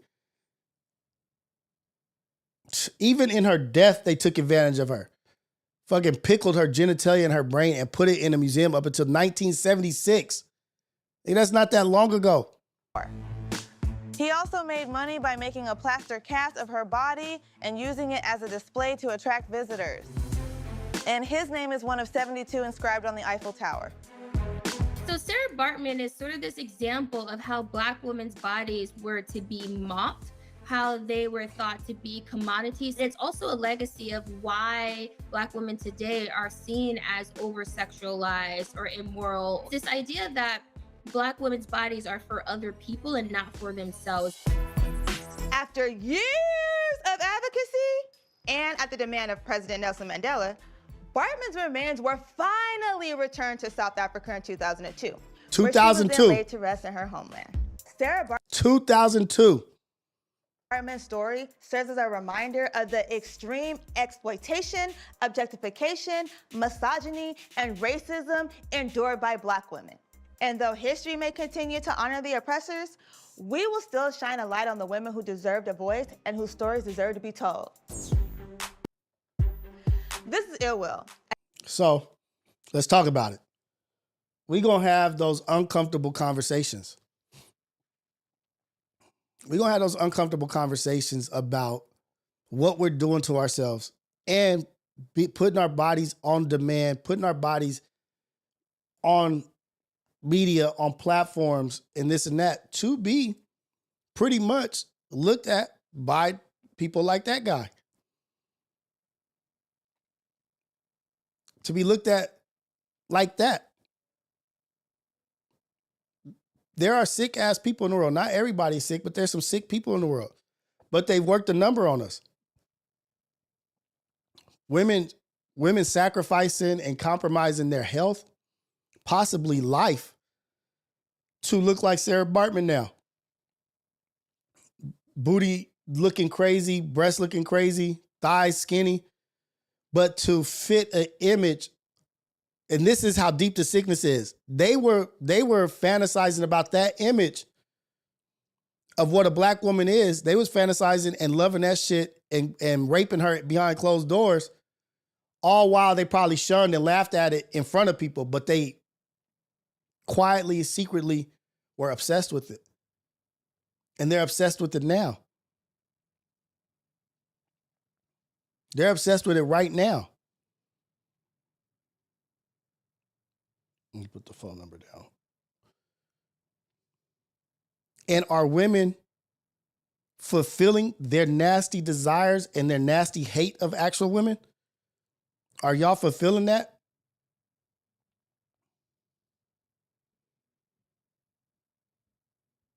We have to think a little bit deeper. We got to think a little bit more into situations. Why are we trying to fulfill this? Why are we doing this? Why are we sacrificing this much about ourselves for this? That is a tragic, tragic story. And that's just the one that's told. That's just the one that's told.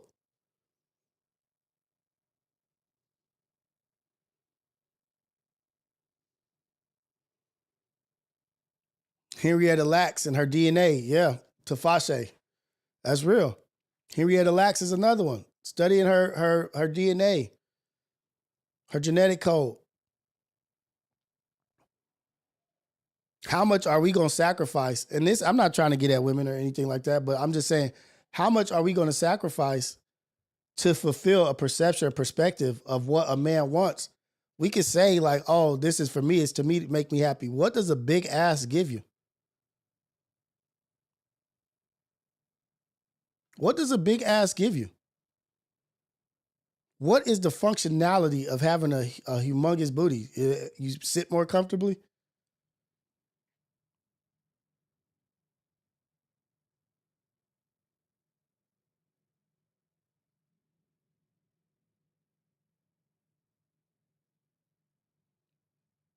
That shit is sad, man. It's disgusting.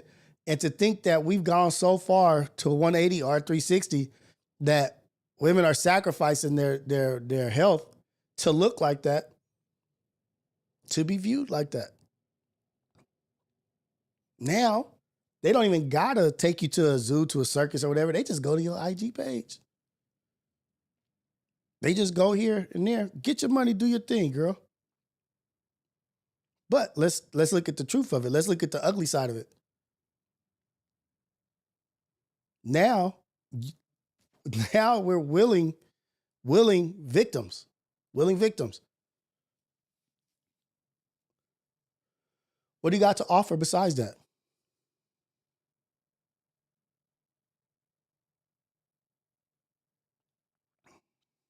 Damn, rest in peace, Kanye West's mom and DC Young Fly wife. People have passed away over this shit. Imagine that.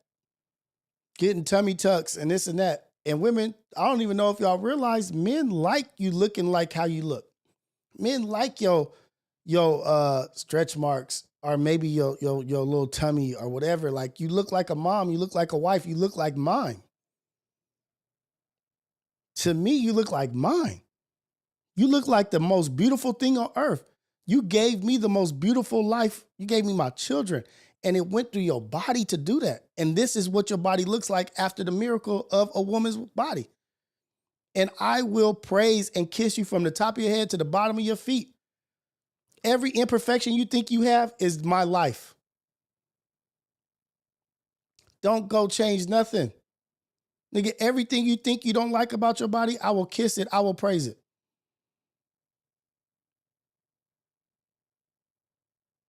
Let me lay up with you. You look so damn sexy. They just don't know it yet. They just don't know it. Don't be every man's infatuation. Don't be every man's infatuation. Be your man's dream. Be your man's dream. Be your man's everything. Don't be every man's infatuation. I want to make every man double take. Instead, change it. I want my man in my house to love me. Everything about me. All my imperfections. Every imperfection my wife has is amazing because only she has it. Only my wife has that. You are an individually beautiful, sexy mom, wife. Amazing. You don't need to do anything.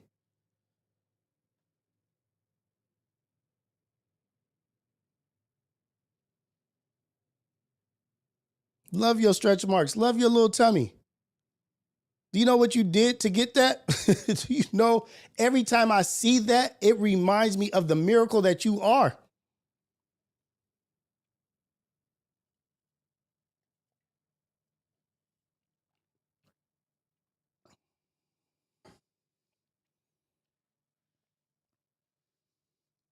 Your imperfections, the things you think that you don't like about yourself, remind me every day how amazing you are.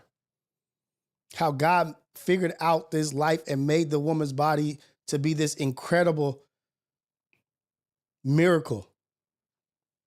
Do you know a breastfeeding woman, a woman that's breastfeeding a baby, if a baby is having a lack or deficiency in vitamins or whatever they're having a lack of, through the saliva of the baby, will tell the mom through the nipple what the baby's deficient in, and the woman's body will mass produce whatever the baby's deficient in through communication, through saliva, through the nipple.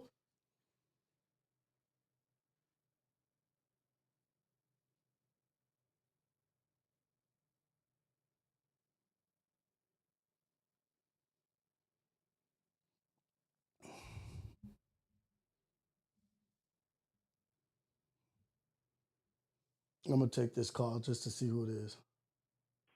This is the AM Wake Up Show with Rios. Caller, where you calling from and what's your name? Because we in California. I just want about this BBL shit out of hand. I was in the county and the motherfucking dude was in there with kids, bro. He got his motherfucking teeth done. He walking around with no shirt on. Yes, cuz. They don't put him with females. They put him with dudes. He had a car and some motherfucking titties, cuz. This shit's crazy. About 100%. Right. You right. Get out of hand, female. Respect yourself. Respect bodies. On Crip, cuz I'm short on time. All I wanted to say, it's out of hand, cuz. It's out of hand. I appreciate you calling in. I really, really do, man. Blessings to you and your family. Keep doing your thing. It's just getting crazy out here. So let's get weird. But that's that. That's what we just was talking about just for a second. We don't got to harp on that. Let me call my nigga Reggie back. I don't know if he meant to call on the live or not.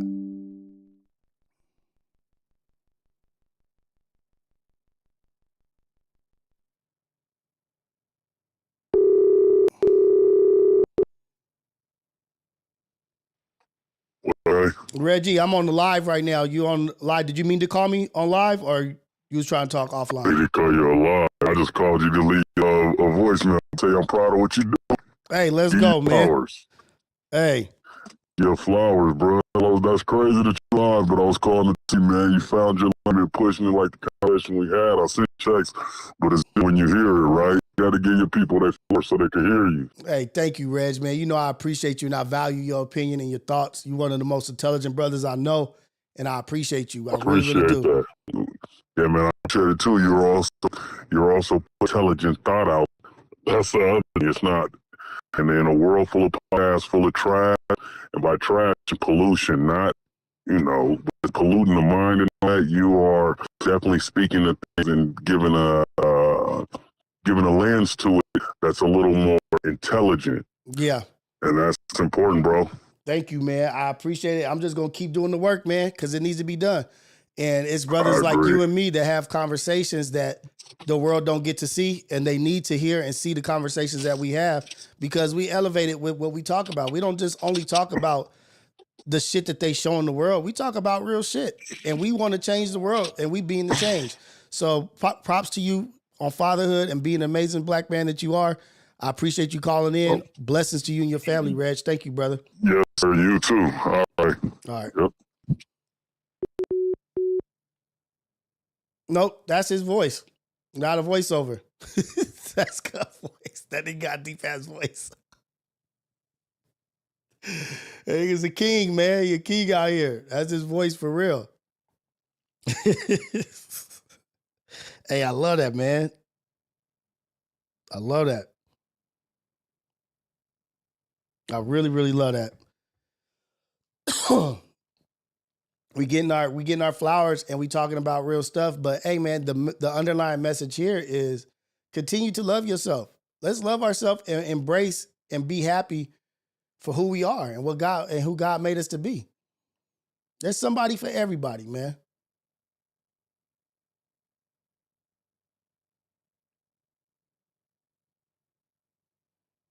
Oh, that's another one that I wanted to talk about for a little bit. That's another one. My bad.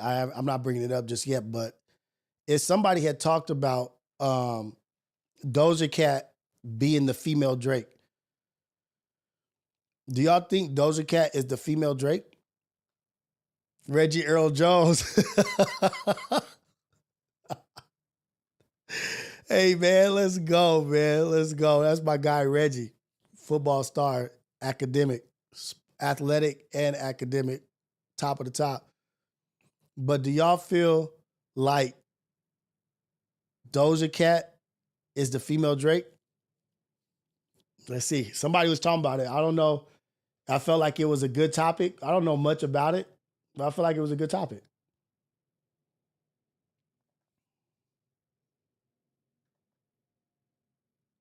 Oh, that's yeah. Okay.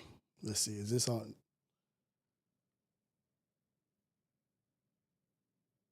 Here we go. And not, I don't know if they're talking about musically. We're gonna hear it. We're gonna hear him out.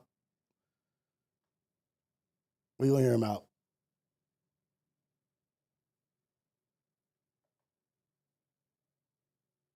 You looking forward to this? Does this hit at the gym? Nah, not really. Like, so wait, I don't know. Doja's not popping up for you. She cool. Like, she's really good at music. She just don't. I don't know, man. Really? Something about. I don't know, man. She just don't. Like, she does rap well. Like, she raps well. She does everything musically. She just don't. It seemed off with her in hip hop, man. It's like, yeah, you do the music part. Well, again, this is a conversation we always have. Like, there's rap and then there's hip hop, and Doja can rap. And she can. And we see the old videos where she's breakdancing. Like, she does the music stuff right, but you don't like the demonic stuff that threw you off. The racial chat room showing feet. Like, I never really got over back in the day. Yeah, she don't really. You know what I'm trying to say without trying to say it. So I don't really. She's whatever. She ain't black enough. I didn't say that. She too light skinned. You can say that. I didn't say that. Oh. I'm trying to narrow. I'm trying to just get specific, figure out what it is, because I do believe people feel like Eddie though. Like, I believe that, like, her, you know, there's things about her journey that have been off-putting to people. It's the same thing people accuse Drake about. She does it more, and we just kind of let it slide. It's just hard to pin her down. I don't know that I can say I understand who Doja Cat is as a person necessarily. You know what I mean? When you say she does it more, does what more? The pop stuff? The singing stuff? Nah, like the accusations of you ain't really in this. You're in this when it's convenient for you. Well, so we met her as an R&B artist, I think. Right, she was never really a rapper. She wasn't really a rapper. She was an R&B artist. And at first it was like comedy rap even, or comedy pop. Did she start off as like spoof rapping or whatever? But I see the correlation, you know what I mean? But I really want to get y'all opinion about this, because she did do some questionable shit, like with the saying racist shit in like some video thing that she was doing where people could call in and talk to her, and she was just saying she didn't like black guys or something. And she did a lot of devil shit. She did a lot of like weird stuff, but let's Cal go. Moo shit was like a spoofy thing, but even before and it's bangers, and the music's good. Like, I understand that, but we're in 2025. We're in a different place, man. And if you want to dabble in this hip hop culture, but also, I mean, y'all know what the accusations are in those chat rooms were. And like, well, no, it was racist chat rooms showing feet. Yeah, even when she was wearing the shirt with the Nazi comedian dude. Hold on, Tati. I'm gonna get to that right now. I'm not gonna sit here just because I'm on this platform and pretend all that's all good with me, because it's not. It's not. It shouldn't be. 2025's wild for us as a people. And if you can get away with it to a degree, and you want to dabble in this world, but then you also culturally want to do a lot of things that are the polar opposite of what this hip hop thing should be, then I ain't with it. You saying Doja Cat playing with white people too much? You're the way you phrase. Ebro's on one. God damn. The way you No, because phrase, that's the thing, yo, though. you just make it impossible to be like, yeah, Ebro, I agree. Thanks. Thanks for getting to the point here. But that is the point. Sometimes people be playing around with shit too much. You be like, yo, I don't really know where you at with shit. That's what Eddie's saying. And by the way, that's a real thing. Like, that's a real thing for black folks to be like, yo, we not quite sure. Especially when you're a mixed kid. Yeah, you're like, it's a real thing, you're bro. half I and know half, so from you example. Can, exactly. You I can speak lived on it. I walk it. Where black people want to know where you at, bro. Where are you with it? Where are you with the Where shit, are you fam? with it? And now, yo, by the way, when I had my last interview with her, I think we got into that. Like, is it for us to question that?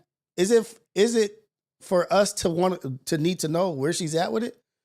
Why do we have, like, that's a question that I have also, is like, why do we have to label you? Why do we have to put you in a box to where, no, you're this, and if you're not that, I can't fuck with you, or this.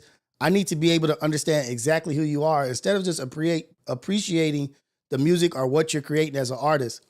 And when I say correlation, Tati, I'm saying like people saying that that she's not of the culture, or she came from outside the culture and she's in here and she's mixed and she's talented and she's top of the, like, there's a lot of things that they share in common. She's at the top of her game. She's respected.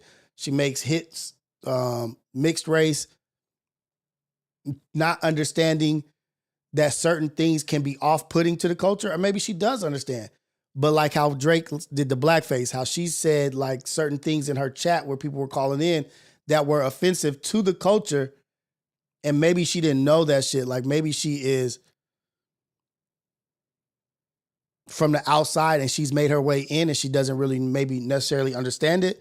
But is it our place to be like the gatekeeping on what you need to be and who you need to be and what you're saying? You know what I mean? Like, oh, you're not this, you're that. That shit kind of gets a little tricky for me. Like, we got into that where I'm like, listen. What did she say? She just was like, nah, I didn't know that comedian was that. And yes, I made mistakes. And she kind of owned it. Like, she wasn't really, but I also think like, and maybe it's because I understand it because she a mixed kid and her dad wasn't really around like that. And she also grew up in wherever, California. No, not in the state of California. What is the word for the place that she grew up in? Suburbs? No, it didn't seem like she grew up in a normal. Yo, check this out, fam. The commune?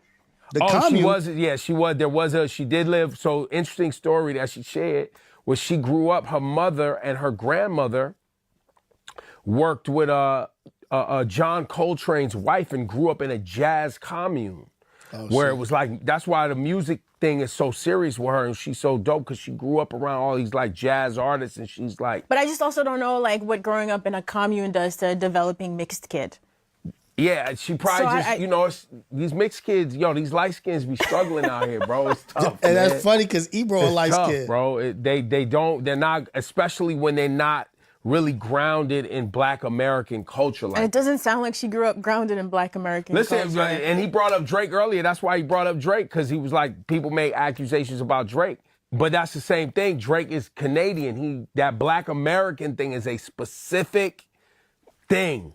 And if you wasn't raised in and around it, but you're trying to like dibble it, this is what Eddie wanted to say. But you trying to dibble and dabble with it.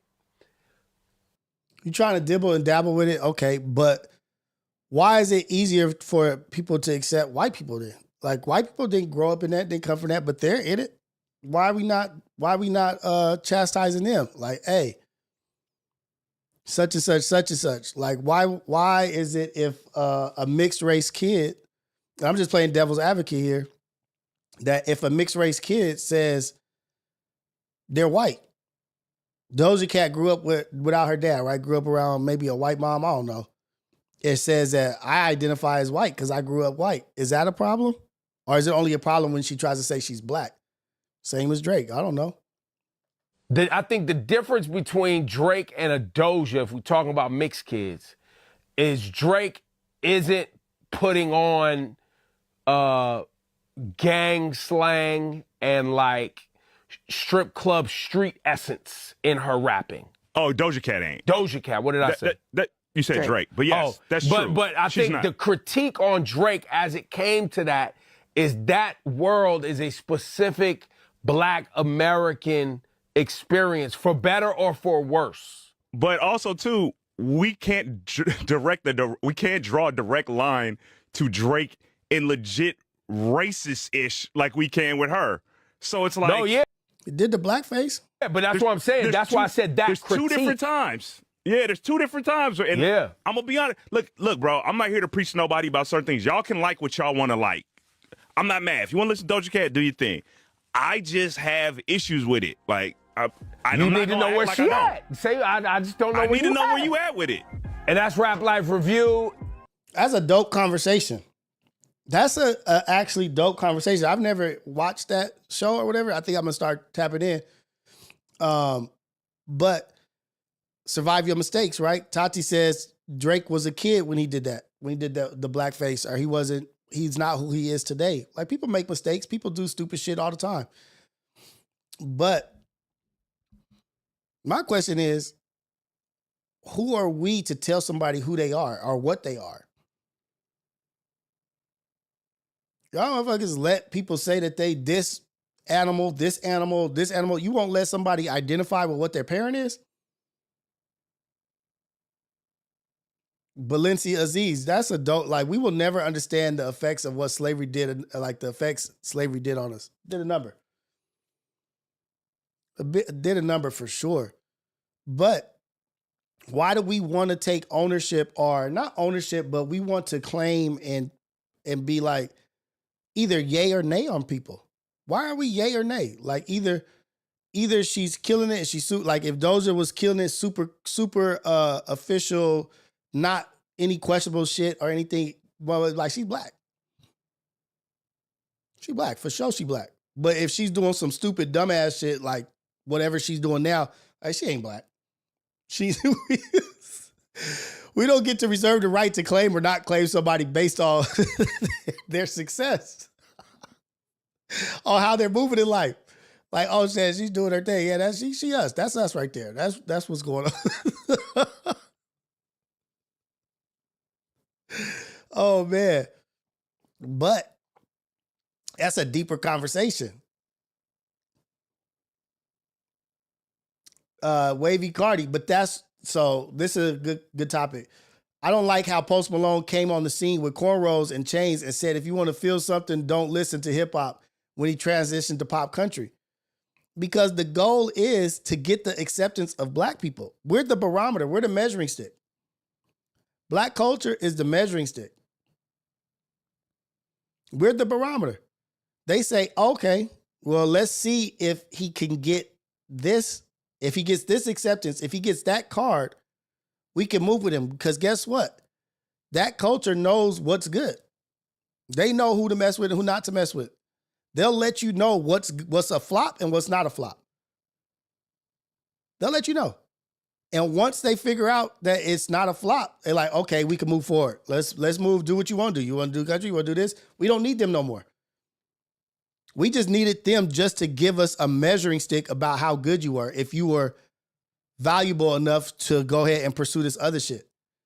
If he goes into the rap world and we don't accept him, our culture don't accept him, guess what happens to him? Disappears. Disappears. Nobody heard of him. Nobody knows him.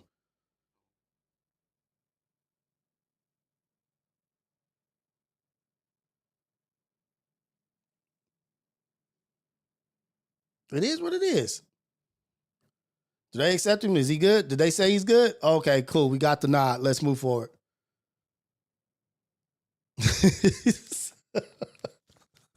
Yeah, he's good. He got the check. He's got the okay. Let's move. We don't need him no more. Whatever.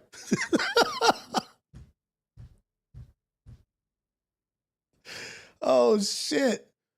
That's crazy. And then it takes us to this. Raven Simone and Jason Lee. Let me see what y'all think about this.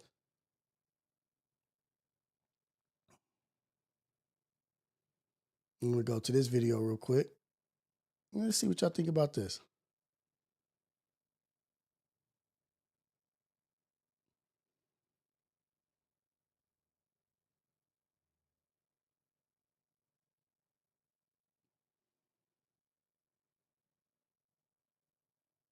Okay, here we go. Boom. Oh no, I don't want that. My bad, y'all.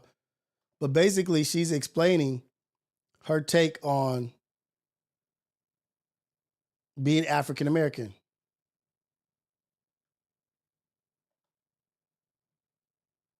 Here we go. And I want to know what you guys think.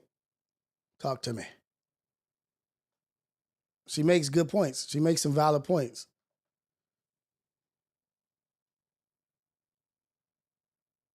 How long does a bloodline have to live in one land before they are considered a pure species of that land? Meaning, how long did my people have to be in America to say, hey, no, we're American, compared to some people who are English American, who are Irish American, who are German American from their ancestors, but they get to call themselves American. There's nothing wrong with being African American, but a true African American is someone that is from Africa and moved here, either first generation. I'm gonna see why it's coming up like I don't like how it's coming up like that. Let me see if I can find the original.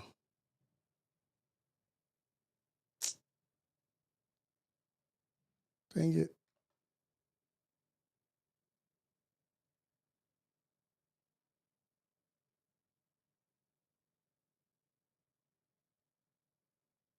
I can't see it. I don't see it.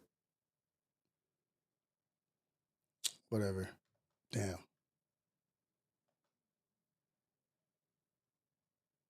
Interview you did with Oprah, where she asked you if you were, Yeah. African American or whatever. And You got mad at me? Listen, I am not an African American. I'm an American. I am a Black American. I am definitely Black. And yes, my ancestors come from Africa. How long does a bloodline have to live in one land before they are considered a pure species of that land? Meaning, how long did my people have to be in America to say, hey, no, we're American, compared to some people who are English American, who are Irish American, who are German American from their ancestors, but they get to call themselves American. There's nothing wrong with being African American, but a true African American is someone that is from Africa and moved here, either first generation or second generation, and has a tie to that country that I do not have. One of the first census in Virginia that allowed for Black people to have a name was somebody from my family. So that means they were there long before. I think there comes a point where when you build a country, when you fight for freedom, make money and pay taxes and generationally live in a country, you have the privilege to call yourself pure American. That's funny. So what do y'all think about that, man? Like, she makes some valid points. Like, why is it that we get the title African American after 400 years of being here? Like, no, way longer than that. Way longer than that. All those years of being here,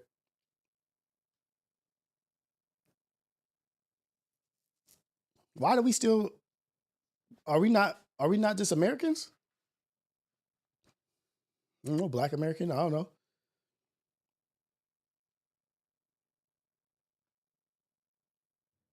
The German Americans, the Irish Americans, the ones that have been here for forever, do they still say I'm German? Are they American? I don't think she's meaning any disrespect by it. I don't think she's trying to be disrespectful. I think she's speaking her truth. Like, hey, I don't even know where I'm from in Africa. I don't even know any people there. I don't even know anybody there. I don't even have friends. I don't even have no relationship. I'm not African American, is what she said. I'm Black American. I'm American.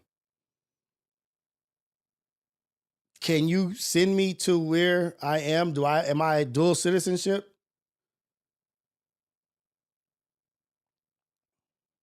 We're at in Africa. We don't do Nigerian American. We don't do Ethiopian American. We don't do Congolese.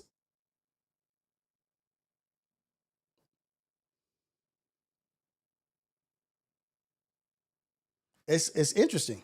It's like an interesting take. You know what I mean? Like, damn.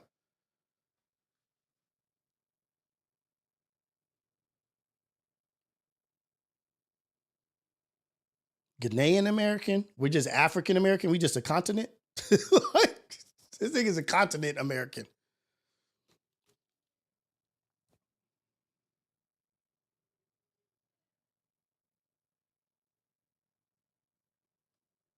That shit is crazy. That shit is, I don't know. Like, I don't know what the right answer is. I really would like to have that conversation or dialogue about. And then they have the thing like, if you identify as a color, you have no home. You know what I mean? Like, if you identify as a color, you have no home. You have no point of origin. You have no rights to anything because you identify not as a whole. Here we go. Hopefully this person has some info on that. Call from. Hey, this is the AM Wake Up Show at Rios, the #1 morning show in the world, Craig. Caller, where you calling from and what's your name? What up to the cafe? Watching. Hold on, let me see. Something's going on with my thing. Hold on. Oh, I got deep voice.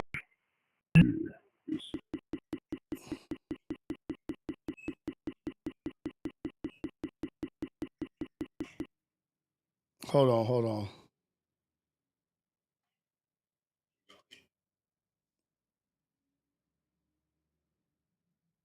Hello? Hello? Yeah, hello? Yeah. Can you hear me? Yeah, I hear you. All right, what up, cafe? What else? Damn, man. I think something's going on because your voice is super deep. I'm going to go to speakerphone. Fuck it. Go ahead, brother. Oh, okay. Okay, my voice is doing that one thing? Yeah, it was doing some crazy shit. My bad. Oh, okay, yeah. You sound totally different. I was calling in because... I sounded totally different? Yeah. Yeah, I was just calling in because you guys made a good point about not being called Nigerian American. Hey, what's going on? Good morning. I'm doing DoorDash right now. What's the thing? All right. I'm half and half. You said 29 what? I'm half and half. So yeah. My dad is born in Houston, Texas. My mom is Nigerian. I'm also Choctaw. But I ain't never really had that when I had to introduce myself. Hey, that's it. Have a nice day. When I had to introduce myself, you're right. I ain't never say I'm Nigerian American. Yeah. In the chat, I say I'm Nigerian. Even though I'm half and half. That's always been my thing growing up. Yeah. Because I always said, oh, Tifashio, Omo American, Omo Nigerian. And Omo means child. So they'll call me the child of Nigeria and the child of America. Mm-hmm. And I've always tried to bridge that gap that, like how like Nipsey, we all won. But the older that I've kind of gotten and got born, it feels like there's more of a division, Rios, with the FDA, people being called tethers. Yeah. So, I mean, I don't really agree with the division, but you did make a good point because I ain't never called myself a Nigerian American. But at the same time, I've never looked at America as ethnicity. I've always looked at America like a melting pot. So it's like, you're a Chinese American. I look at it as like you're first generation. Maybe your parents were indigenous elsewhere, Mm-hmm. and then you popped up out here, and then maybe that's why the Americans got attached to you. Yeah. But, I mean, it is tricky. I do want to hear how the chat feels because I'm more whatever my hue. We all get the melanin. So I'm like, we all one. We got to figure out what we want to be called, but we all one. I've met Chinese people, like the mother of my child is Jamaican. It be Chinese people in Jamaica. It be Chinese people in Nigeria. Mm-hmm. They still Chinese though, Rios. They're not going by nothing else. They're not going by Chinese, Jamaican. They're not going by Chinese, nothing else, just Chinese. And that's where I'm confused because I get where where Raven's coming from. I get that. But at the same time, it's kind of like I said, my dad, he was born in Houston, Texas, and you would never know he was American unless we told you because to the day, he died in Nigeria. Mm-hmm. Ever since I was a kid, I've never seen my dad wear traditional attire. He always wore like what you call those daishikis and stuff. They're not called daishikis. We call them abatas. But I've never seen him wear like jeans, suits, none of that. So Right. I'm just saying he was born out here. So I do want to have a discussion. I don't want to hold up the chat. But just as far as me, yeah, I'm Nigerian. I don't say I'm Nigerian American, but what? So then a good question is, since you say you're Nigerian and what else? I'm sorry, Choctaw? Yeah, my dad was also Choctaw. And then my mom's American. And then my dad was American.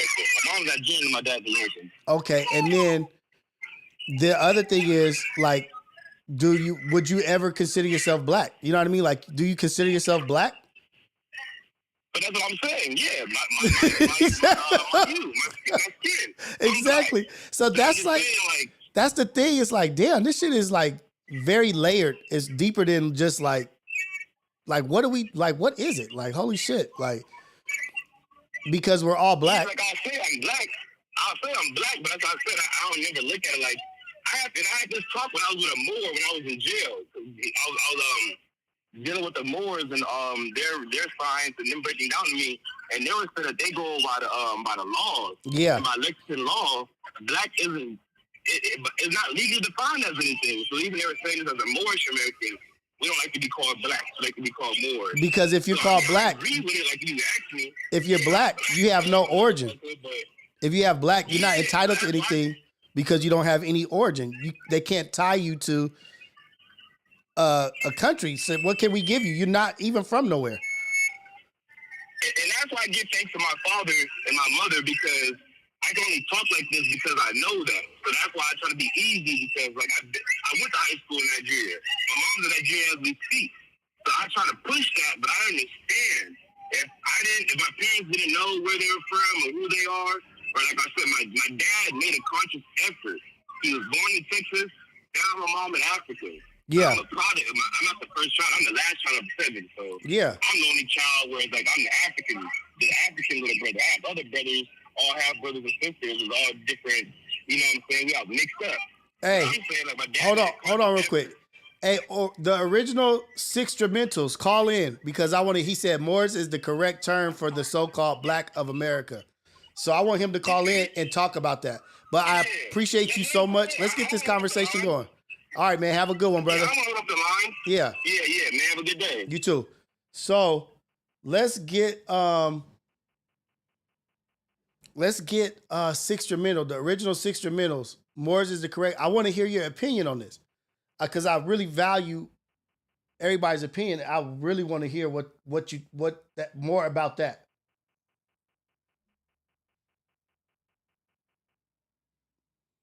Please call in. Or he may be at work or he might be busy, but I would really I want somebody that's black and white biracial to call in, and I want the original Sixtramentals to call in and tell us more about the Moors. And what identifying as black leaves you out of a lot of conversation. Because you have no people, you have no beginning, you have no origin. You know what I mean? So you have no nation. You're not tied to a nation. Like, I'm saying it wrong, but I'm pretty sure if old boy calls in, he'll be able to break it down. So if you're biracial, call in. Black and white, I want to hear your opinion on this. Because people be like, oh, if your dad is black, then you're black. But if your mom is black and your dad is something else, you're whatever your dad is. We all biracial for sure. Knights of Shambhala, call in.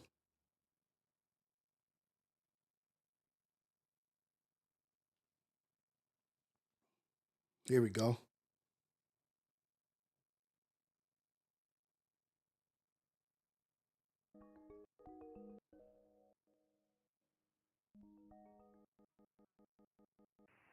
Hey, this is the AM Wake Up Show at Rios. Caller, where you calling from? What's your name? Man, I gotta take it off speaker. I gotta put you on speakerphone. The shit is tripping. What's up, brother? How you doing? What's good, Dominic? How you been, bro? I'm good, man. What's up, C? Shit, man, chilling. Shit, I'm gonna make it real quick. I'll make it quick. Yeah. I ain't gonna lie. What be throwing me off is a lot of these entertainers that like the Doja Cat, Raven Smalls, all them hoes and shit. These hoes be going against the community, but then all of a sudden try to come back to the community later. That's why I really fuck what people be saying, really, because a lot of people just be hearing that shit and don't even really process and know what they talking about. You know what I mean? Man. Like niggas really gotta read between the lines of that shit. And as far as all that skin color shit, that's what throw me off about niggas is we always want to separate somebody just because they mama this, they daddy this. Nigga always want to separate somebody. That'd be the black people problem. Right. That's niggas' main problem is always worried about the next person, always worried about this and worried about that, trying to divide. It's so easy to divide us because we think little-minded. You know what I mean? Mm-hmm. We're always so worried about somebody else and what they identify as in and what they don't identify. And oh, you belong to this, you belong to that. It's a deeper game. Look, I'm pretty sure you know niggas that's dark skinned, that's some real life bitches. And you light skinned, you be like, and the nigga see a dark skinned nigga and think he hard, but see you and just look past you. You know what I'm saying? Mm-hmm. It's do you know like really that shit is sick, and that shit is real life sick in life, bro. Right. It's a little bit of self-hatred. You know what I mean? Like self-hatred in there. Like, nigga, like I was talking about what Nip said. When he go looking to be on a mission, he not looking for people that don't look like him. He looking for somebody that look just like him to go handle some business. Like if I see somebody that looks like me, I know it's on. But it's crazy because a lot of dark-skinned niggas be bitches. Like, you can attest to that. You know exactly what I'm talking about. Not everybody, you know, I ain't putting that on. You know, we are black. But you know what I'm talking about as far as, like, that when you get to that time. You know what I mean? You don't see niggas that fold. But it's everybody. Can be, like, I don't attach toughness with color. I don't attach realness. I don't attach realness with any color. I don't attach realness with culture or race or anything. Like, you could have a 5-foot Ecuadorian nigga that's with the business more than anybody or whatever. Like you could be anything. So that's the point I'm trying to make. Though. Yeah. Niggas just look past that. Niggas don't even really see that, and that be blowing me. I thought we gotta stop doing that because you might look past the nigga that's giving you some real greatness and real something because he light skinned or he little, he this, he like a bitch. I ain't finna listen to him. That's crazy. You know what I mean? And that's basically that's prejudgment, and that's prejudice. You being prejudiced. You prejudging a book by its cover, and whatever you've been through or whatever you've been told, you have a preconceived notion of what this person is. And that's the shit that's whack. Like, nigga, you got to get to know anybody and any and everybody. You got to get to know them before you know who they are. And you start trying to make opinions and thoughts. No, hell yeah, for sure, man. But I just wanted to definitely say I ain't gonna hold you too much. How you and the family doing, bro? Man, we good, man. We can't complain. We trying to get over this little virus or sickness that we got, but I wasn't even going to. Man, swear to God, niggas just had the flu too. Not to cut you off. Yeah, like it's something going around. I wasn't even going to stream today, but I'm glad I did because we got a good one in today. Hey, I'm glad you're feeling better, family. And the last thing I'm gonna say is the shit I be telling you about on the stream. Like about God and God and all that shit, bro. Like, if anybody really want to see what niggas talking about, go to Revelation 3 and 9. Revelations 3 and 9. Yeah, that's why I be like, Kanye West, don't be wrong, but what's like you said, niggas are supposed to be wrong. A lot of niggas are supposed to be wrong. They be radical like the niggas in Lamert Park and all that shit. They be too radical and all that. So I understand. It's about how you say it, not what you say. You know what I mean? But the delivery is very important. The delivery is important, and so is the messenger. You know what I mean? Like, those two things you got to take into consideration. Sure. Not hell yeah on God though, but like real life, that shit right there will break down a whole lot of shit about just the world in general. Because niggas, black people really don't know where we come from. Even Hispanics don't know where they come from. Because nigga was before Mexico. Niggas don't know that. Niggas don't even know they was Aztecs. Niggas don't even know they Airhawks. Like, niggas don't know that history. They just think, oh, I'm this type of Hispanic. You know what I mean? Mm-hmm. And you don't do your research. Nobody doing their research. Yeah, that's why I'm like, you really just got to go back. And once you all go back, bro, everything I'm telling you, it lead back to the Bible and lead back to God. Once you go back and do your deeper research, that's really too much I have to say. Because I don't want to get niggas canceled. It's all good, brother. I appreciate you, C. Thank you for calling in. And blessings to you and your family, brother. Yes, sir. Much love, family. One love. All right, brother. Hey, I gotta. Let me see. Let me see if I can fix this real quick.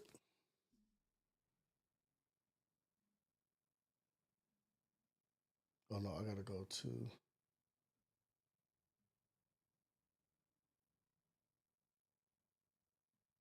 Gotta disconnect this real quick. My bad. I'm gonna disconnect from the Bluetooth. See if I can fix this on the fly.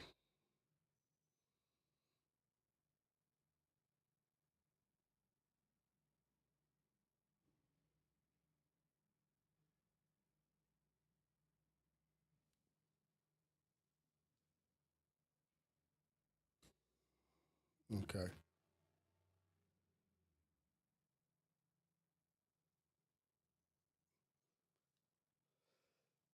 Sorry, guys. I'm trying to pair this up.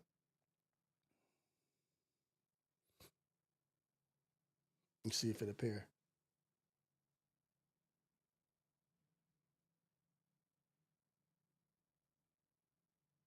What's going on?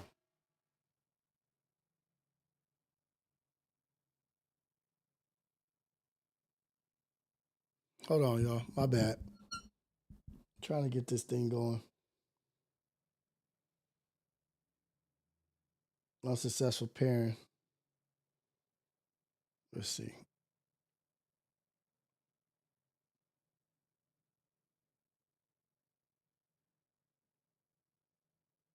I wish I could get this shit to work consistently all throughout the whole. But you know what? Puns Bluetooth be working, but then he only does a few calls. I be doing a bunch of calls and then it starts tripping after a few.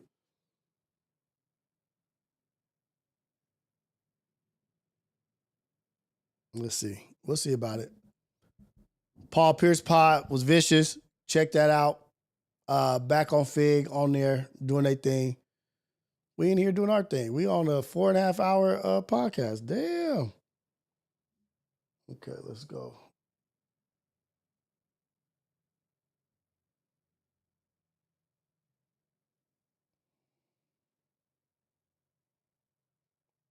Damn, what is going on?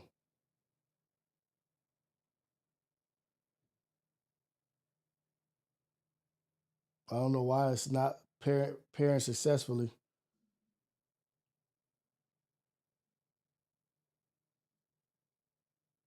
Fuck it. Whenever we get in, whenever call in, we get in. But I'm about to get off here anyway. Man, we've been in here, dude.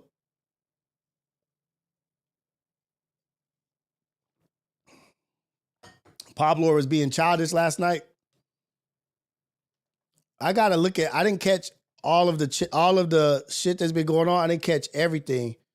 What up, Bella? You back in the building? We still in here going live. I'm about to take a nap after this for sure.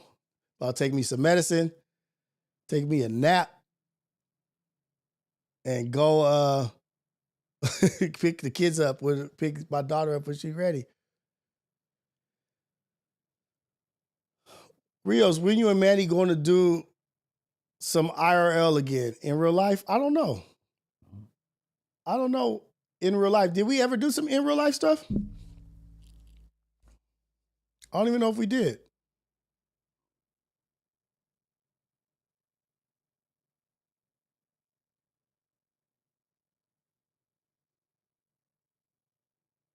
Hey, man, coffee don't wake me up. I got ADHD. I think it has the opposite effect on me. Like, I used to know a dude that I used to work with at when I used to work at Sprint, that he had bad ADHD, like super bad. Oh, shoot. Let's see. Uh-oh, I was just about to get that. He had real bad ADHD, and when he would be losing it and like getting out of control, we would get him 8 shots of espresso. And he would drink the 8 shots of espresso, and he would be cool. It would calm him down. And I think like I could drink coffee and I could go to sleep right after drinking coffee. Somebody said, "What do I think about Blasey saying the N word, nigga?" I don't know, man. I have no idea these days. I'm trying to stop saying it. I'm black and Puerto Rican, and I'm trying to stop saying it because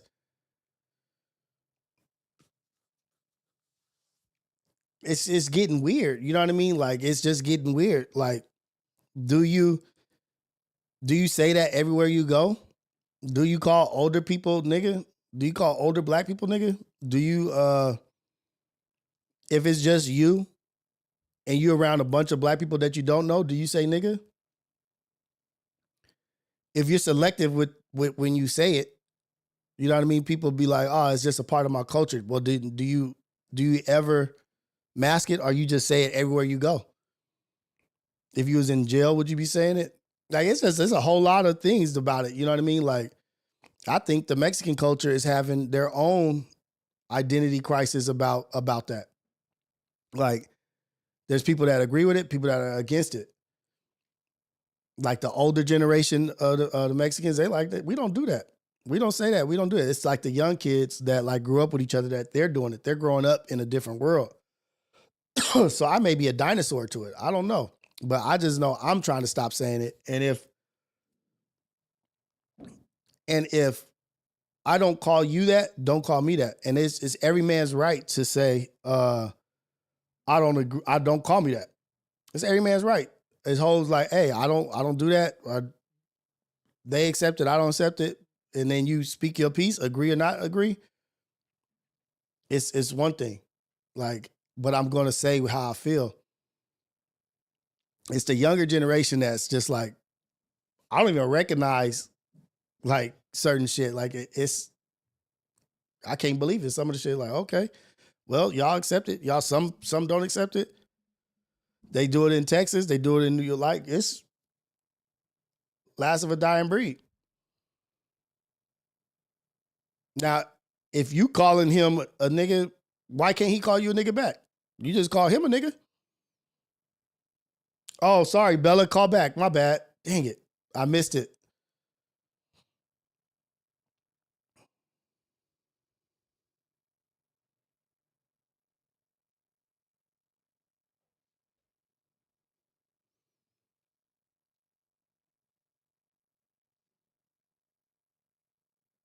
Tati, Potlord told Hove he's gonna have to deal with it tonight was crazy. What does that mean? Potlord told Hove he's gonna have to deal with it. Well, Hove has the right to his opinion. Like, you know what I mean? Like, that's not something that we grew up with. Like, that's not something we grew up with. We're from a different generation. So it's just like, nigga, we didn't grow up with transgenders and all that stuff. So we don't really know. You gotta give us some time to adjust to this shit. Like, this shit's getting crazy. What up, Tiny? Like Tiny said, it's a wobbler. You know what I mean? Like, do you call them nigga? Like when you around them, do you be like, hey, what's up, nigga? Like to a Mexican, like why are you calling him a nigga? If he can't say it, why you call him nigga?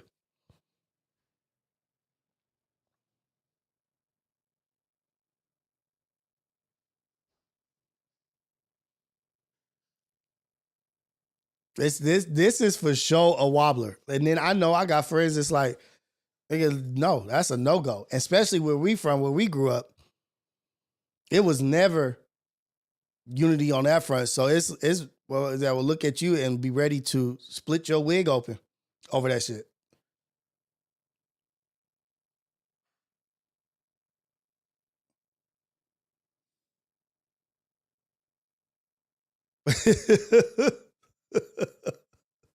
Like, I'm trying to stop saying it because if it has this much, oh, here we go.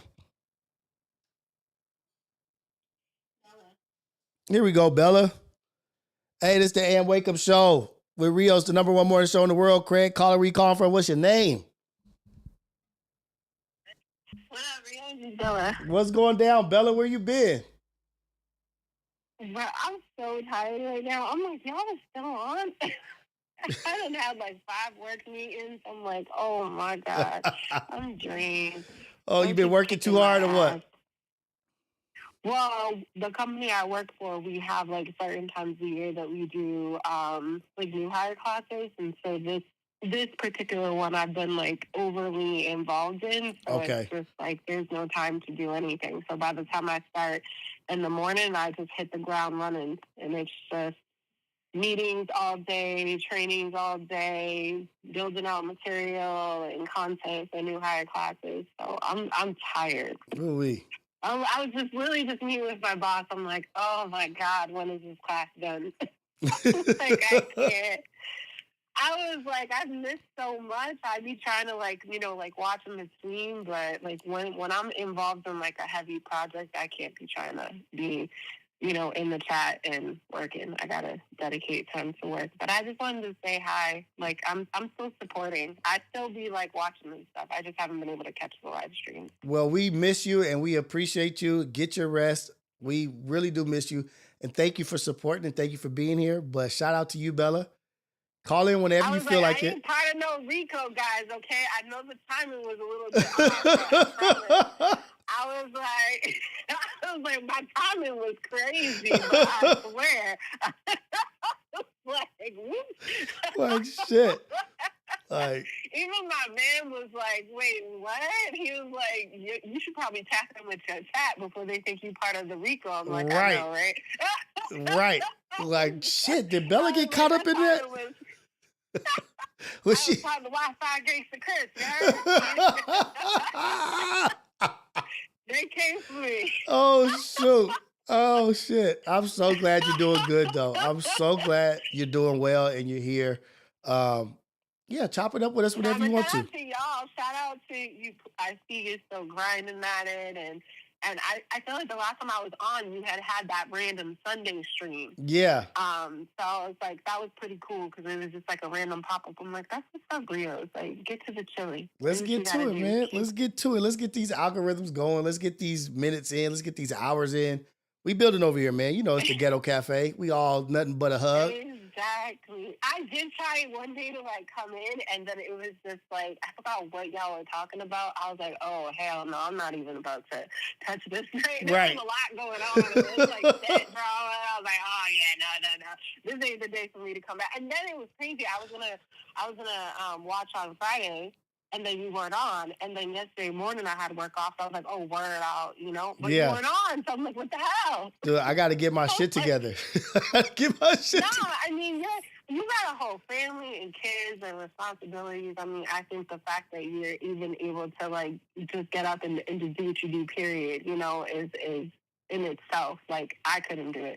So, a lot of us couldn't do it, right? So it's like, shout out to you. I'm trying my best. Just do what you're doing. I'm trying my best. I mean, consistency is key, right? And like you said, I heard you say, like, you're enjoying this more. You're really, like, getting into it and creating your own lane. So I would just say keep at it, because even when I can't tap in, I enjoy, like, at the end of my night, like, what did I miss today? What can I go turn on and watch, And even, like, when I had a lot, like, other stuff going on, family stuff going on, and my brother, he's locked up too, just stuff going on with him.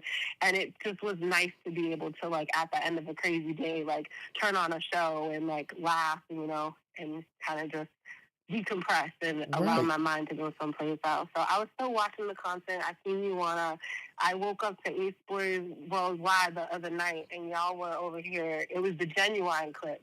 Y'all were watching the hip hop. Come out in those keys. I was like, oh hell no. Like, I'm glad I didn't drink my coffee before you said that shit. Oh my God. Damn. That shit was funny. I was like, yo, Rio's laugh is so, like, it's crazy.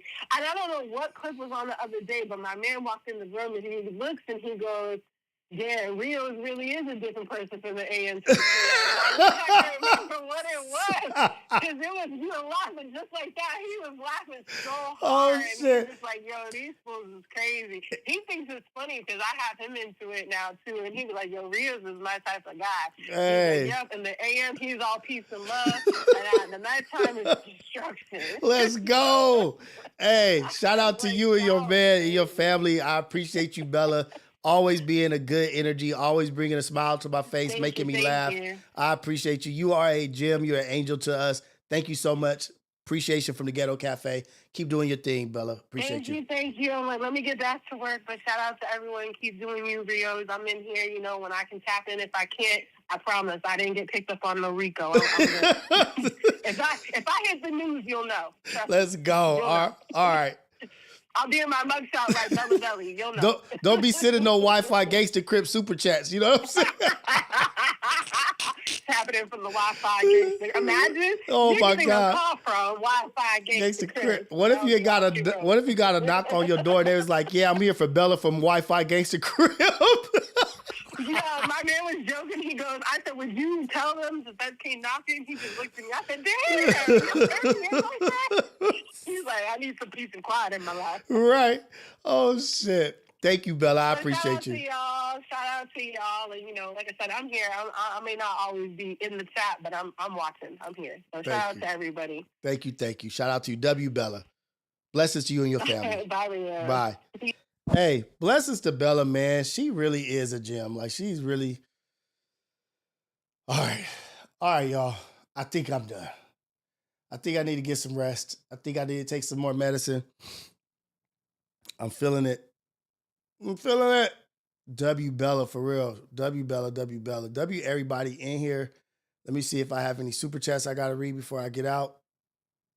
Yeah, I'm so tired right now. Oh, we got one from C. We got one from, okay. BJ, I apologize, my bad. Alex DeLarge, Dr. James, super chat from Alex DeLarge. Dr. James Marion Sims used black women to develop modern day gynecology. He tortured them, no anesthesia. Damn. That's the shit we need you talking about, Alex. That's like you teaching us shit right there. Shout out to Alex.